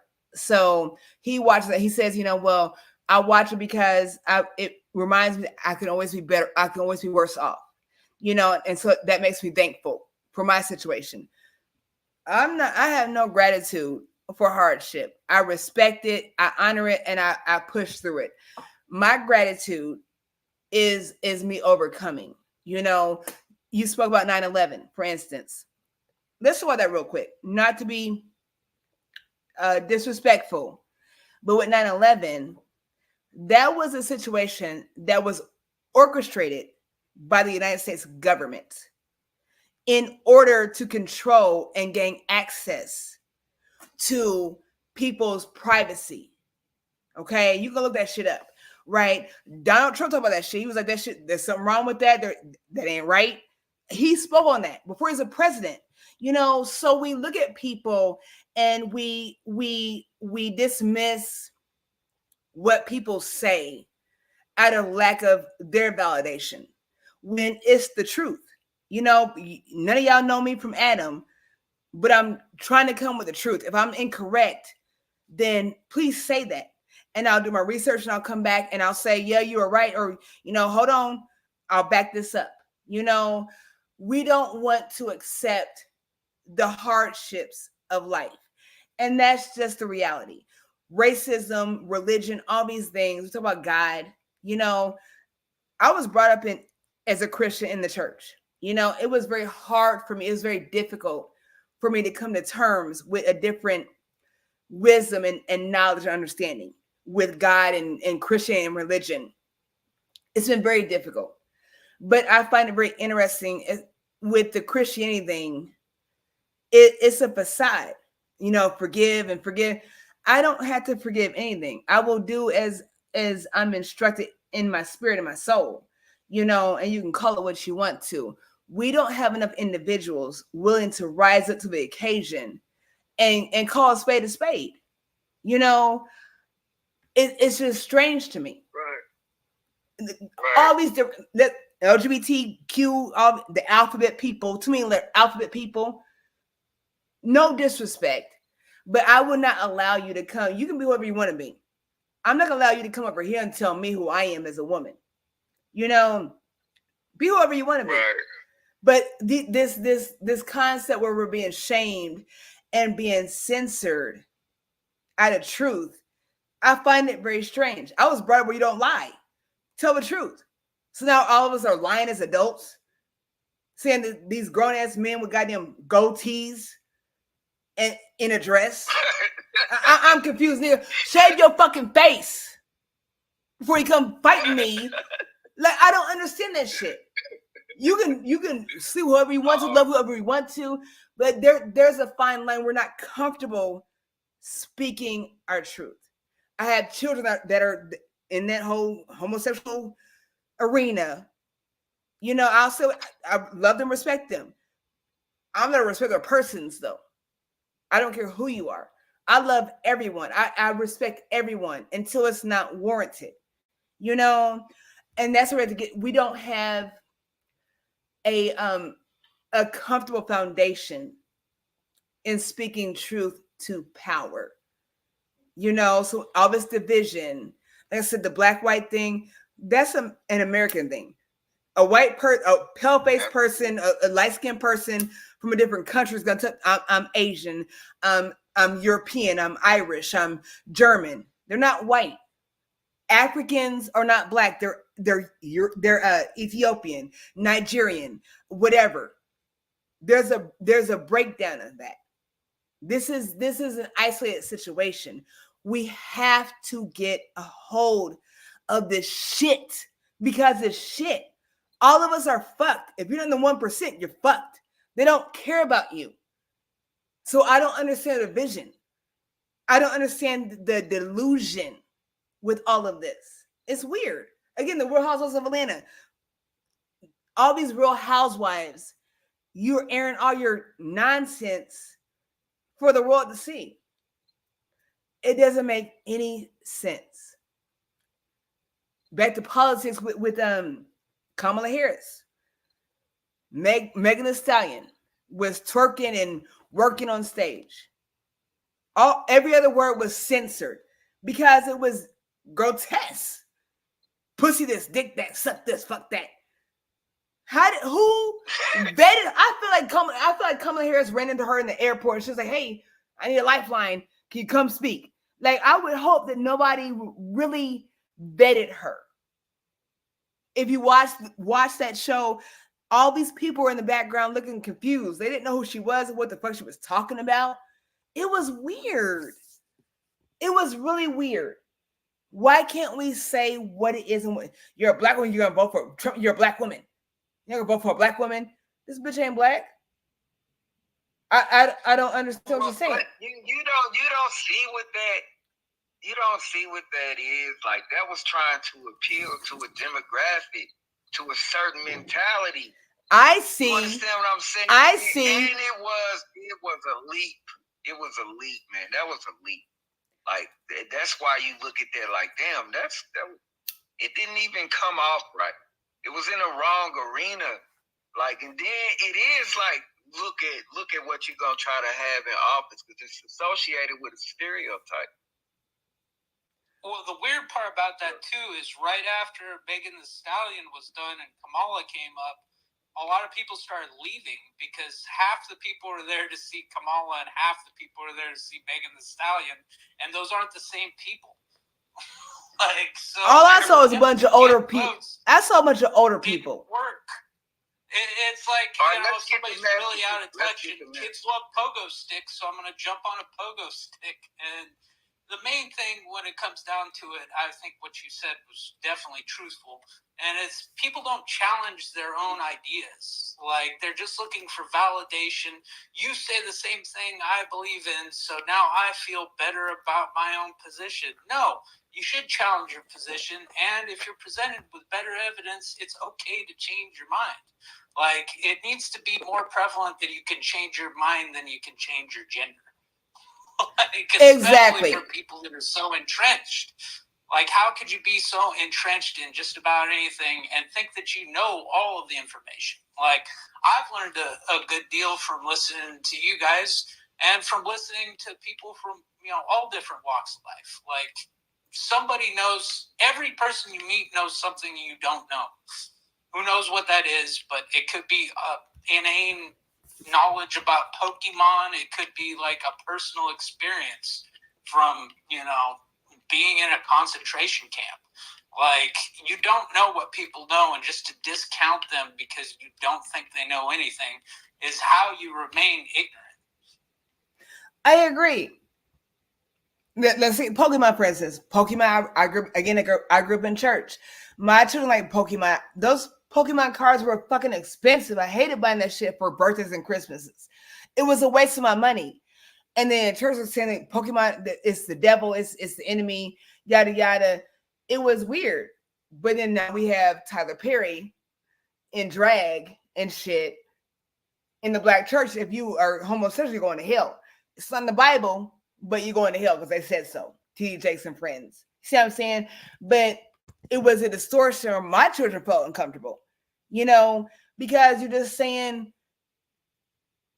shit that has substance, but you lack the presentation of substance, if that makes sense.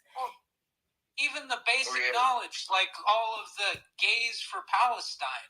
Like, how can you support that?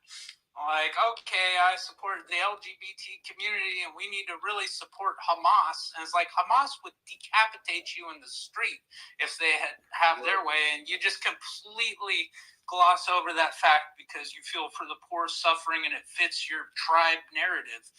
And look at it objectively, because facts are Republican, Democrat, they both have glaring problems that directly disenfranchise large portions of the population, if not a majority.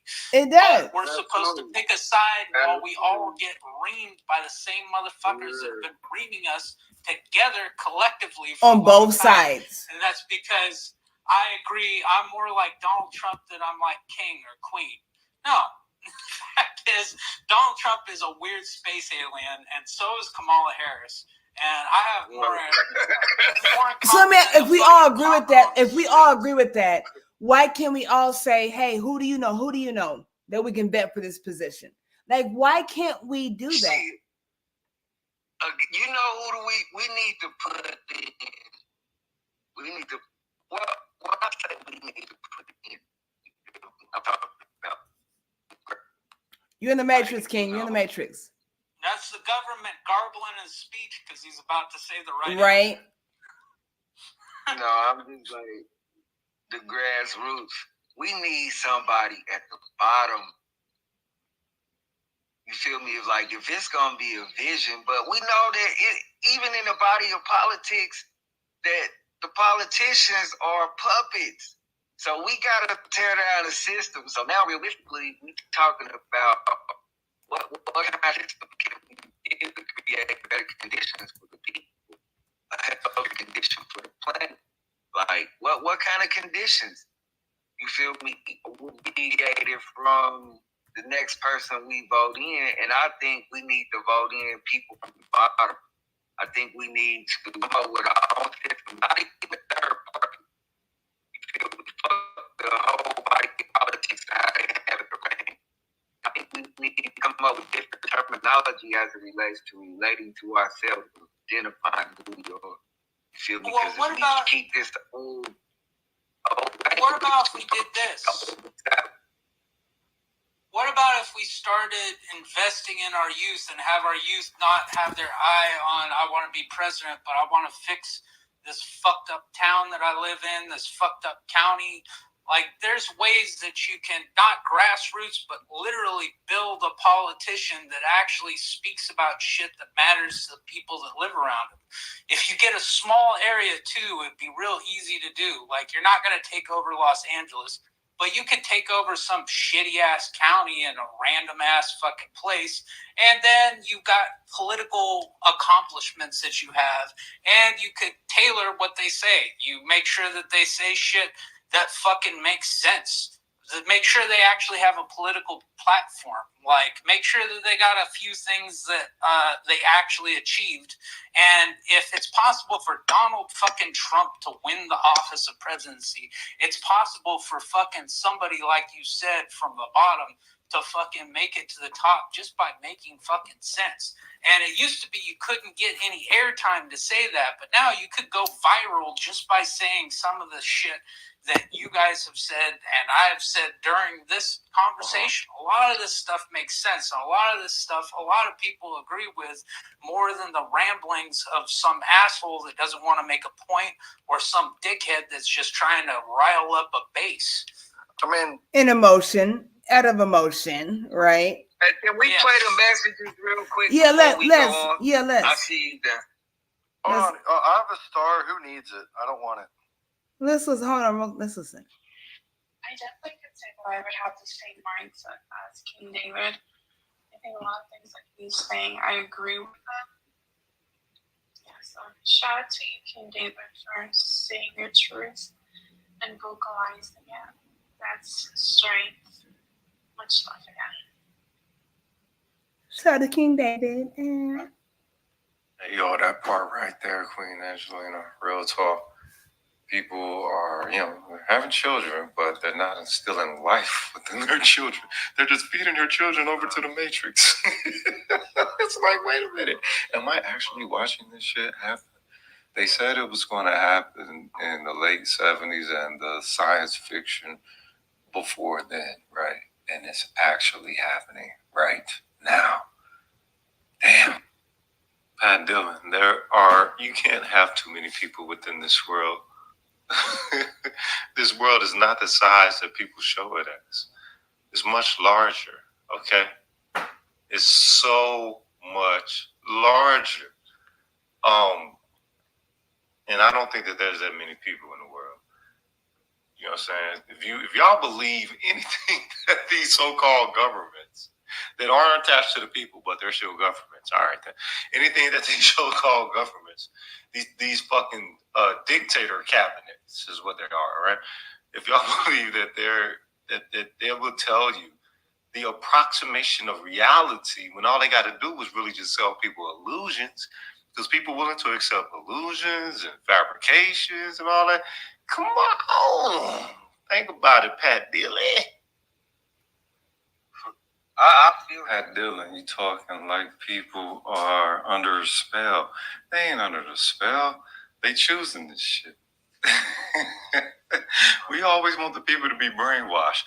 Fuck that. Ain't no brainwash. They do shit right in front of your face. And if you act like you don't see it, act like you don't see it. The thing is, people have been given an ease of access of their daily essentials that used to cost them potentially life. I think we need to go back to that. You know what I'm saying? That would probably reach up everybody's humanity. Let me say this. I'll say we are spellbound by definition. Like, when we speak life, when we speak things out of our mouths, we have a power of life and death. and our tongue. Right. So if somebody's speaking ill against you, like you don't know it, like you have to be focused and in tune with that. You know, people speaking life over you, you have to be in tune with that, you know. So it's a deep spiritual warfare when it comes to reality of things, you know. So for me, again, I try to be true and real and genuine. That's always my goal. And it's not cool for everybody, you know what I'm saying? It's not. On Sarah, I don't have a lot of conversations where there's discord. I don't engage in that. I always have positive reception, you know, and that should be for all of us. That's godlike. I find it interesting with when it comes to religion. I was listening to a conversation on NPR about Christian nationalists versus white nationalists, and what was the difference? Is white nationalists Christian nationalists, you know? And it was kind of disturbing when I listened to it. You know, with Christian nationalists, their concept is biblical, you know, and it's kind of offsetting. It's constitutional. It's kind of offsetting as a Black individual. But with that being understood, now I have to make moves. You know, I'll move how I want to move. Like if you don't rock with it, you don't rock with it. I don't care who you are. My husband, my children, my parents. I don't care who you are. Like you know, if you don't move like I move, just like that. You know, if I don't move with you just like that, we don't have to always agree, but we can come to terms with respect. That is where we have to get to. You know, again, religion, LGBT, race, quote unquote, race is a westernized United States kind of concept where it's been infiltrated all around the world. Don't you think that shit's amazing? Like I'm very disturbed by the enemy, you know, opposition, but like that shit is very admirable. Like somebody that can infiltrate some shit thousands of years in advance. That shit is admirable. Like we should get to that point.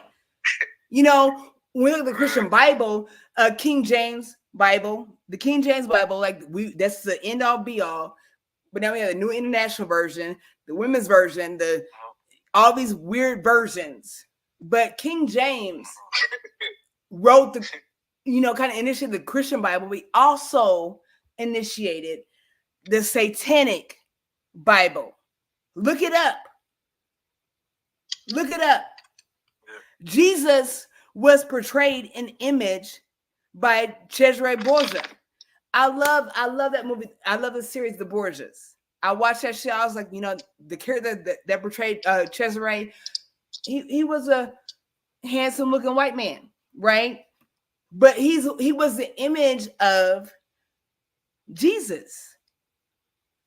So when I ask Africans, when they come in my chat and they're like, you know, talk to me, like subscribe to me, like invest in me, put your money in me, ask them like, you're African. Why is your Jesus white? Well, you know, we understand that, but it's resemblism. You know, it's a facade. So you tell me it's a lie, but you want me to go along with this lie. I will do no such fucking thing. I will do no such thing. Like, you sound crazy. I don't understand as a woman, 42 years old, like I've always bought my own hygiene products, right? Feminine products. But now we have money to spend to put tampon and sanitary pads in the men's bathroom. Are you fucking serious right now? Are you serious? The whole joke is that if men had periods, then there would be free feminine hygiene products in every bathroom, and all of a sudden they say men can have periods, and lo and behold, in every bathroom in every school, there's tampons. It's fucking ridiculous, and this is coming from the blue party, the Democrats, that claim that misogyny is a thing, and yet men have periods and tampons. But that's besides. Why would you want to? I'm a nurse. If I get up in the morning, I prepare my husband's his clothes, his smoothies, but I still have to get ready for work. It takes me about an hour to do my hair and makeup. I don't know what kind of man will want to spend that kind of time. I don't want to spend that kind of time, but y'all do. I got to deal with that kind of time because I have long hair myself and a beard, and it takes me a while, and I don't want to deal with that all the time. Exactly. Exactly. It's weird to me. It's not weird. It's just it's foolishness. It's ignorant and it's a lie. I'm gonna call it what it is. I think you're might be asking the wrong question because it's not necessarily. It's like why would they want to? It's more of a what do they get out of fronting or pretending or claiming that they are what they're not. You know, what do they get out of? And you see it, and when men join women's sports and whatnot, and it's like okay, if any guy can just claim to be a woman, why doesn't LeBron James just freaking say he's a woman, join the WNBA, and score 800 points a game? 800 points a game. Like, do you hear that? Like for real? Yeah. I mean, I'm being like extra about it, but like because it's not extra. It's just yeah. It's not extra. He's already the best player in the men's division. I don't think he has to. That's what. And you see, and you had that swimmer person who claimed to be a woman and whatnot. He was like 200th in the men's division. He was going for first in 200th in the men's division. He was going for first in the women's. But that individual, him and a bunch of other men, being in the locker room and being hushed about it because the women weren't supporting that man's rights to be in the women's locker room. I just think if you're a man and you perform in women's sports, you have to perform in heels. No matter what the sport. You don't. Man, no. Box, do it in heels. No, there's enough there's enough alphabet people. You can have your own league. All y'all can play against each other. If you want to get beat up on and shit like that, do that. I don't understand that shit. I watched a man in MMA beat a woman's skull in, and I've done martial arts 5 years. I've done wrestling 8 years, so I know a little bit about this. I watched a biological man claim to be a woman and beat a woman's skull in on TV because he claimed to be a woman. And her opposition was her being in opposition. That's not why that happened. Because surely they were aware that was a man. Surely his opponent was aware that he wasn't a woman. But the dollar associated with it, it'll make you compromise. Yeah. So that's right. But as a woman, if you say that I'm not going to compete against this grown ass man that logically is stronger than me, I'm a badass woman. I put my hands on some men before, and it's not make me being stronger. It's them having restraint and damn upbringing, proper upbringing, because I could have got my ass whooped. So if I say I'm not going to compete against a man, now I'm homophobic. I'm not scared of no goddamn man in a dress. Like, you sound weird. That is not what's happening. If you want to suck balls, suck balls. I don't want to. Do you? But you cannot compare me. With the tampon in the bathroom, to blur the line of gender. Like, there's a definite role. If you're born with a penis and some balls, you are a male. If you're born with a vagina, you are a female. So now that's how men identify. But now we're moving into where it's going to be more as you're free to choose your gender. So, and then you might be like, well, damn. Well, at the end of the day, a man is going to naturally choose to be a man. But what is man like me? What was I given to define me as a man? It was totally different than what's going on now. If I was subjected to being, say, as a child coming up, this is all you hear, that you can choose your gender. Now in the bathroom, it's tampon. Come on, that creates confusion. It's learned behavior as well. We can't take for granted. It's social programming at its finest. Yeah. I'm confused why my tax dollars are going towards paying for men having goddamn sanitary napkins in their bathrooms. He says we have to think outside the box. Like, this is my money. I'm not paying for that shit because you're not paying for my shit. I'm not paying for that. Mm-hmm. You know, that's the bottom line. Be whoever you want to be. What's your money? You talk about your tax dollar? I'm not paying for it. I mean, bro, our tax dollars, bro. If we knew, bro, people get on the Tea Party about like all this, that, and the third. But honestly, bro, if we knew where our taxes was actually going, we should start a war with the government. Honestly. You know, I want an itemized receipt from the government every paycheck to exactly where all my taxes are going, and I want to hold them accountable to it because I want representation of where my taxes are, and I want to be able to confirm that I agree with that. But nobody's doing that. Nobody cares about that. They willing to just give away their money to the government, and they just blindly trust the government to use that on whatever. There is taxation without representation is happening all over this country, and it has been for the past 100 years. Yeah. So what you pissed about though? Why you mad about that shit though? Thing about that first, two main things about that is when you look at it, 70% of the taxes in the United States come from about 10% of the population. So majority of the tax money that's coming from it, like we all bitch about how rich the rich are. They're definitely rich, and we bitch about how they don't pay taxes. But when it turns out like 70% of the money that we get in this country comes from taxing the super wealthy. Second of all, probably 3 points. Second of all, there is so many better things to go to war. Second of all, so many better things to go to war with this country about, other than misuse of our 30% of the tax dollars. I mean, we've got some substantial breaches to our freedom, substantial just, mismanagement of humanity as a fucking cause. Third thing is war with this government would not go well for us, the people. Like, you were talking about civil war. Man, do you know? Look. Let me just say this. Do you know where? This how I know you ain't giving enough thought. You said war with this government. Guess who's in the fucking armies? Our brothers, our sisters, our aunties, or nephews. You think they gonna turn the gun on you? You feel me? So you, bro. And then, like bro just said, Rogan's son, that's what you choose to believe. What would be the benefit to make you think that your tax dollar only made up 30%? You ain't relevant anyway, so you ain't gonna, like you said, it's other things important to do.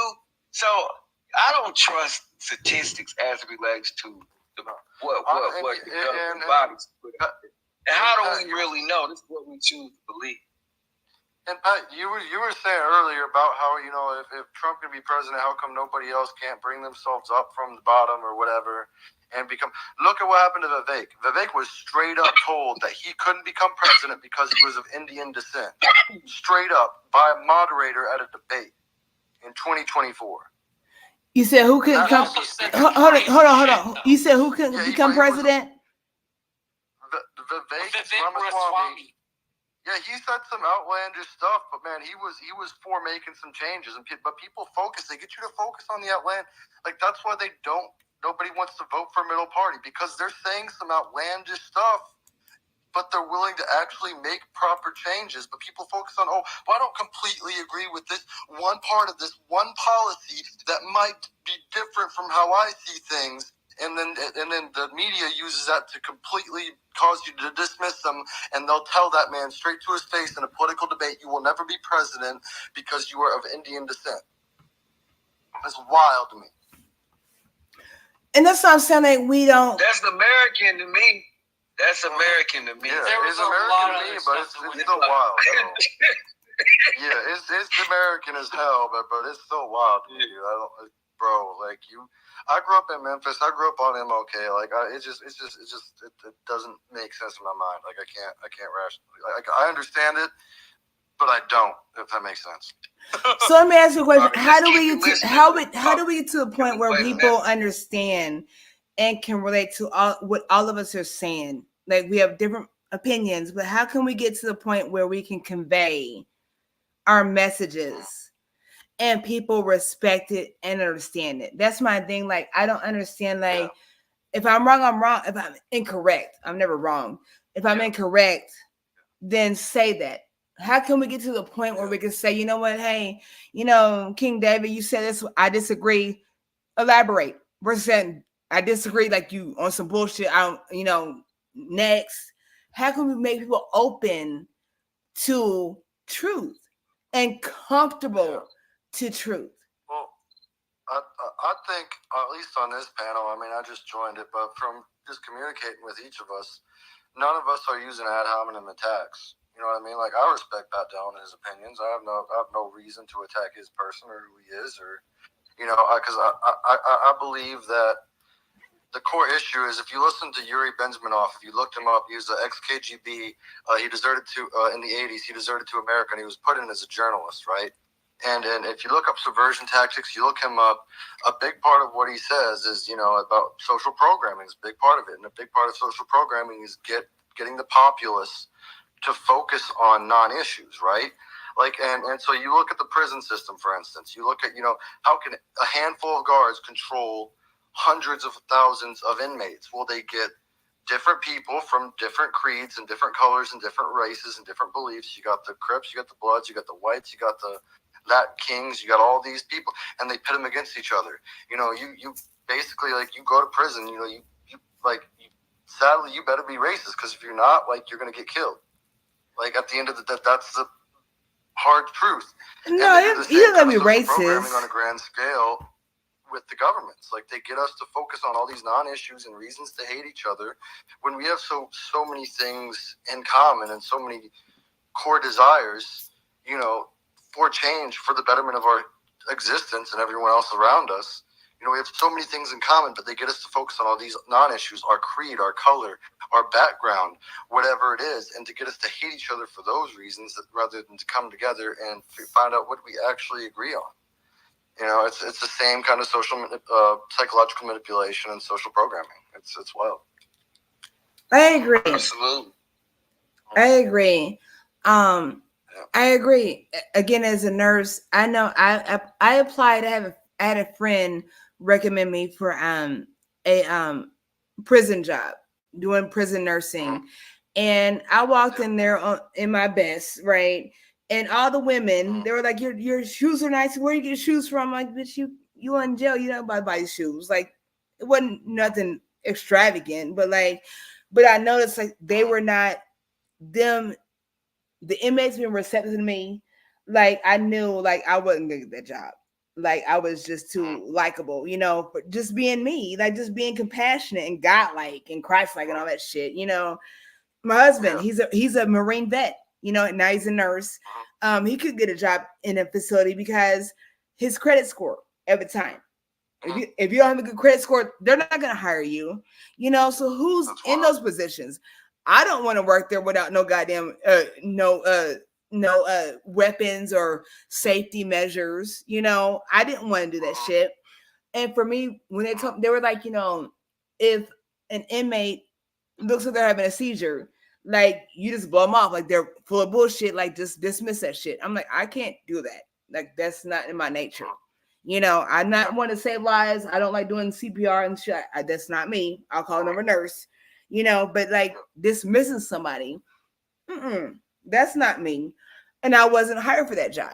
You know, so we have to understand the roles that we play, the positions that we're placed in. Everybody on this panel right now, I've resonated with. There's been no discord, even in, you know, difference of opinion. There's been no discord for anybody. That's how I rock. I feel like that's how you all rock. Like, I don't know why we would know anybody else other than that. If that's not for you, like, I can't do nothing with you. I can't. I don't surround myself with people who are all ad hominem attacks and try to attack your person and call you a racist, a bigot, a homophobe, instead of actually disagreeing with your opinion and making a factual, logical argument about why they disagree with you. You know, like, I can handle that. If you want to disagree with me on some logical junk, go right ahead. tear my argument apart. I'm all for that, you know. But like, if you're gonna call me, if your only response is, "Oh, you just saying that because you this, that, and the third," it's like I ain't gonna listen to you. Like because you just. Can I make an argument? Go ahead. Can I make an argument? Yes. Let's play the message. Let's play the message. Let's listen. Listen. Well, I mean, if you think about it, it must be the Satanic Bible that all these current Christians be thinking that they're not going by. Because look at what's permissible. You know what I'm saying? You can do the most devilish of deeds. All you got to do is say, I'm sorry, I guess, divinely, and believe, and there you go. I mean, shit, only demons want to get washed like that, right? All right. Hey, you know what? Just think about this. People that are into God or religion, they trying to be the best sinners. You feel me? They try to be the best sinners. Yeah, I feel like people are trying to pray their way out of hell. Just think about it for a minute. All I gotta say to that is you will know a true tree by its fruit. If you claim to be something and you produce in the opposite, you ain't the something you claim to be. That's not true, because there's plenty of shitty trees that fucking got all the fruit. And I guess their punishment will be when they get to hell. But I've seen quite a few people who are the worst people and are rewarded with the best fruit. So. I mean, even Scripture says there are many who will say, "Lord, Lord, did we not do this, that, and third in your name?" Well, we ain't away from me. I never knew you. We ain't known him. I'm just saying. We ain't gonna help him. You know a tree by its fruit, by its actual fruit. You know. Absolutely. Yep. That's one of my things. You can tell a tree by the fruit. They call it the Bible, but where's the Bible really wrote? Even in that, the truth is wrote in the hearts and the mind of man.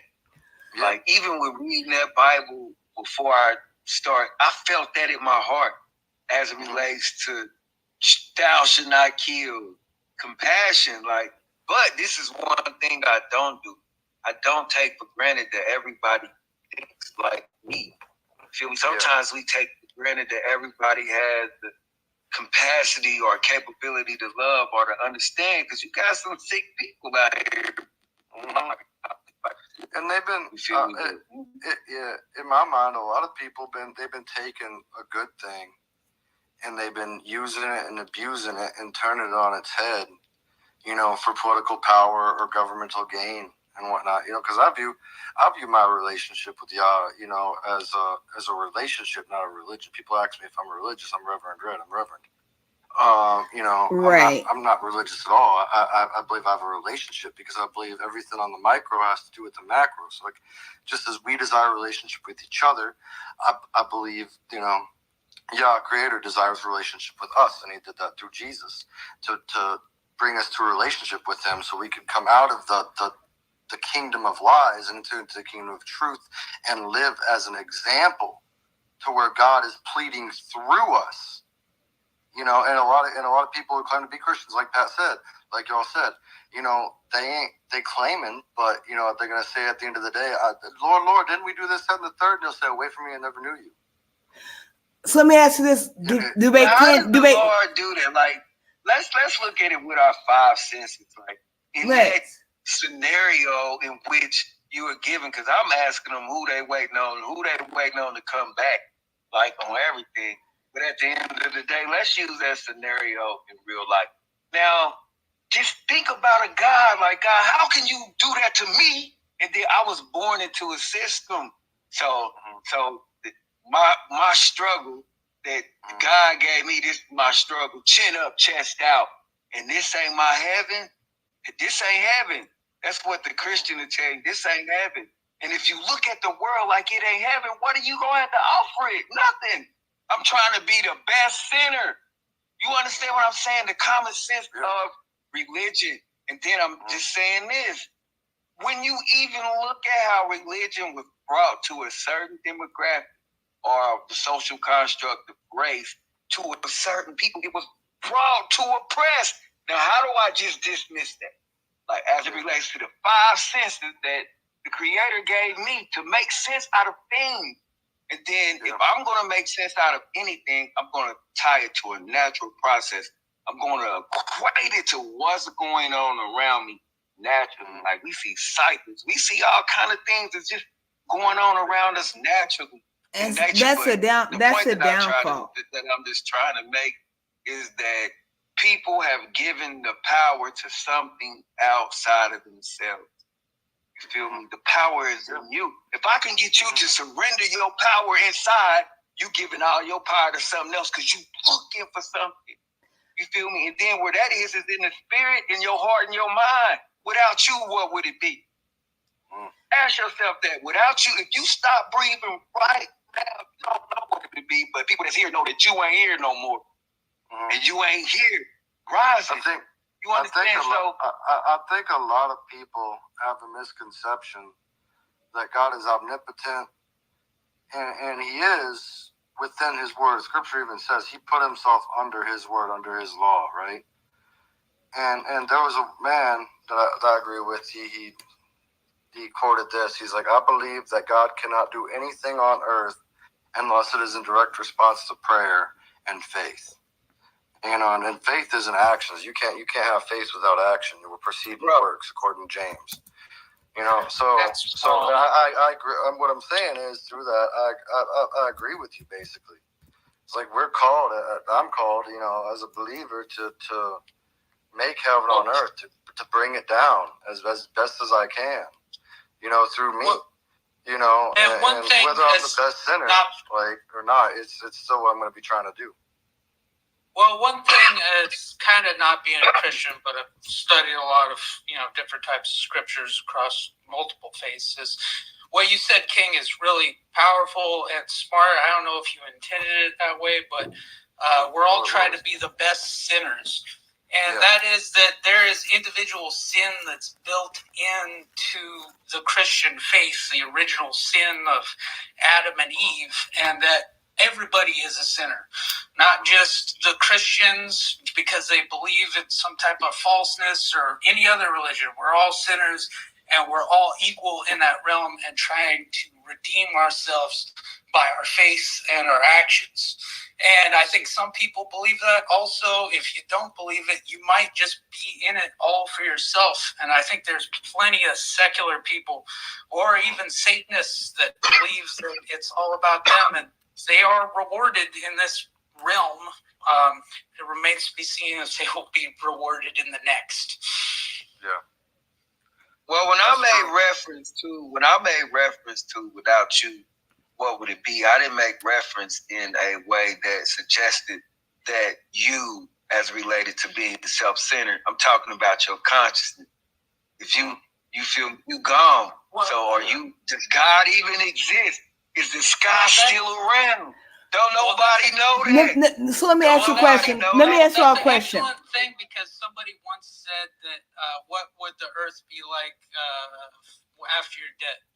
Well, imagine what it was like before you were born. It's a lot like that. This earth has been spinning for a long time before we got here, and a lot of stuff got done. We invented the wheel. So let me ask you. We still use the wheel. How do we use that wheel to move us forward in this wagon of progress? So let me ask you a question. What I'm talking about a little bit. My point is that I'm trying to keep the power. I'm trying to keep the power like we're talking about. And I said, what would it be without you? Understanding that you are the consciousness, the spirit dwells in you, your body, the flesh. So don't nobody know what's going to happen after they go, bro. This is what I'm telling you. A man that knows something, he really don't know shit at all. Don't know nothing. To be honest, when it comes down to what happens after you die, that's just associated with belief. You feel me? That's associated with belief. You deem to be true. Because ain't nobody ever came back and told you, hey, bro, this is what, this ain't what you seen. My 5 cents helped me make sense out of that. Understand? I would implore you, my friend. Even in that, we keep the power. King David, this is my friend. I would implore you to study near-death experiences and what people have said when they came back from those. If you haven't already, I'm not assuming you're ignorant by any means. You know what? I'll say this though. With that being said, I'll say this. I think I've researched and I've watched documentaries and stories about people that have had those experiences. I've had my own experiences, and nobody has to believe those things. I've had my own experiences. So when people don't believe those things, it's very controversial. So when it says, you know, who do you say I am in the Bible? Like, that's my question. Who do you say I am? I'm not saying that. Listen to me. Now, listen, you just the word you use. When people don't believe those things, there you go. That's the key word. Let's not miss it. Believe. Okay, now what is that belief centered around? Let's examine it. Centered around what you heard, because you haven't had the experience. So that belief is centered around what you've taken in, what you've chosen to study. So now what does that do? That when I say what I say, that'll have you have to say, hold up, you know, I didn't see, or I didn't read, or I've been told. You feel me? But I ain't never felt it myself, but I've been told. You feel me? And if we were going to do a statistics as a related number to like after death experiences, a lot of people ain't here to tell about it. They whatever it is, that's definite. So the only thing I'm saying is that will be given to you through a person and not your own experience or understanding. You said through a person? You said through a person? One thing I can say hold on real quick. Hold on real quick. King David. Continue. Hold on real quick. King David, did you say it will be revoked by a person? Is that what you said? Now we live into where stories like that sell. So we can fabricate. Listen, like bro said earlier, bro.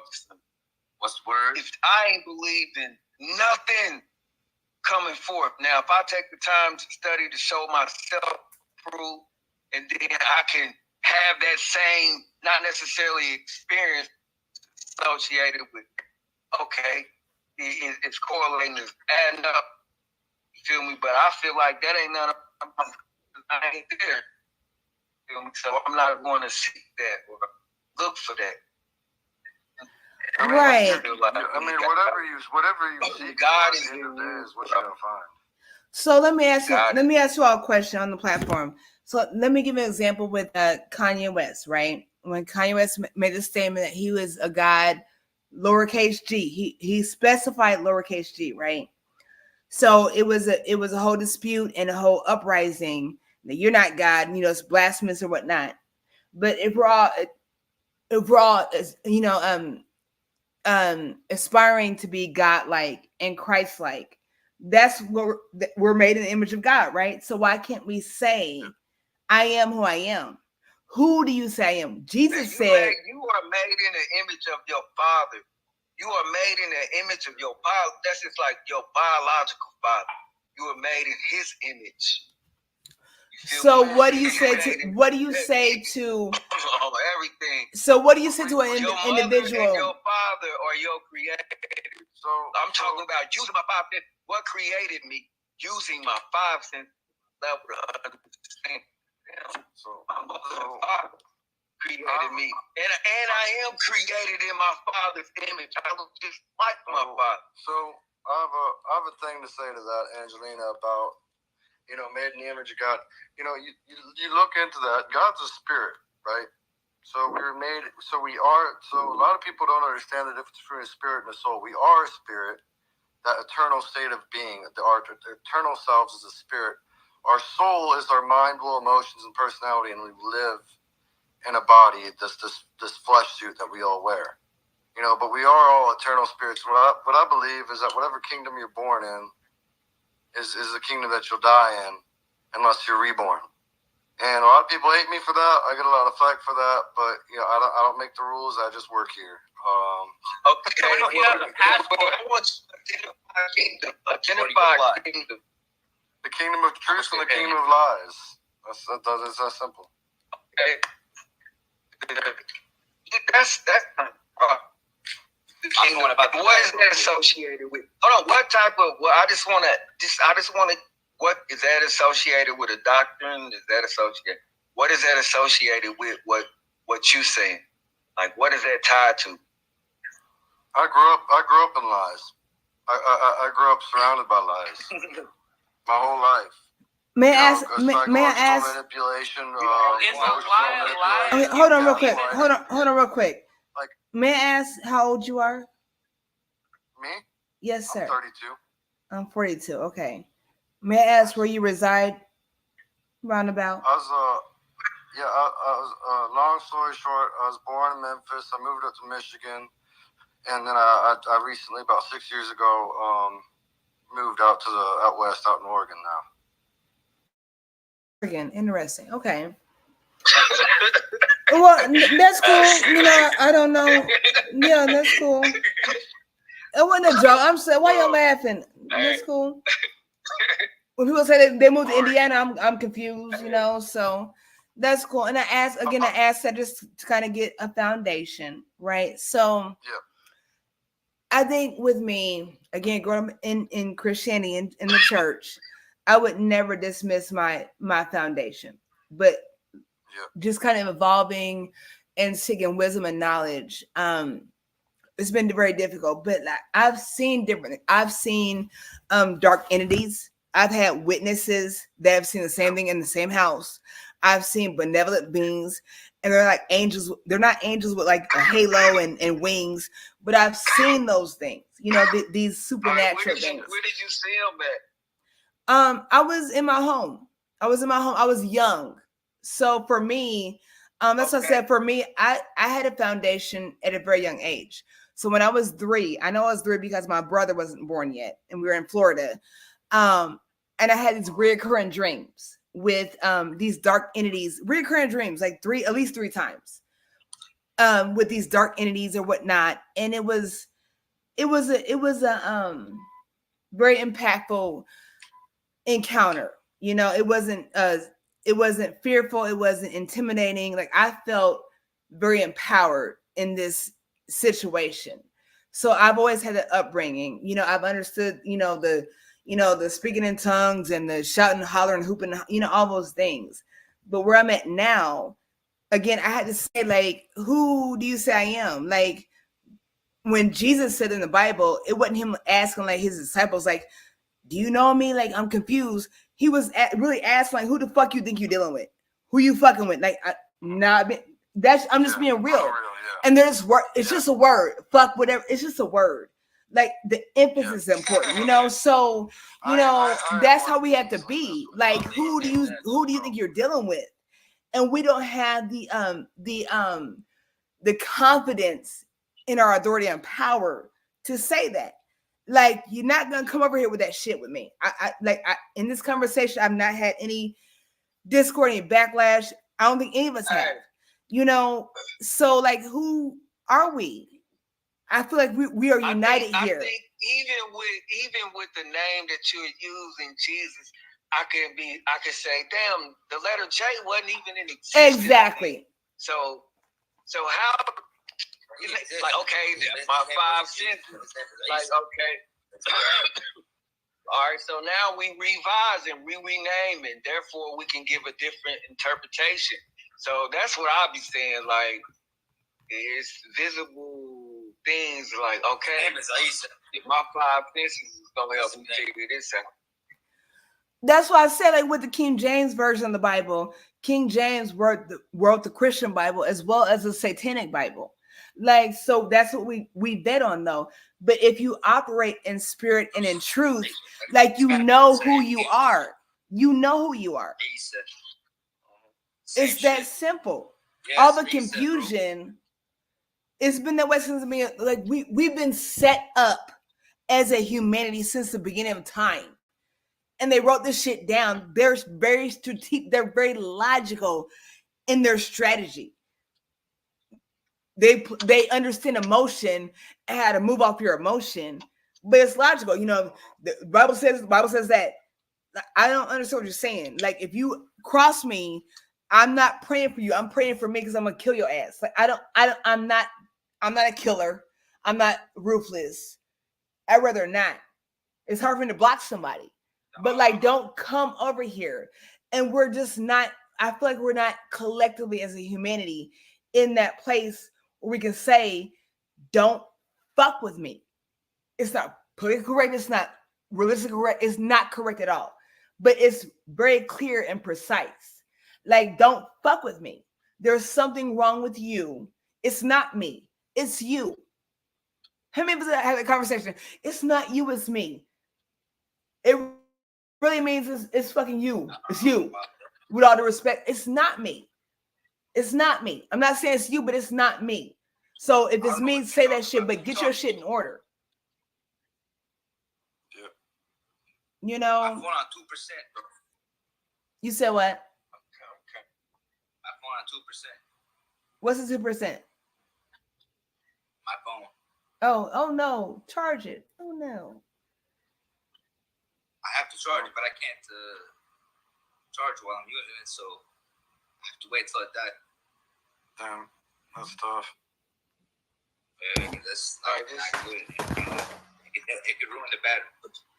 Weird. It was wild. I just charge it while using it. I don't know, but That's what I'm saying. It's not good though. Yeah. I mean, probably not. Yeah, because you're putting energy and receiving energy at the same time, so it's not good to be good, bro. That's interesting. See, and you know what? That should make you want to get your own. Actually, you know what? I'm on 82%. I can take it off. That's like turning on the AC while leaving the windows open. If you can afford it. If you can afford it. I'm just saying. That's what I'm saying. Like with the, you say you can't charge and talk. Like Mint Mobile. Who was that? Ryan. It's at 1% now. Oh no. Well, we'll just say something before you die out. Free Palestine. Okay, let me ask you a question. So, please charge your phone. What are you all thoughts on the Palestine thing versus Israel? That's my thoughts. From the river to the sea, Palestine will be free. I mean, so just take over all Israel, basically? Does Israel don't need to be nothing no more? Israel does not. When they say from the river to the sea, they say basically take over all Israel and it's just all Palestine. There's no such thing as take over Israel. Because take over Israel. Yeah, that's what they say from the river to the sea. It's basically take over. They don't believe Israel exists as a nation or as a right to exist. Ukraine media fed. You got a media mindset. You don't know what the media gave you. You don't know the information.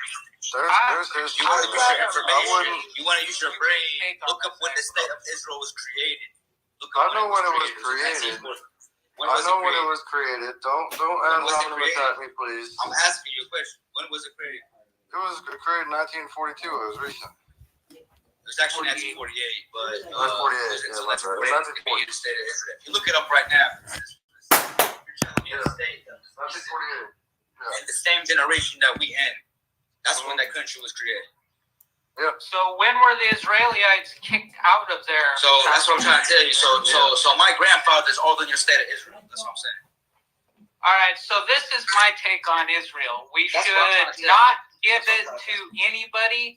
Israel and Palestine should both be abolished, and it becomes the seat of the United Nations. There's no such thing as Israel. Y'all ignorant, bro. Y'all know what the fuck you talking about. They should become what of the United States? Israel that historically were based there since before Muhammad was born. So if you're looking at it, it would be really cool if there was like an Islamic nation within a couple hundred miles where they could go. It was ruled by Muslim empire for thousands of years. Look, you forming nations. That's imperial. Hey, bro, that's imperialism. Like what you talking about? What's your name? No, not you down there, bro. I'm talking about.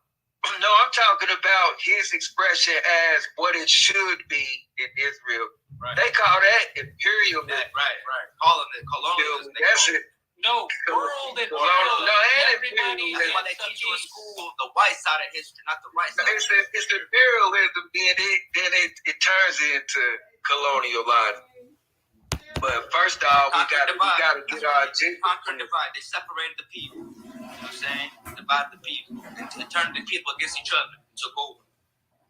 That's what's going on in the United States. Exactly. Exactly. But they did. That's how they conquered. That's how they conquered the Middle East, though. That's what I'm trying to tell you.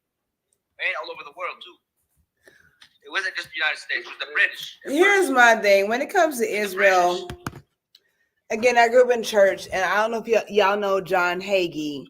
Like his whole message as a pastor, as a bishop, whatever, was supporting Israel. It's a really interesting thing because you said what?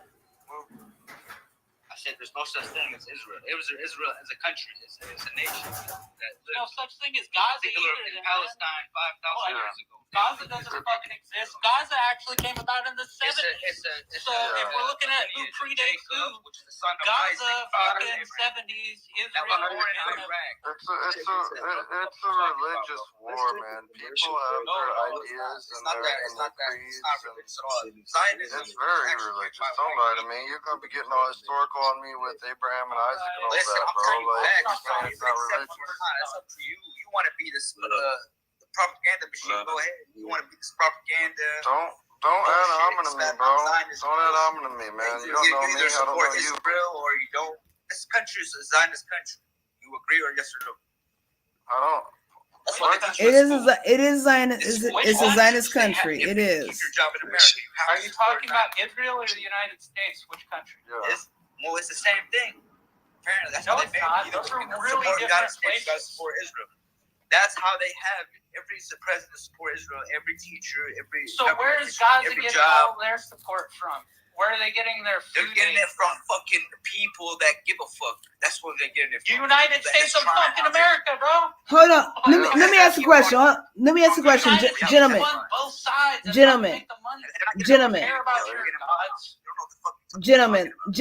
Let's respect one another because it's been a good conversation. But let me ask you all. Listen to me. When you start talking about things of abroad and people who are tied to a homeland as it relates to lineage, you feel me? And then you have other people speaking and talking, and then coming from a political perspective, not knowing nothing about the land, never being over there, but representing the body of politics to go invade the land. Or, you feel me, or act like anything that the United States does abroad as it relates to sending tax dollars over across seas when it's people over here homeless. Right. Like so let's make it logical. There's a political agenda to that shit. So let's make it logical. Let's make it logical. Let's make it logical. Let's make it logical. So why is the United States? So listen though, let's make it logical, not emotional, okay? Why is the United States paying millions of dollars every year to Israel? Think about that. Like I have student debt loan. I have that shit. I have credit, loans. I have all those kind of things. But all our money is being supporting Gaza at the same time, though. Yeah. You said what? I mean, Biden's been sending money Gaza over at to the same Palestine. time. Why are they supporting because it's a political agenda, man. That ain't got nothing to do with exactly. Yeah, it's a political agenda. That's what I'm saying. I agree. Like I also agree. That's what we gotta be able to tell the truth about. Yeah. And then when you stand on the side of bullshit, you gotta be able to say, "Damn, yeah, that's so." When I hear river to the sea, all I hear is that's the Palestinian agenda against the Israelites. The Israelites have their own agenda against the Palestinians, and that's why they at war. Because like Adam said, he on the Palestine side, so he don't believe Israel's nation. Israelites don't believe Palestine have a right to it, and it's a religious kind of cultural thing. In the Bible, it says that the Israelites don't have it. All of it by any means, but I've studied enough outside of the media, despite what he claimed, to understand it a little bit and enough. And I've heard both sides enough to kind of formulate a semi-passive opinion. I'm not, I ain't, hard on the topic, but my opinion is that it's just wild to me. I could get into it if I really cared enough, but I really don't want to get into that right now because it instigates a lot of hateful rhetoric on either side. So let me ask you a question. Hold on, real quick. Let me ask you a question with that.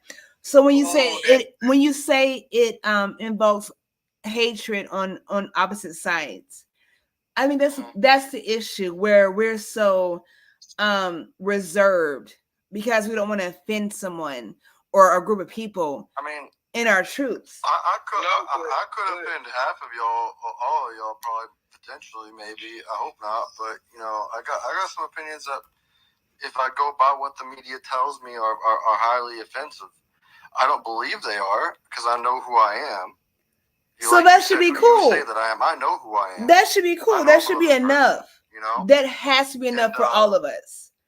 It has to be. Bro, I'm gonna tell you something. I'm gonna tell you something. Hey, check this out. Look, check this out. You know, sister, and I appreciate you too, because when you ask him where was he from, see, you gotta understand things tie in. And this comes with age. When you ask him where he's from, first thing you said, bro, where you from? Memphis, initially. Memphis, Tennessee. Yeah. Okay, so we already know the body of politics that govern Memphis and what comes from Memphis as relates to the South. You feel me? Yeah. Just based on my 5 senses, I can, okay, that's Duke Boys, General Lee, and all of that motherfucking bullshit. I told you. All right, then hold on. I just want to break it down because I'm glad what you said when you said you could possibly offend everybody on the panel. I already seen that. Listen, I already seen. Sometimes we try to mask it, and you try to mask it, and you know your views. So I feel like, sister, that's cowardly to me. Like, to me, because, okay, maybe with what's going on and how we communicate, we can really deal with issues. You feel me? Because if you feel like we can have a conversation now, that's because you're not telling your truth. But if you really told your truth, you could possibly offend everybody on the panel. I want to hear your truth. But he said that though, King. Really feel though. No, I want to know that. But King, though. Now it's like he didn't took his mask off quiet. No, but look, King.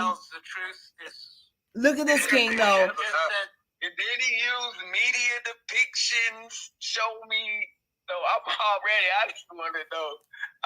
And then media depictions are fake too. You feel me? Because they'll feed a certain demographic. It make them seem like. You feel me? And that's what I teach my sons. Listen, this is what I teach my sons. And this is the only thing about race that I make them conscious of. I teach them not to be angry because this is what white society has done to the black man. It posts and prides you. You feel me? Posts and prides you to where it demonstrates itself in aggressiveness. You feel me? Then in poverty, unfortunately, it manifests itself in crime. Like, so it's just different things. So what does that do that makes you appear to be violent? You ain't no human being. My question is, so let me say this. I'm just saying that's when he said media depictions, meaning what he done seen in the media, social media. And then that's just like me. If I take a look in the mirror, sometimes when I see what looks like me, I'm not proud of it. That's not even associated with it. And sometimes I just directly associate it with a mentality. You feel me? Then I associate it with, just because people are your color, that don't make them your kind. Like, you could be my color, but you might not even be my kind. You understand what I'm saying? And I think everybody makes all black people the same. Like, we all the same. It's different. It's different kinds. It's like it's different types of white boys. You got your white racist white boy. You got your white collar white boy. You got your goth white boy. You got your country white boy, redneck white boy. You feel me? It's all kind of, you feel me? It's all kind. Based on demographic, based on association. Feel me? So at the end of the day, when you look at it like that, man, you gotta deal with the hard truth because the solution is in the people. It's a facade. It's a movie out. it was out a long time ago. I think like a couple years ago. So I said long. It was about Judas, the Black Messiah dude in Chicago. That was a good movie. Hey man, listen to me. His fucking line, he made everybody realize who the fucking problem was. They got us out here all fighting with. That's why they killed that man. Because he had the solution. Man, they killed that man because he had the solution. He broke down racial lines that made motherfuckers realize that we all got shit in common. Motherfuckers is out here and he shit. So that when you look at it, you know, I reference the past in that understanding that it has to cross racial lines in order to make a change.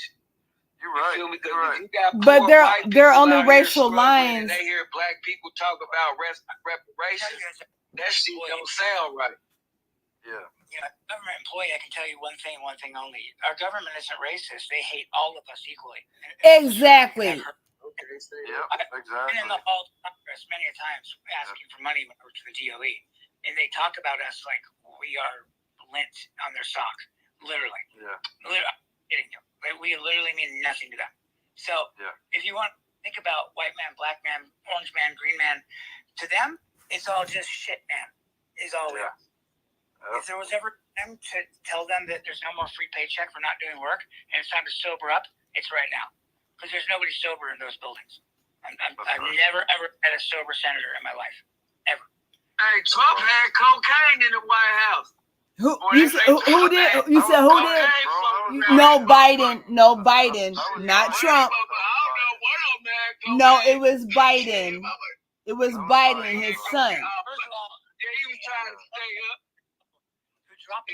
No, it wasn't Trump. It wasn't Trump. It was Biden. Well, it might have well been. He probably was buying it from Trump. No. Because Trump is gonna record. No. See, that's what I'm saying. We had to stop doing this alleged concepts because according to Trump, he does not do drugs. He does not drink. Right. So, you know, that's not one of his vices. Right. But Bill Clinton. His vices are prostitutes. If you find a blue dress with semen in a government building, you're not looking at that dress. You're looking at what's happening across town with the CIA. When you find a bag of coke that you have all of the CIA, Secret Service, FBI at your fingertips, they can't fingerprint it and tell you in 15 minutes who it belongs to. You're telling me there's a coke head with that much coke who didn't turn around looking for his sack when he got 5 feet away from it? Wrong. And you're on camera. Your video recorded. First off, who are we to judge? Shit, who we to judge? You know, that's what he want to do. That make him Moses. And I'm just fucking around. But at the end of the day, and that's true. The story is when it happens in the White House like that. Generally, very president to do a little cocaine. He gonna show up at the party. And you know what though? And that's fine though. I assume it was probably Biden's son, honestly, because he's the one with the coke habit. But you know, that's just such a reason. And you lose a bag of coke. Honestly, you guys think about this. Common sense. You lose a bag of coke as a president. They're gonna be looking around and you're gonna be like, "What are you guys looking for?" We found a bag of cocaine. That's mine. Give it to me. That's all that takes. Literally. Yeah. That's all it takes. I never made the media, so it's a shadow show. It's because what you guys don't realize too is that you understand this. The CIA is not under control of the president or any entity. Or any entity. Say it again. Say it again. The CIA is not. But I'm gonna just say this. So they can order your execution now and a bag of coke at the same time, and the president can't even stop them. Think about it. That bag of coke is a smoke screen. Think about this. Think about this. How does man enforce the law? You're in the Matrix. Say it again. You're in the Matrix. Move around. How does man enforce the law? By himself. Mm-hmm. No. He enforces the law through the threat of fucking violence. It's unfair. Sure. Hold on. He enforces the law through the threat of violence because there's some things you can do that I can kill you. I can take your life. I can shoot you in the street. That's how man maintains his law through the force of violence. But then when you look at it, hold on. I'm just trying to make a point as it relates to what we do to. It's twofold. Yes. Population agreeing to it and violence. You're in the Matrix, King David. You're in the Matrix. Move closer to your Wi-Fi. Stereo's so gnarly for that. Yeah. Say again, King David. If you shake a president's hand, let's look at Obama cook for a second, right? Obama's cook. Right? He drowns in 4.5 feet of water off a paddleboard, which is almost impossible because even Karens don't drown on paddleboards. So he drowns off the beach of Obama's house, and he goes down a paddleboard with the life vest and the thing. And they don't wait 4 hours to call the police to tell them that the guy's dead floating out there. That's kind of weird as well. Why didn't they just get Secret Service to wrangle up the FBI? That's odd. So we've been living under a shit show. We've been living under a shingle that the rain is around us at all times. It could drown us at any one given moment, but we refuse to step out and go, this rain ain't so goddamn bad and we really need to deal with it.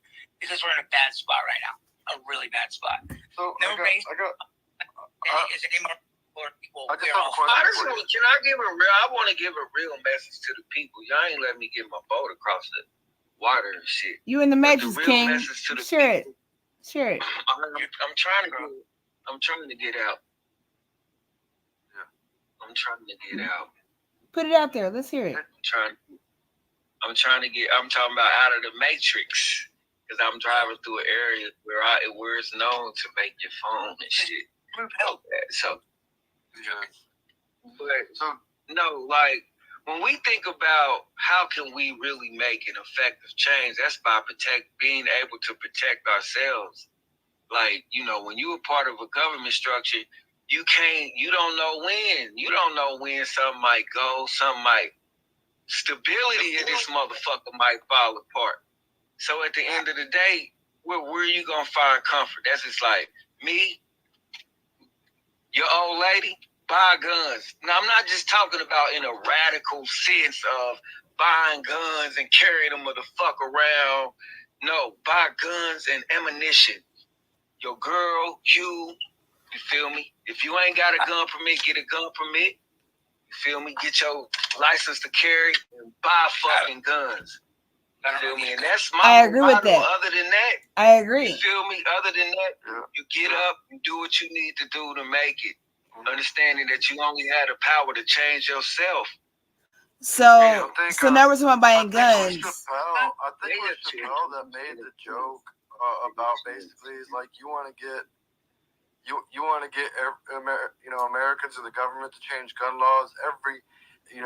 Every black voting man and woman who can buy a gun, go out and buy one. I mean, man, you want to see if this dog? Here, let me lay this out for you. You're still saying that guy came down on your heart, Simba, but I'm going to lay it out for you. Let's go back in time to Epstein Island, okay? Epstein and Maxwell. This is all fact. You can double check it. We're both agents of Mossad. Mossad works for who? That's right. Mossad works for Israel. So they're sending all their information for all this blackmail back to Israel, right? Now, here's the FBI going, look at all the stuff we got. We got it all. We got all of it. No, you didn't. Any good spy knows to make a copy and send it back to his boss. So now you fast forward to these wars and you go, why would America ever let someone drop JDAMs in open air, which is against international law, and basically emulsify children on national TV? Why would we stand behind it? And the politicians going, we're still backing them because they have the Maxwell tapes. They have all the Epstein tapes.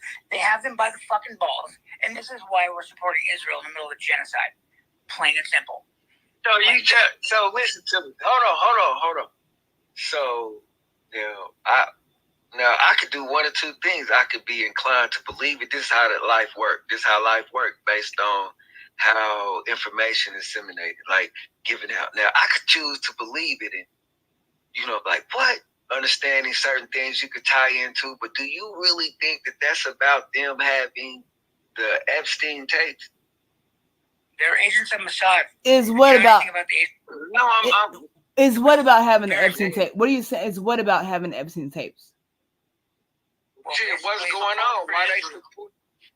Yeah. So, okay, let me lay it out Support again. Israel is because they got the Epstein thing. This makes for a hell of a movie. I'm gonna go get No. Hold on, I'll be right back. No. Let me break it down for you all. Let me break it down. So there are 3 corporations that run the U.S. It's BlackRock, Vanguard, and something starts with S.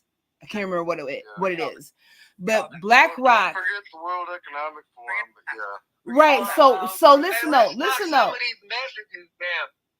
So to keep people relevant, because somebody might make a comment and we'll go and it won't even be relevant when we listen to it, because we done moved on. That's the problem. We have this microwave mentality where we just pop it in and pop it out and just ingest it, and that we're not cognitive. So one of the other key things about Israel is that's one of our dogs that we use to keep everybody in check in that region. Yep. So we don't have to go to war. We use Israel to go and fuck up any fucking area, Syria. Like, if it comes to it with Iran, it probably won't be us that invades. It'll probably be fucking Israel. And they came real close to it several times. So there's a lot of in order for it to be changed, be conscious of this. You can't say we, because you can't tie yourself to it. Because when you say we, then you automatically are guilty by association. That's you over there too. So you gotta watch as far as that's interesting. It comes down to it, those people don't like us either. They're not chanting life to America. Right. All right, so why would those people not be chanting life to America? Because we sell them all the guns that blow them up, and also the guns that they're using to shoot each other. Like, we're giving everybody guns. Like, we're kind of fucking up the region, and we're doing it because we want to extract resources. So whoever's going to ensure, not we, because I'm not making any money off it, like you said. Yeah, that's what I'm saying. I think it was Ron Paul who took the cat out of the bag, and he was like, the reason, we knew that that the Middle East had weapons of mass destruction, this, that, and the third, is because we gave to them. Like, they lied about that shit too. They lied. Ron Paul said the quiet part out loud like all the time, and I love that man for it. I miss him.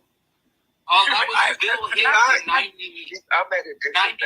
the first Gulf War. He said, how do we know that Saddam Hussein has weapons of mass destruction? Well, we checked the receipts, and he's got a lot of guns. Like, we sold everything to everybody. And if we didn't, Russia did. Y'all seen the movie with Nick Cage, Lord of War? Like that? WMD was never discovered in Iraq. And when they announced that, it was during the Super Bowl. When everyone was watching the Super Bowl, they have it on CNN. And they said the United States government has announced they're identifying weapons of mass destruction in Iraq. Now back to the Super Bowl. And that way they have the disclaimer saying they told you. There were no WMD. I know this because they do that all the time. Even Colin Powell came out and said that on TV. The World Economic Forum goes out and says you'll own nothing and like it. And then people call them out on that, and they're like, "We never said that." They'll say the quiet part out loud for all to hear, just to give the disclaimer that they did. They'll have an event 201 that you can download on YouTube, but when you call attention to it, all of a sudden you're a conspiracy theorist. It's wild. Right, people, like I left a message earlier, the scariest part about America is people are more afraid of that big screen TV they just bought not coming on tomorrow, and not having Wi-Fi, and not having convenience, and not having instant toaster strudels, and not having all these things that make them happy. But you don't have a generator. You don't have a backup food plan. You don't have. But hold on. Versus what? Because all of that is associated with a progress centered around survival, getting up, going to work, kids going to school, living life. So all of that is a process. But what I'm saying when he say that, like, opposed to what? Living a normal life with healthy kids and paying attention to them so they don't go up to these school shooters? I don't know. How do you feel about it? Okay, that's what I'm just saying. Like, that's what I'm talking about. Like, we act like life is not a process. I'll say bye. Real life is a process. And then when we talk, we got to understand, like I don't know, man. I don't. No, I understand what you're saying, King David. Dr. X-ray. Sorry. I see what you're saying, King David. I feel like again, there's no boots on the ground. There's no response to the call of action. We're all talking about this here. You know, I don't know you all. I don't know what you all do. You all don't know what I do. But there's a lack of call. So we're so emotional. Again, without logic. I'm emotional. I'm compassionate and very passionate. But in logic, I'm gonna tell you what it is, and it's not always comfortable, and accepting when you deal with logic. You know, because you can read the Bible. You know, don't kill, don't steal, don't whatever. But I will kill you. And there's scriptures talking about killing people. Like God was killing everybody, goddamn men, women, children. And I was like, God, why the cattle? Oh God, not the cattle. You know, yes, the cattle. You know, so I will kill you. You know, that's a hard thing to say. I worked in nuclear propulsion, the United States Navy, then on to the GOE, where I watched in Washington, D.C. for 4 years, watching people cry next to the Washington Memorial, or the Vietnam Memorial, because I couldn't stand to sit in the fucking building and eat lunch. I worked in a pretty close to White House job. It was goddamn miserable around nuclear materials a lot. So when it comes to this topic, I can tell you factually what is and what's not, because it's not even classified information anymore, which is, like you're saying, it's even sadder, because it's right here in front of you guys, but you don't want to look. Because if you look underneath you're going to find out it's scarier than you thought. So Dr. X-ray, what I want to say earlier to you is it's interesting, because what I was telling the panel earlier about Yuri Bensmanov, who you might know about him, ex-KGB defected to the U.S. in the 80s, and he basically said for Russia the Cold War never ended, and he went on about that, and he went on to talk about subversion tactics, because he was planted as a journalist by the KGB, right? And what he said is, like, as a journalist, and whole bunch of other subversion tactics. I'd recommend you look them up if you haven't yet. You can look up subvert. Yeah. Anyway, what he said, he was like, what they got to do to socially program a generation to get to the point where they are willing to accept any form of government aside from the one that is currently over them. And a big part of that was getting them to focus on what he called non-issues, which is exactly what you're talking about. Or that they'll even say it, and they're like, very, very subtly, and then and back to whatever, your regularly scheduled program. Like, our paid programming is programming us, bro. So, like, NASA is diversion. Every time a president fucks somebody who's not their wife, we land on a fucking surface. We landed on the moon for Kennedy. Yeah. We landed on Mars, the little rover, for the blue dress incident. We've just used it as a money washing and laundering scheme. So, and I'm not a flat earther. Or wag the dog, we end up in another war. Right. I mean, basically, anybody touches our boats, we end up in another war. What do you mean? But if you look at the United States, some type of weird domestic exposure, like when the machine is exposed, they need something to unify us. So when people start getting together, all of a sudden you need something to unify them to the cause of being good citizens again.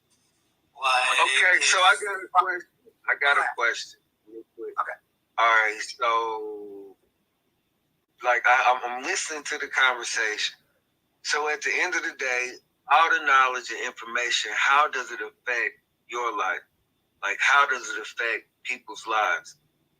All right. Does it, one, affects people's lives in regards to where, as the individual, you can't even change what's going on. You're subjected to the system.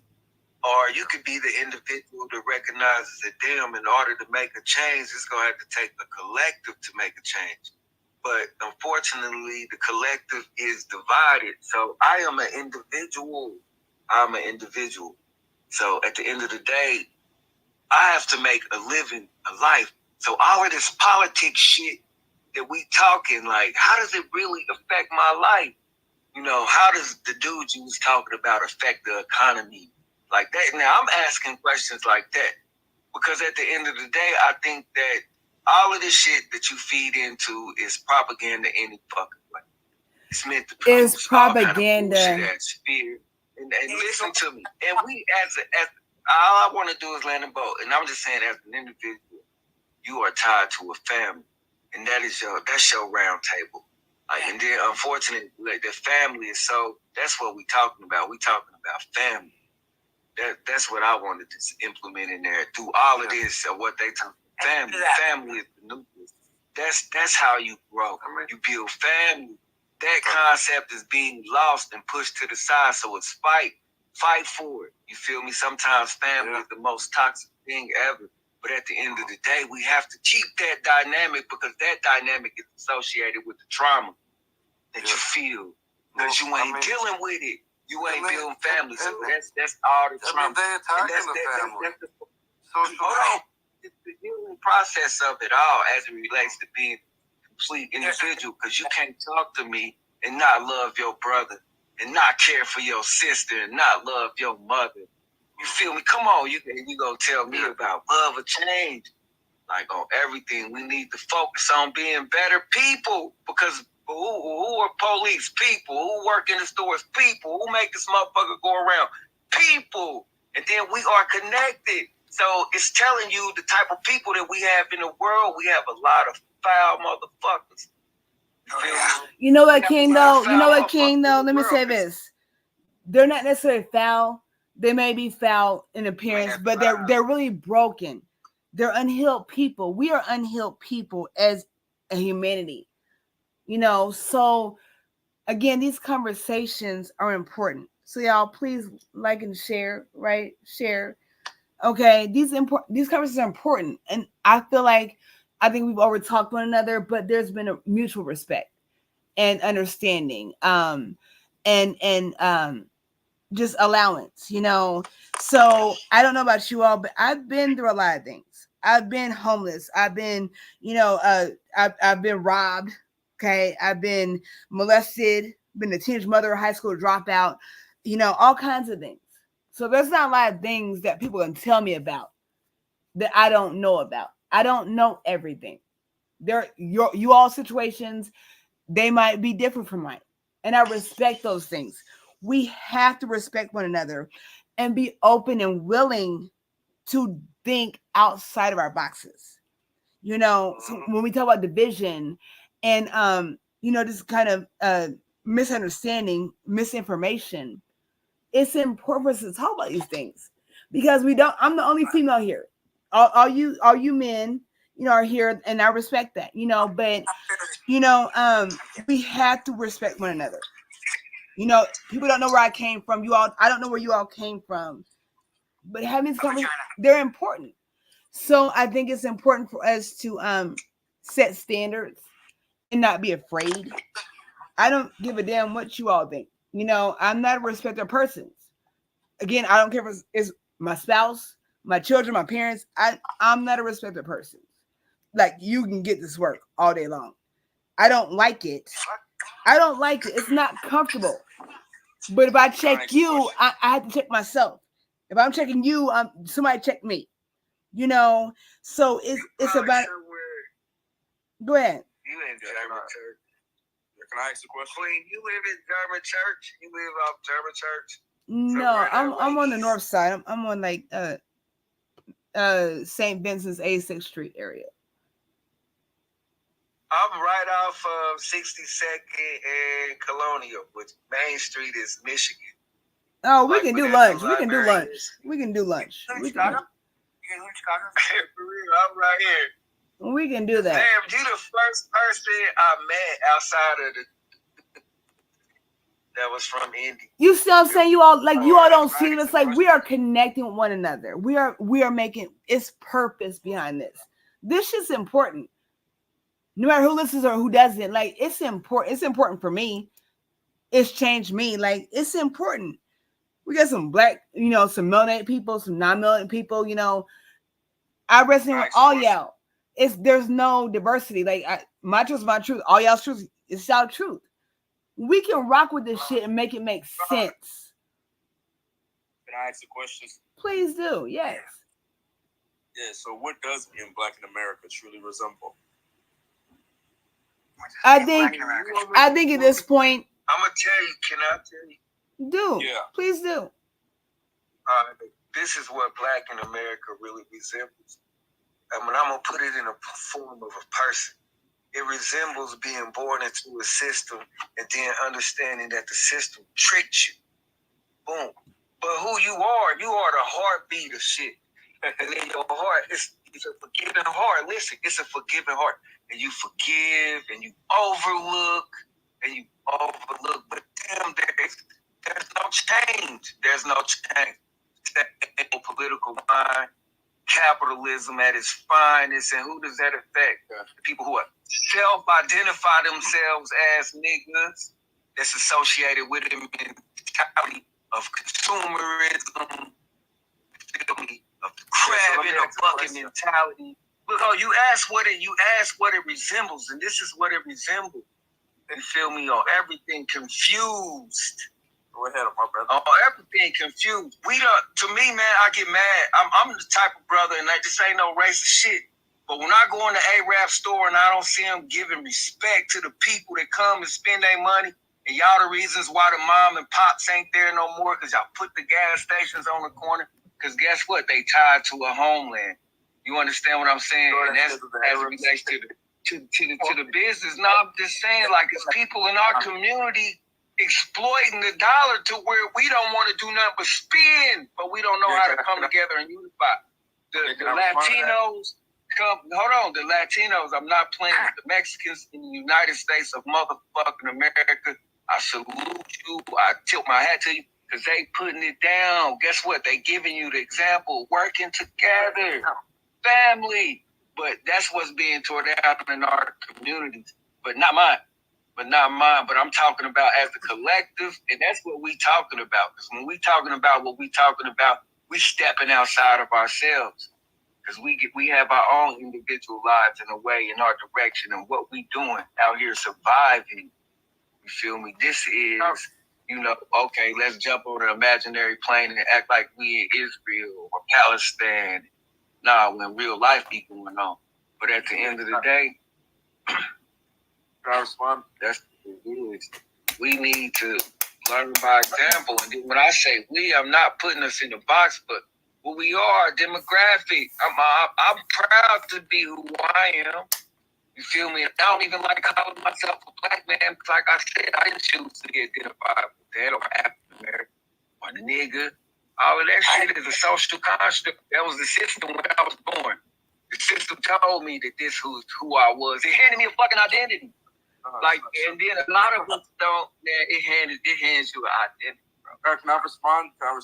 It hands you an identity tied to you through history. What do you relate to identify yourself? All right. So number one, system doesn't label you as anything. You are what you are, right?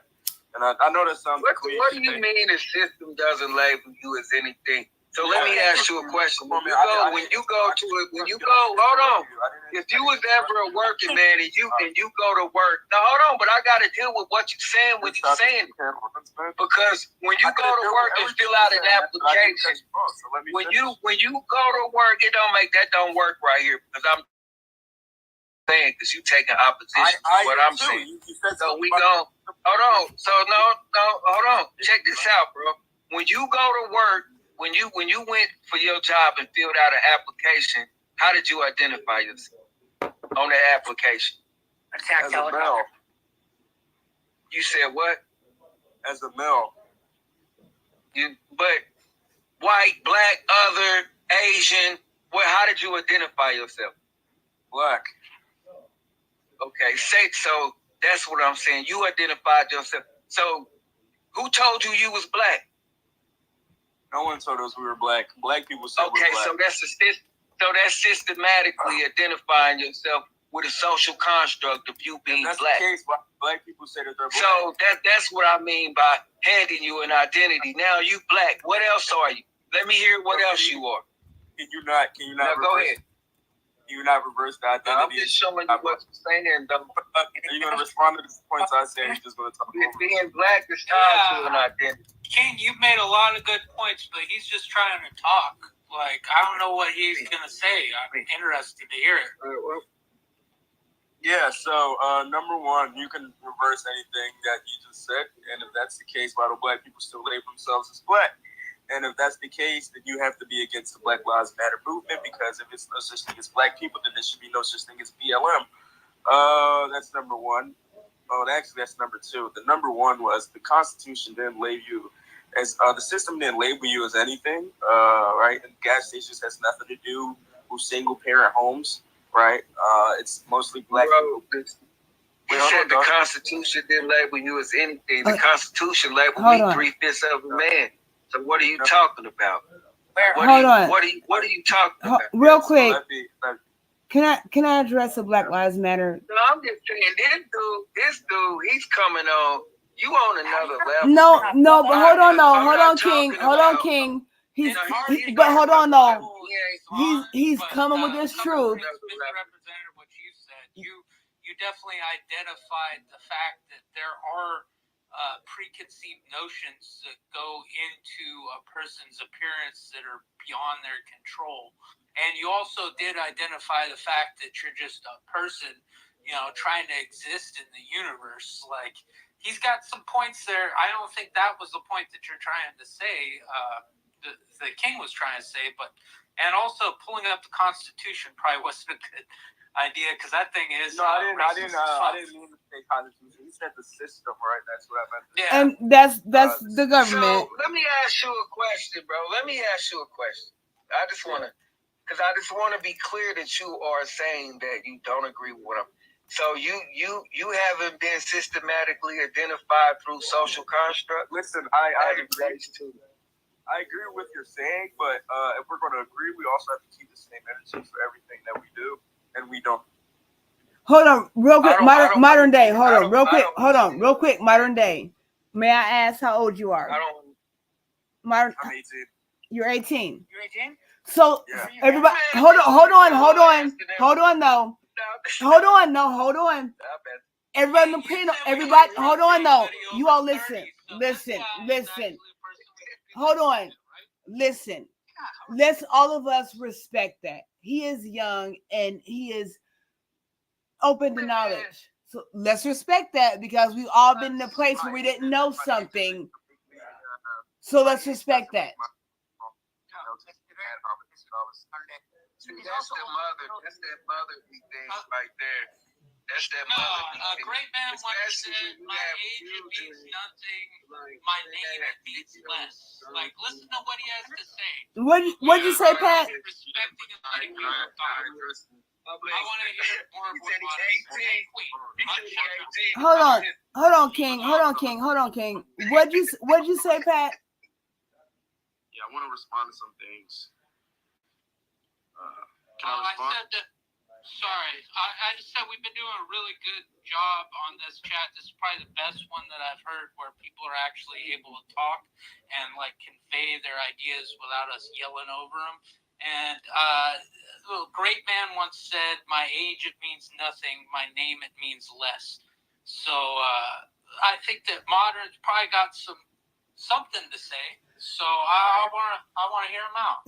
Let's give him a platform. Let's let him talk. If you hold on. disagree with something, but Queen is the best at listening and also talking, and she wants to talk. Let's hear her piece. And then let's let Modern Day talk, because I think all of us are older.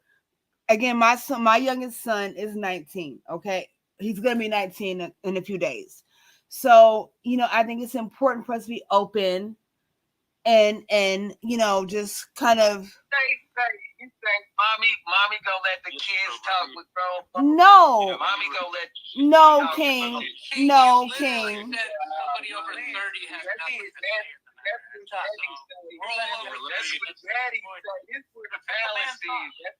Can I respond? Let's let him talk, please, Modern, please. For the record, he's not an adult. That's all. You know what though? That's okay, because he's impressionable. So we want to come as leaders and responsible individuals. I mean, by the way, pouring this into. Doesn't be able to lead me.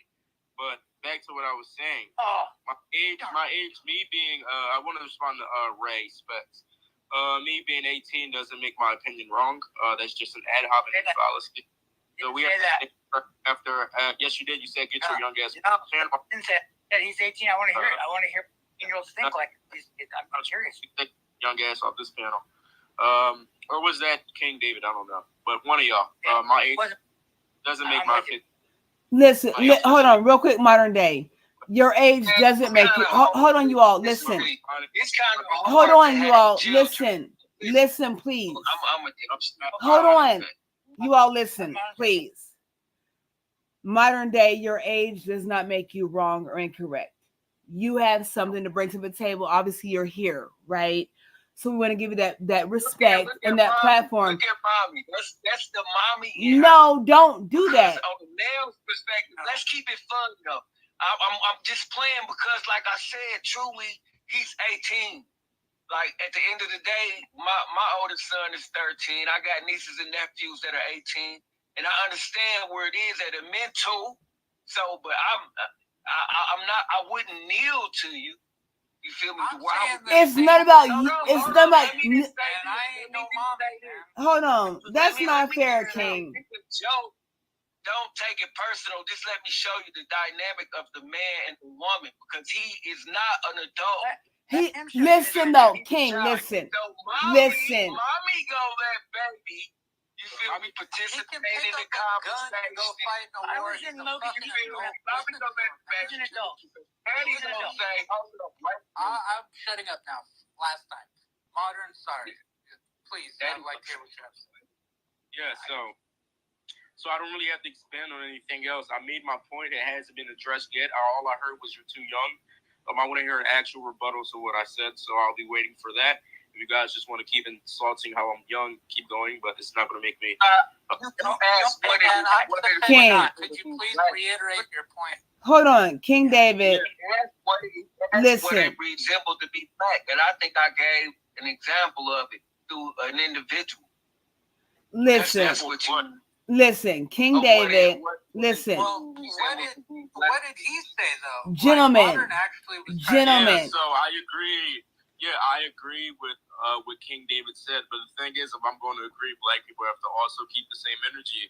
So I'm pretty sure every single person in this room. That's where you missed the whole concept. King David, listen. Please listen to what I'm saying. Please, you all listen to me. Okay, I think we're all different age groups, and modern day is the youngest. He chose to come into this conversation, so we want to be respectful the same way we've all been to one another. Again, I'm the only female here. I don't want to dominate anyone.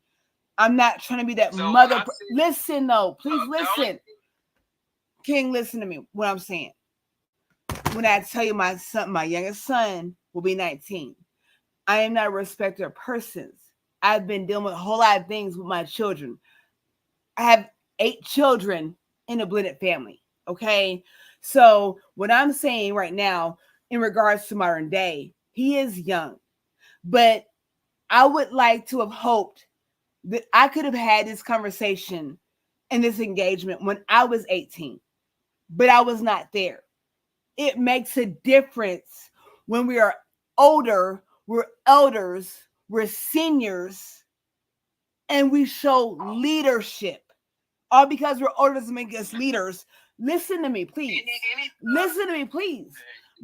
This is my point. Listen to me, please. As a mother, my husband, my king, like he's a military, he's a Marine vet turned nurse. So listen, so he deals with my son different than I do. Like he's like, this whole man mentality, and I'm like, being nurturing. I have to find a balance, but I want to give an opportunity to our young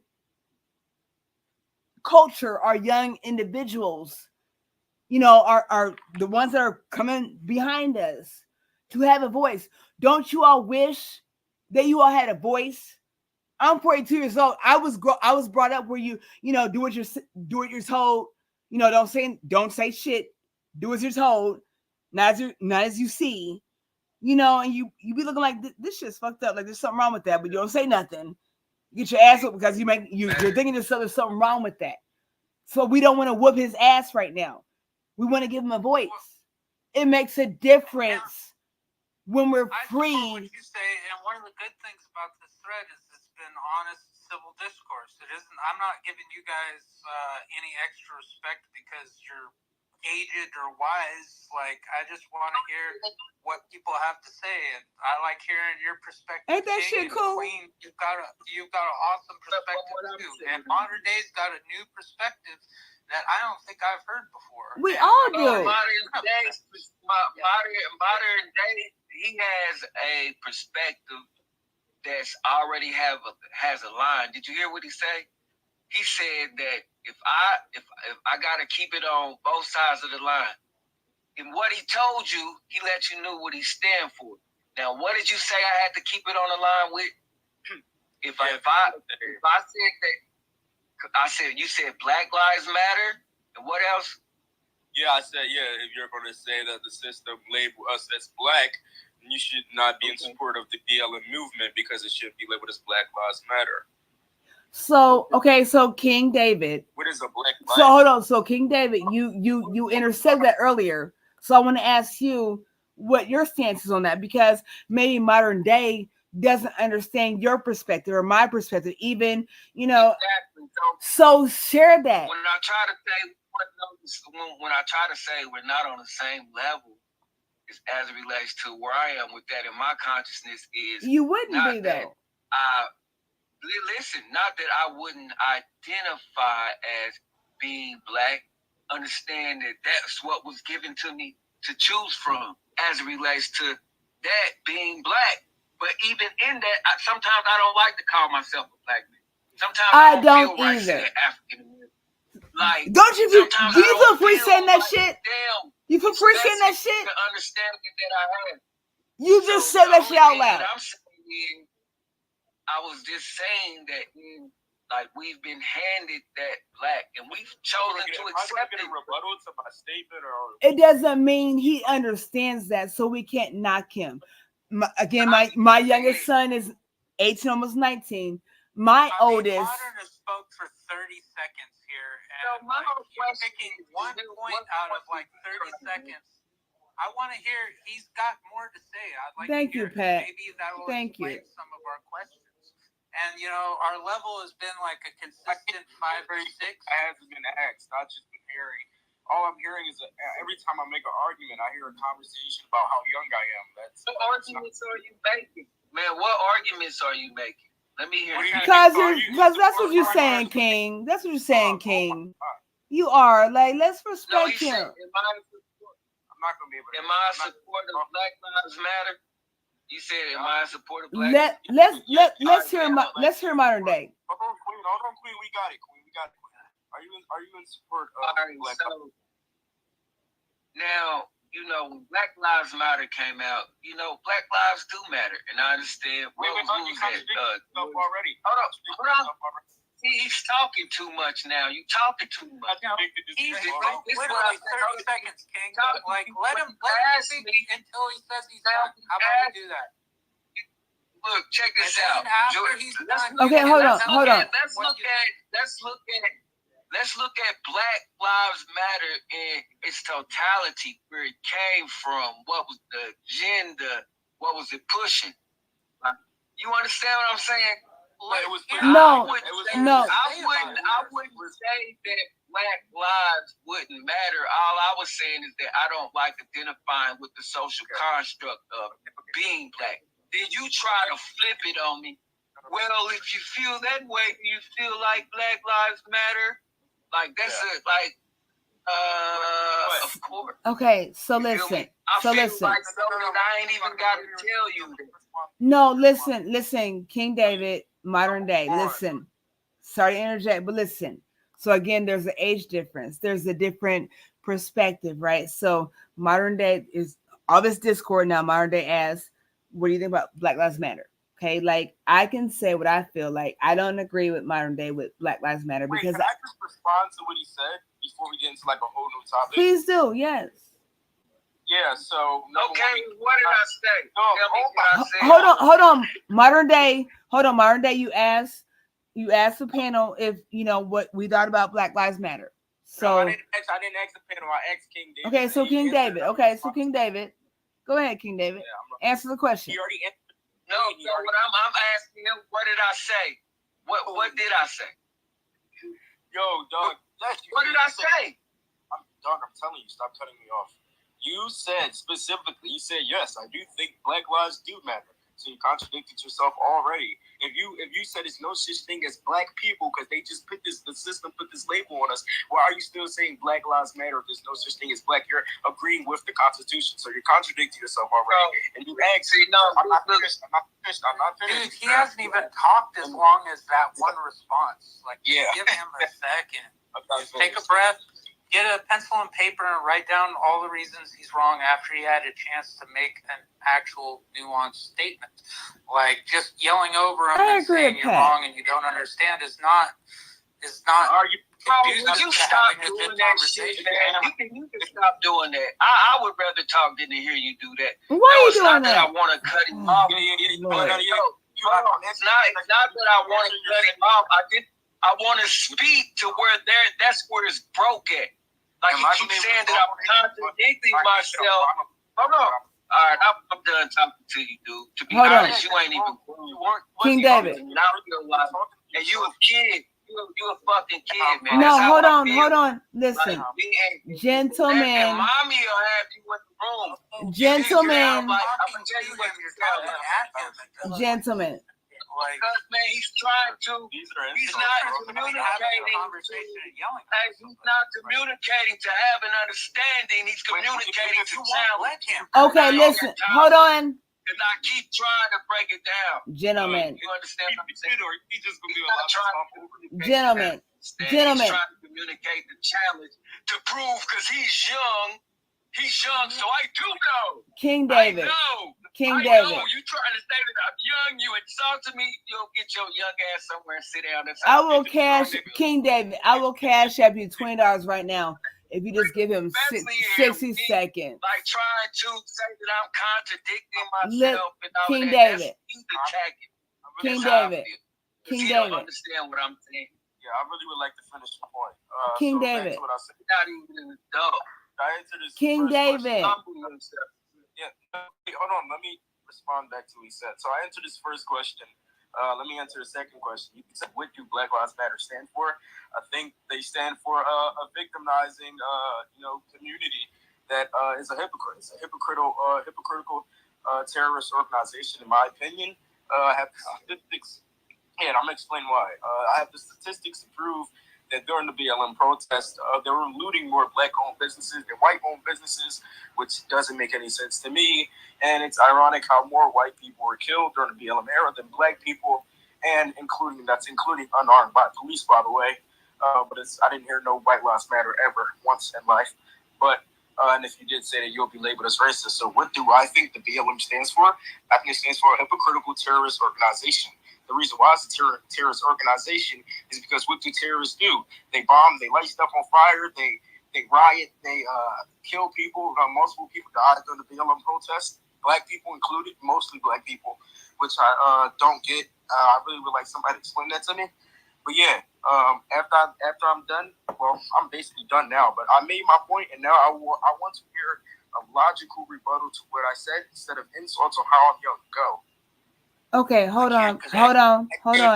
Listen, and shout out to Pat for controlling the situation, right? So let me answer that again. And respect, I don't ever feel any kind of discord or shade or whatever, like King David said, you try to be, the mom role. I wasn't offended, it's hard, it's very difficult to offend me because I always play devil's advocate. So I appreciate everyone listening, allowing Modern Day to express his full thought in that. Because when I first heard it, I had my own thoughts as far as Black Lives Matter. And I thought to myself, like, that shit don't work with me. It don't fight with me, And I was kind of, wondering what was going to be said. But he was able to make that point clear. We have to be able to do that with one another. It does not matter what side of the fence you're on. We have to be able to allow patience and leniency and respect to one another. we all command and demand respect, but there's so much contradiction when we have to offer it. I'll respect you but you will respect me. You will respect me, and I will respect you. And we can say the ifs. When you talk about being able to have a place to stand up against certain things, that's just like now. I'm speaking real. This is an 18-year-old. Listen to me. Not to say that he doesn't have knowledge or understanding. This is an 18-year-old boy. What is that? And not to disrespect this man, you are. Listen to me. I'm just telling you, like. And then even to listen to what you just said as far as BLAK being a terrorist movement, I didn't tie Black Lives Matter to an organization. I just tied it to the statement. You understand what I'm saying? But it is an organization. What do you mean? Yeah, but I didn't tie it. But he did though, King. Anyway, how is that gonna change my life one way? Because hold on, King. This is the thing, though, King. Hold on. Listen, you all. Listen. What he said was food for thought. So it changed somebody's perspective. When we talk about civil rights movements, if people understood, Black Lives Matter, people that looted were from the community. Then he said they did more business. I'm gonna tell you something. I was commuting back and forth from Indianapolis to Chicago, Illinois, during the looting. He's talking about now, in this demographic, talking about more Black-owned businesses got looted than white. Man, whoever gave you those statistics, Black-owned businesses wasn't even getting touched. So explain that to him, though, King. Explain that. What the Koreans try to do, what the Koreans, the Asians, what they started doing was hiring. Listen to me now. Listen to me. They start hiring Black security guards. They start hiring Black security guards. That started the pandemic, created an economic market for Black men in Chicago, because now everybody wants a Black fucking security guard. Security companies are so big. I'm not bullshit, but you put your life on the line. But in any other capacity as it relates to that company or their business, you don't see yourself. And that's just in the demographic in Illinois. Okay. So that's the best thing I've ever heard in my life. A group of people who make liquor stores in your neighborhood to kill your neighborhood, then hire Black people to protect the stores and kill the Black community. That is the most biggest. Come on. Hold on, though. Hold on. Let's take a pause. Let's take a pause. Do all of us know who George?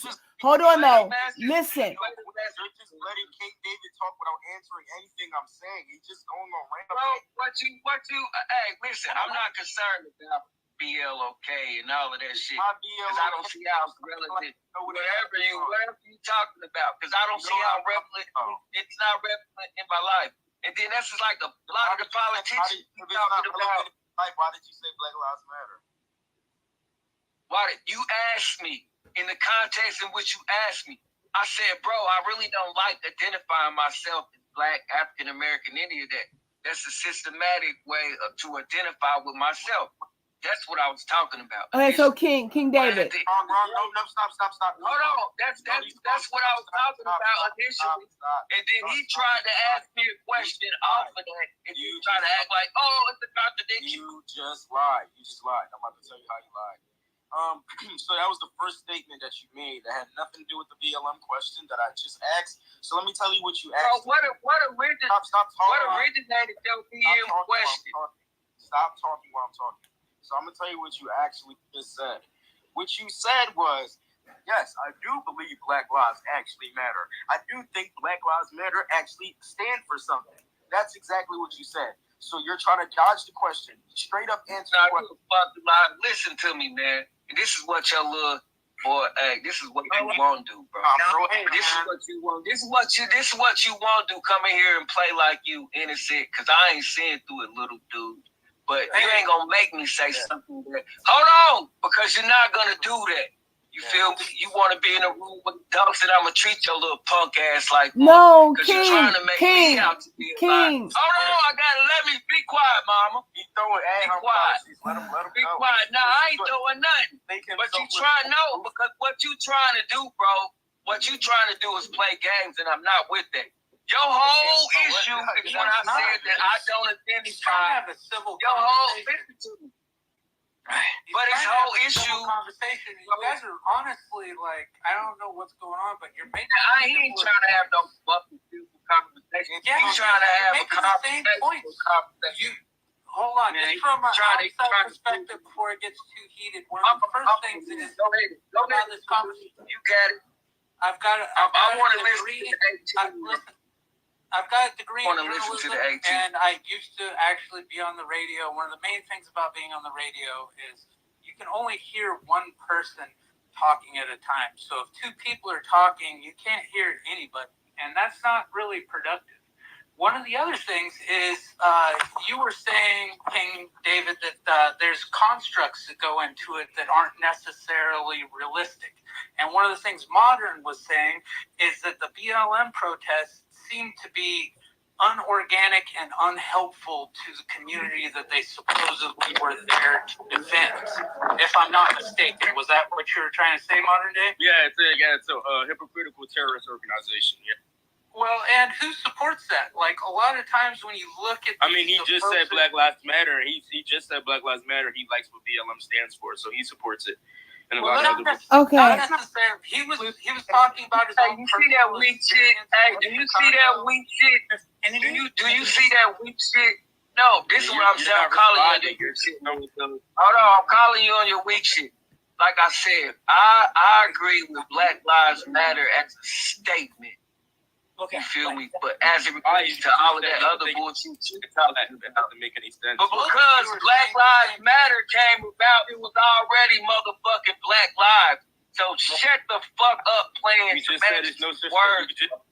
No, Modern Day. Hold on. Okay, hold on. This phrase, which is a good phrase. So if I'm not going to be able to respond, I'm tied to it. Yeah, got tied to an organization that then made those two cohesively joined forever.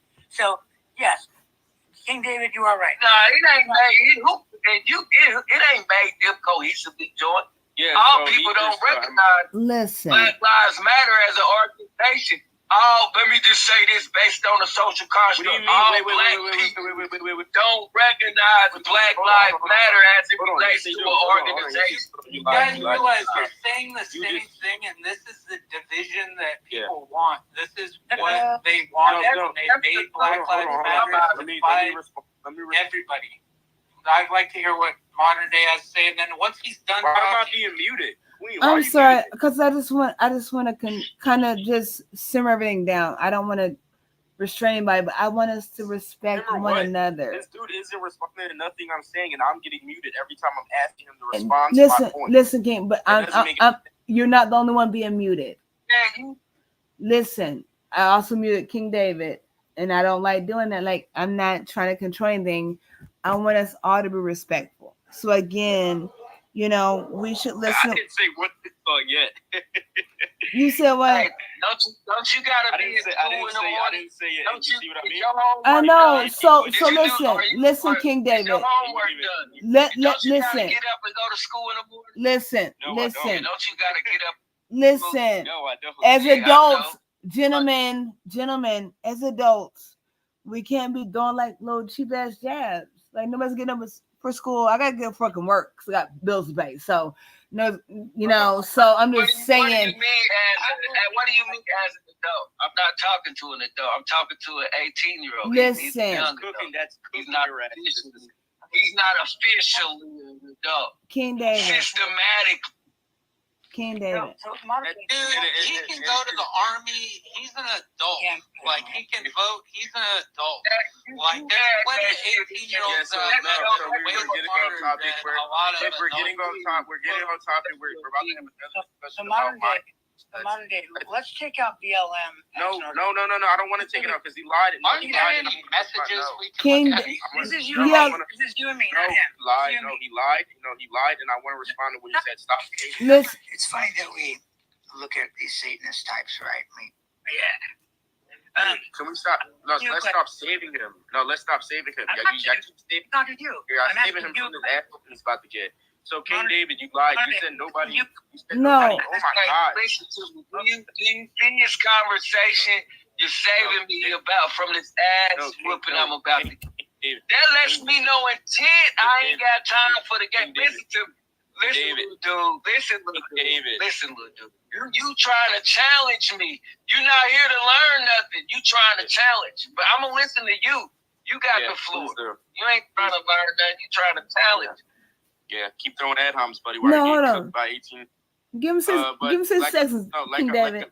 Like I was saying, he said nobody sees BLM as an organization that. Well, that's just a lie. The Black Lives Organization got almost $4 million in donations. Everybody recognized them as an organization. That's exactly why they're scammers, and they used all the money to get 3 million. Nobody. Hold on, King David. Hold on. Because I didn't say no. King David, hold on. 60 seconds. That's he definitely did. He said nobody sees BLM as an organization. That's just a lie. They got $4 million. It's a lie, man. Y'all gonna sit there. You a lie, bro. You a lie. I said not all black people recognize BMF as it relates to the organization. Okay, listen, gentlemen. Okay, gentlemen. I know. Gentlemen. Hold on.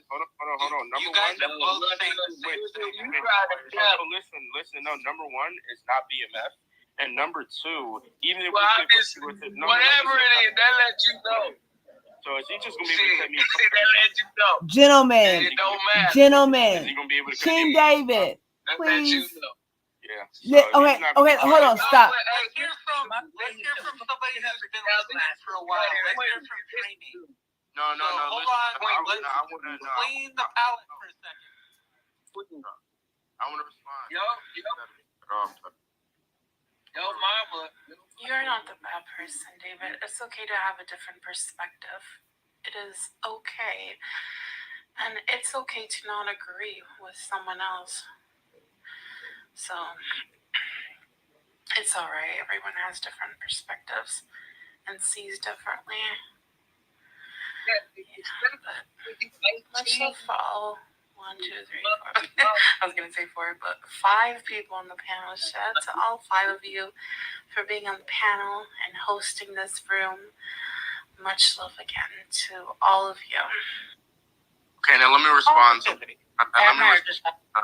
let me respond to what he said. Please, I don't want to get cut off because I've been cut off this entire time.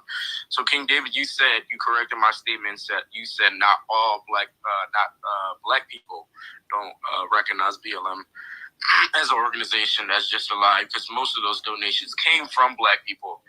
So that's just a lie. Yeah, that's all I want to say. You're blatantly up here lying. Okay. So hold on. Okay. So. And instead of using all that to donate to so let me ask you a question. Let me ask you, where's the Black Lives Movement now? Let me ask you a question. And where's the Black Lives Movement now? I'm going to keep getting cut off. Where's the Black Lives Movement now? Instead of using those $4 million to help out black people, they just use the money. Gentlemen, please. Gentlemen, please. Let me ask you both a question. Everybody on the panel question. So with the whole this debacle with the Black Lives Matter movement right now. It hella hard for me to beat off right now. Come on now. Oh, you should have screened that shit. Okay, so with the whole Black Lives, hold on. So this is my question. Hold on. This is my question.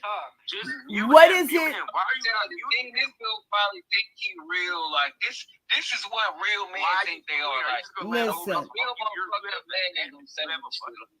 Like bullshit. How you just let him overtake? Listen. You won't even. Gentlemen, I mean everybody. Gentlemen, please listen. So we're talking about the Black Lives Matter movement. That's different path, but it's okay. So let's bring it back together in a line. You all tell us, what is your solution to? So he's not gonna be able to respond to No. Stop. Hold on. Stop. How the world is you got three people on a panel that's listening to you and me, but can't nobody get in and say, hold up, wait a minute. He didn't say that, or hold up, wait a minute. He said that. See, can't none of them come in and say nothing, and Okay, so listen. Okay, so King David, I will say the first I heard when I snapped in the conversation with the BLM thing, I heard it first in modern day. Okay, there it is. That's what I heard. So whatever. And it just kind of went in disarray from there. So right now I'm asking you both. It doesn't matter who said what. What is your goal? What is your end goal? What do you want to see collectively as far as a solution to grow? Yeah, I want to see black people stop playing victim. Okay. And what does that look? What does that mean? What is victim? What does that mean to you? Stop dividing race by every single stat. Okay. And how would that happen in your thought process? So every time something happens, let's stop saying the first black person to do this, the first black person to do this. Oh, it's a black man. A black man did this. A black man did that. That's dividing race, and that's what's causing hate. Morgan Freeman said it best. If we want Black Lives to matter, if we want racism to stop. Stop talking about that shit. Didn't he say that shit? I agree with this young man. I watched that shit. I've quoted that shit multiple times. Can we agree with that? If we want to stop the division with race, stop talking about it. You know, who's a Karen? I have an aunt Karen. She's a black woman. It sound like listen to me the whole time. I've been colorblind through the whole thing. So I've never promoted a race over another. No, not ever. That racism. But we can't. Sit down and listen to me, and he's repeating what I said through what he's talking about. Wait, King David, what would your reaction be if I said white lives matter? See, my whole thing is why? Like that's not a statement. My whole thing is why not all lives matter? Like why he trying to listen to me? He's trying to tie it into. Why would you even have to say white lives matter? Because he asked King. Because he asked King. Because he asked King. You have to say that black lives matter. What is? Associated? Hold on, King. That's hold on. Listen to me. That's associated with a condition that you would have to say Black Lives Matter. Why would you even make that statement that Black Lives Matter? What? You would already know that Black Lives Matter. No, but I'm just saying. So the statement came about through it was the social climate. Was that George Floyd? Yeah. Okay, so real quick, let's talk about George Floyd. There's a new documentary that came out, and it was speculating where George Floyd was not the victim, where David Chauvin was not out of line.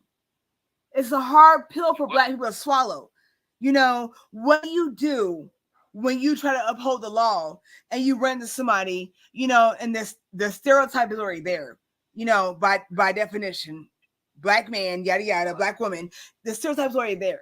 So when they say that they did a documentary saying that George Floyd was high as a fucking kite, right? Yeah, I read it. And he couldn't, he was saying he couldn't breathe before he was even in cuffs. That's a hard pill for black people to swallow. You know what I'm saying? Like, think about that shit. Okay. But listen.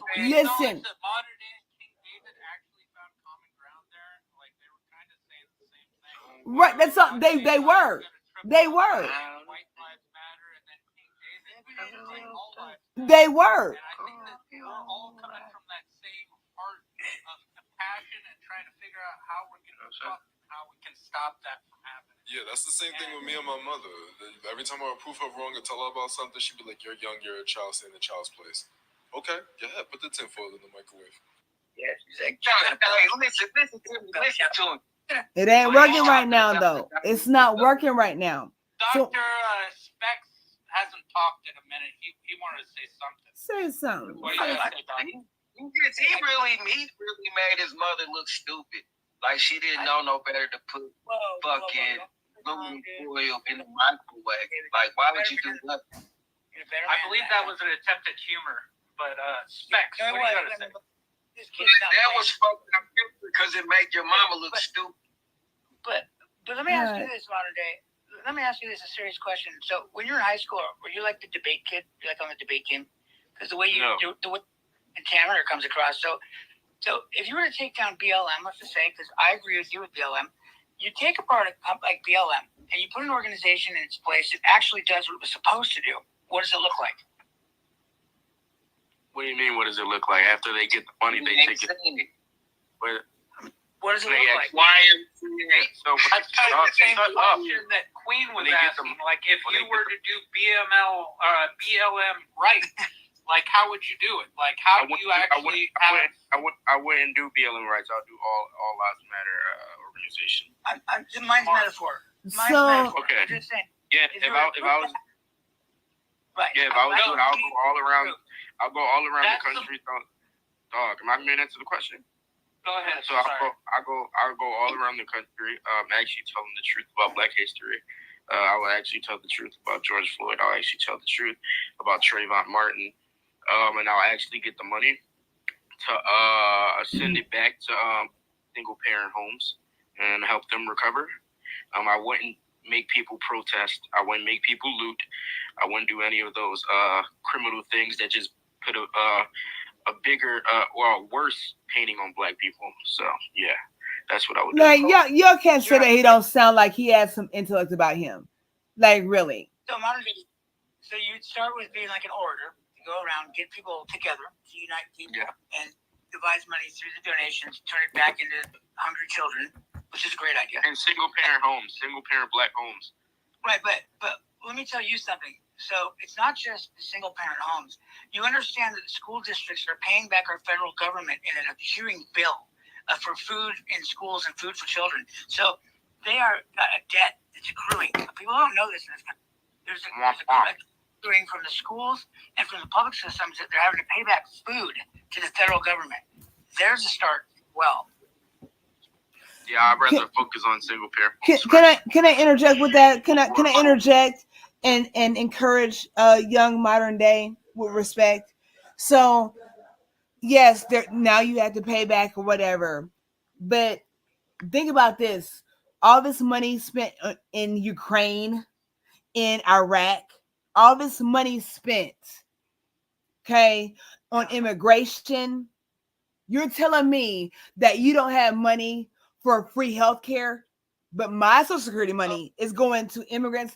Let's just be real about these things so we can all have an understanding and we can talk about it and dish it out with respect. You know, with Black Lives Matter, we can put these monies into these things, and it does matter.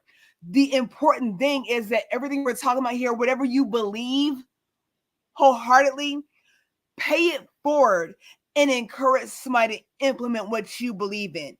If they don't, they don't. If they do, then rock with it. That's the purpose here. Who are the biggest spenders? Their two biggest monies out in BLM. Who's it to? You know the answer. What do you mean? Well, and to bring it back to something we were talking about earlier, you asked a question, Queen, way earlier about what you would do for a third party or like a third option. And what I said is somebody that actually, speaks the truth. Kind of like what modern day's talking about. Like instead of BLM, raise up those communities that are impoverished. Like that's how you really solve crime. We need to stop looking at it like we need to bring up one ethnicity or another.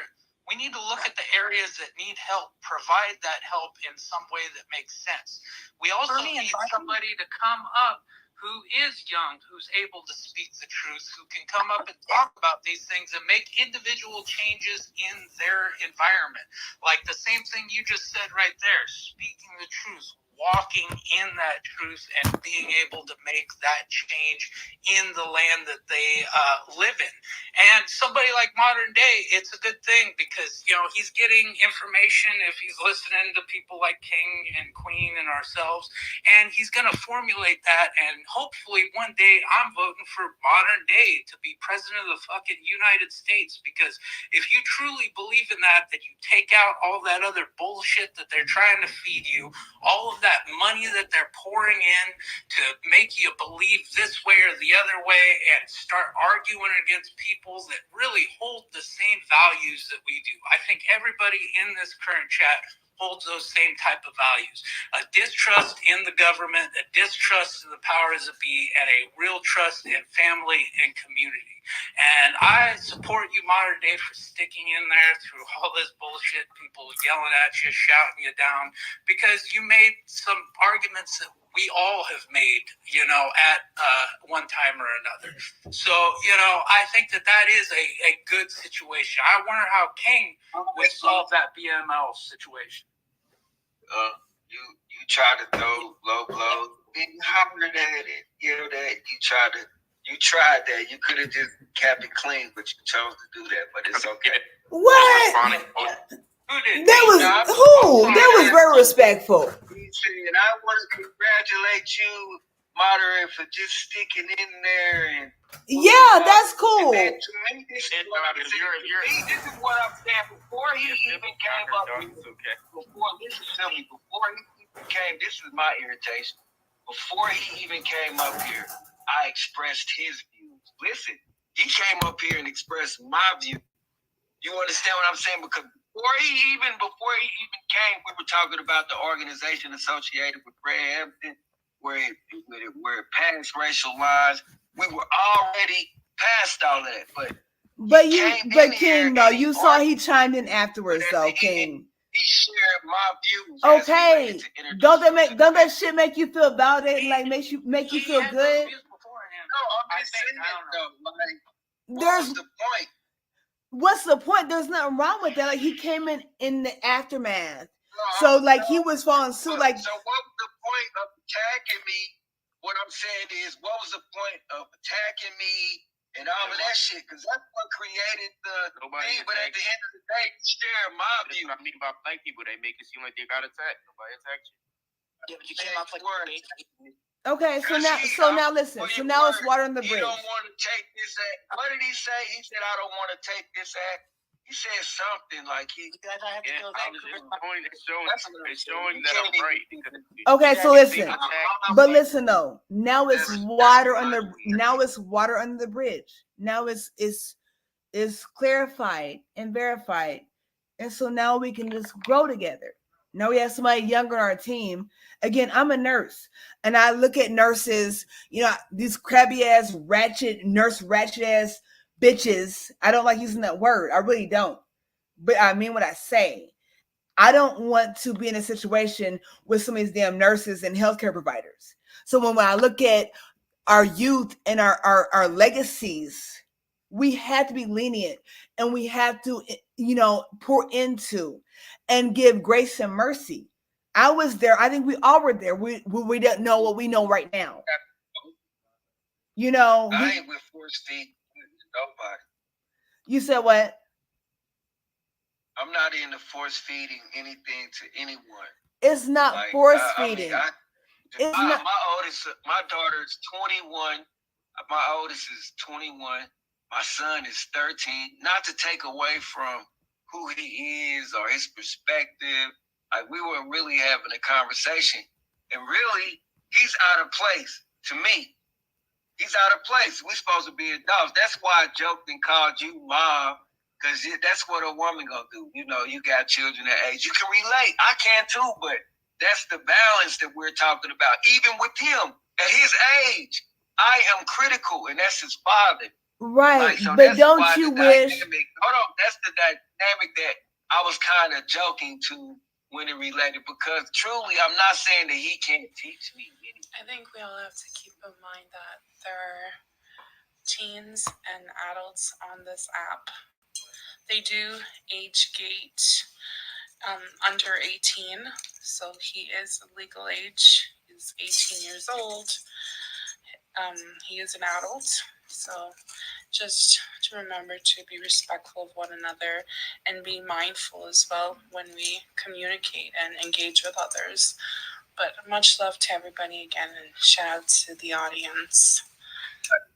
Thank you, Jamie. Thank you, Jamie. And that's one of the things that, speaking as somebody who doesn't have kids, I don't know what that paternalistic instinct is to smack somebody down just because of their age, but I look at all people as brothers. Like, we're brothers and sisters here, like, arm in arm, fucking, if it comes down to it, we're defending our land, we're defending, our pride, but you gotta listen to them, like, from the mouth of babes.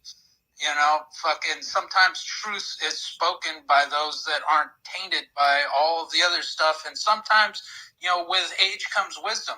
Most of the time it does, sometimes it doesn't. You got a good amount of wisdom, King, and I think modern day does too. So seeing things from different perspectives is the way that we create a real good vision for the future that doesn't have all that baggage and shit attached to it, but also looks at that baggage and realizes it's important to recognize and fucking take it and move on into the future. I agree. I'm gonna say this. I do not like operating in division and whatnot. But with all due respect to everybody on the panel, it's really interesting. Like, I started this conversation, right? But Pat, as a non-melanated person, is able to control the situation. That's what's going on with our community. It's a Black community. All due respect, like, there's so much discord. With my son, my children. I also have my children. Listen. Hold on.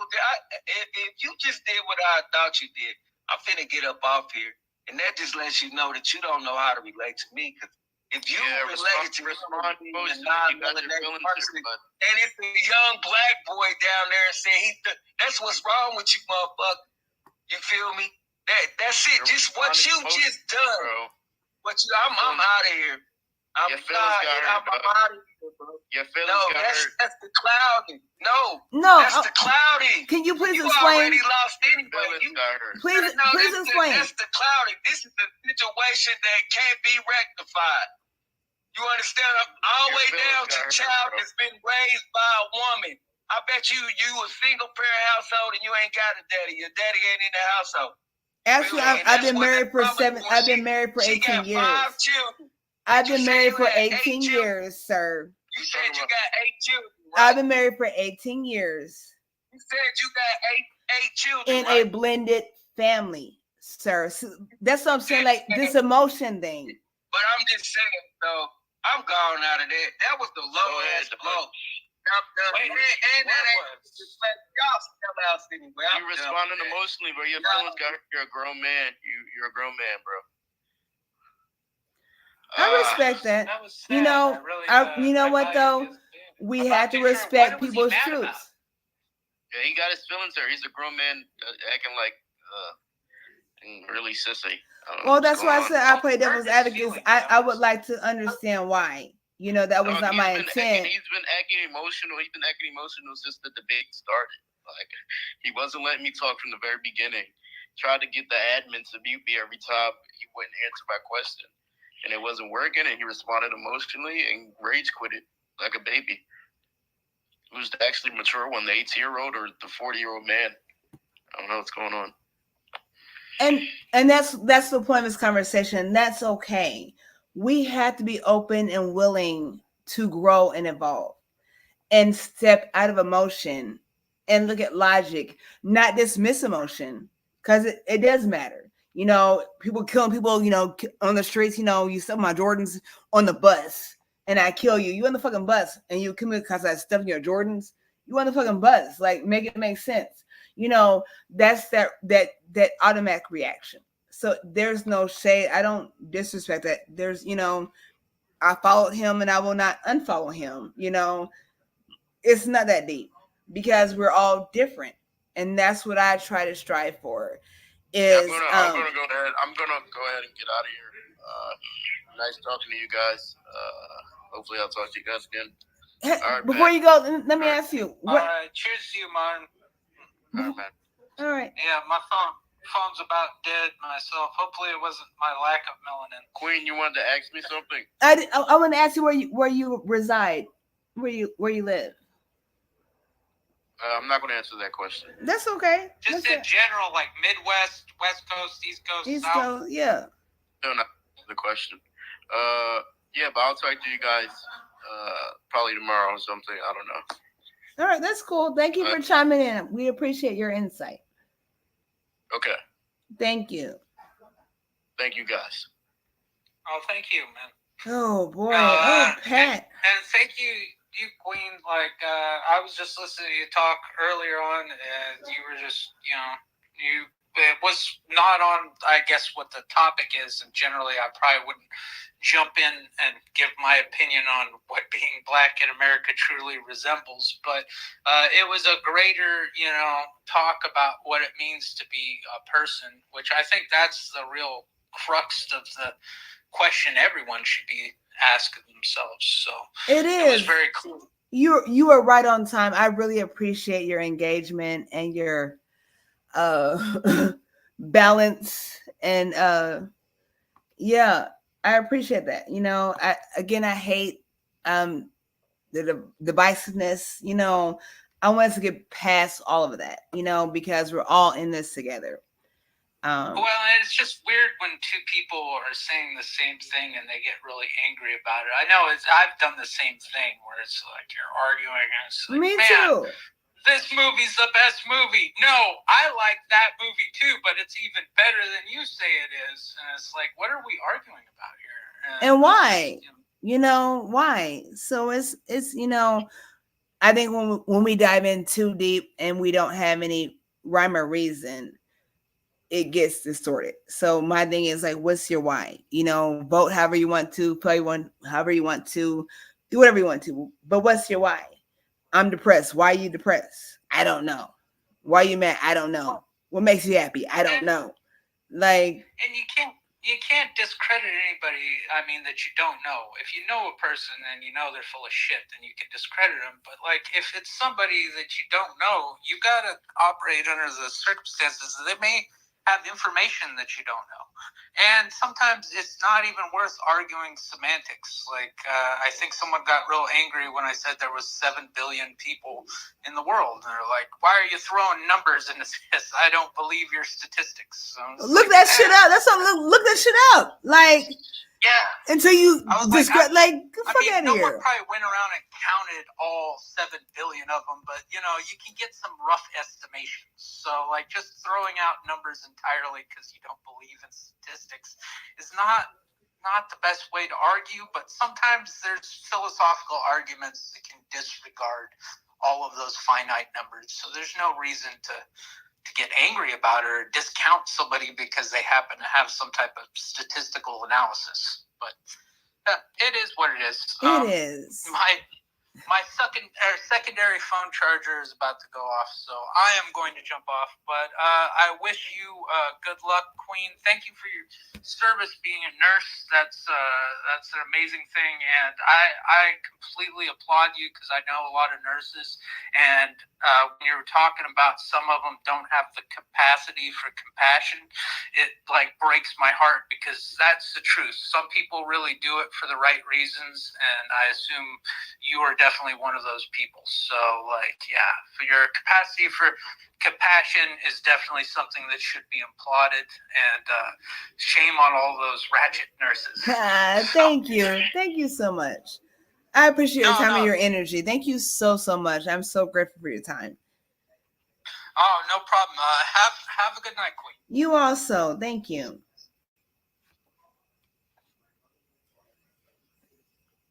All right, you all. We're going to get off here in just a second. My king just came out here. I'm going to play this last messages. I'm going to get off of here. So let's listen. The government doesn't hate us all equally. It hates each and every one of you in its own special way. It hates you for your whiteness, your blackness, your purpleness. It don't care what it is. It finds a way to hate you. And as long as you stay out of its way, you're okay. Get in the way.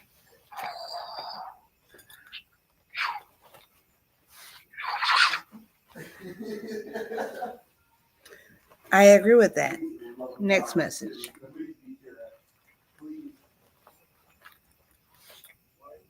Being black in America truly resembles hashtag culture.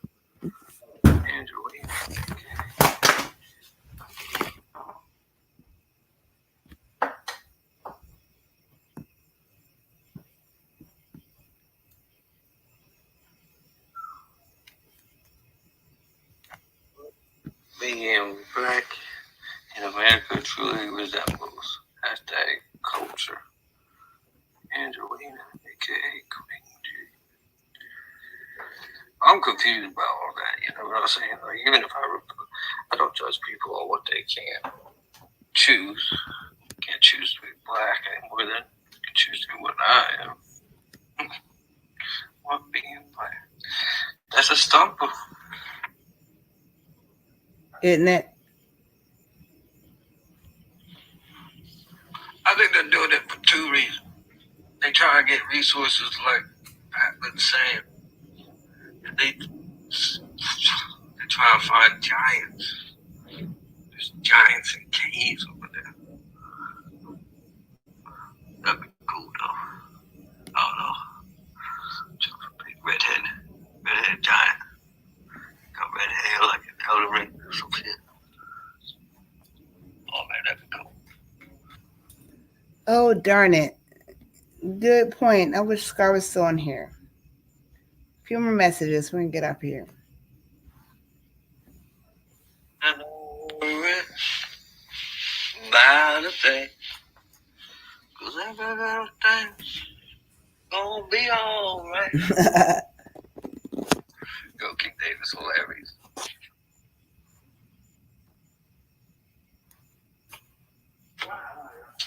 Queen, she's so right. It's like we can sit there and judge these high horse Illuminatis, and yeah, they're worse than us. But it's a small percentage. We ain't much better. Hey, Angelina, Pat, David, X-Ray Specs. Much love to all you guys on the panel. Shout out to all of yous. Hi, Heed, Modern Day. I just want to say hello to you as well. I haven't seen you around.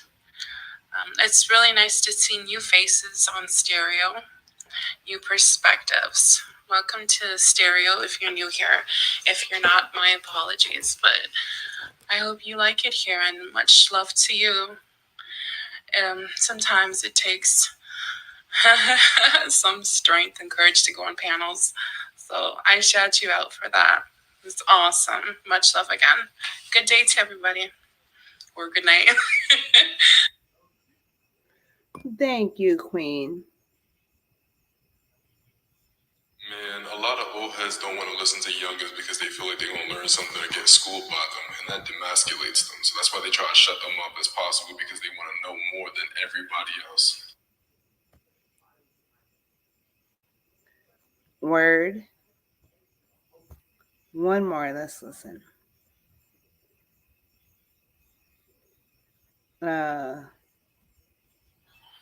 Bro, homeboy's profile picture got me hella hungry. Yeah, no. Okay, so let's end the conversation tonight. I'm with Scar.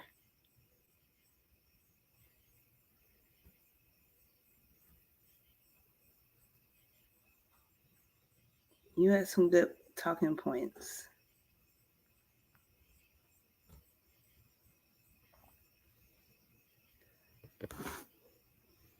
So yeah, hopefully this conversation was beneficial for everyone involved.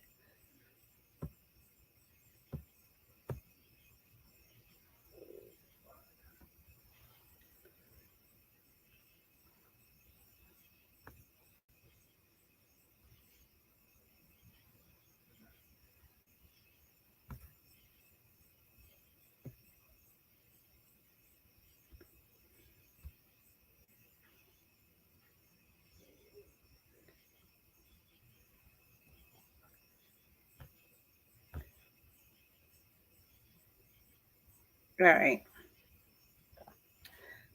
I gotta get off of here. So you all have a great night.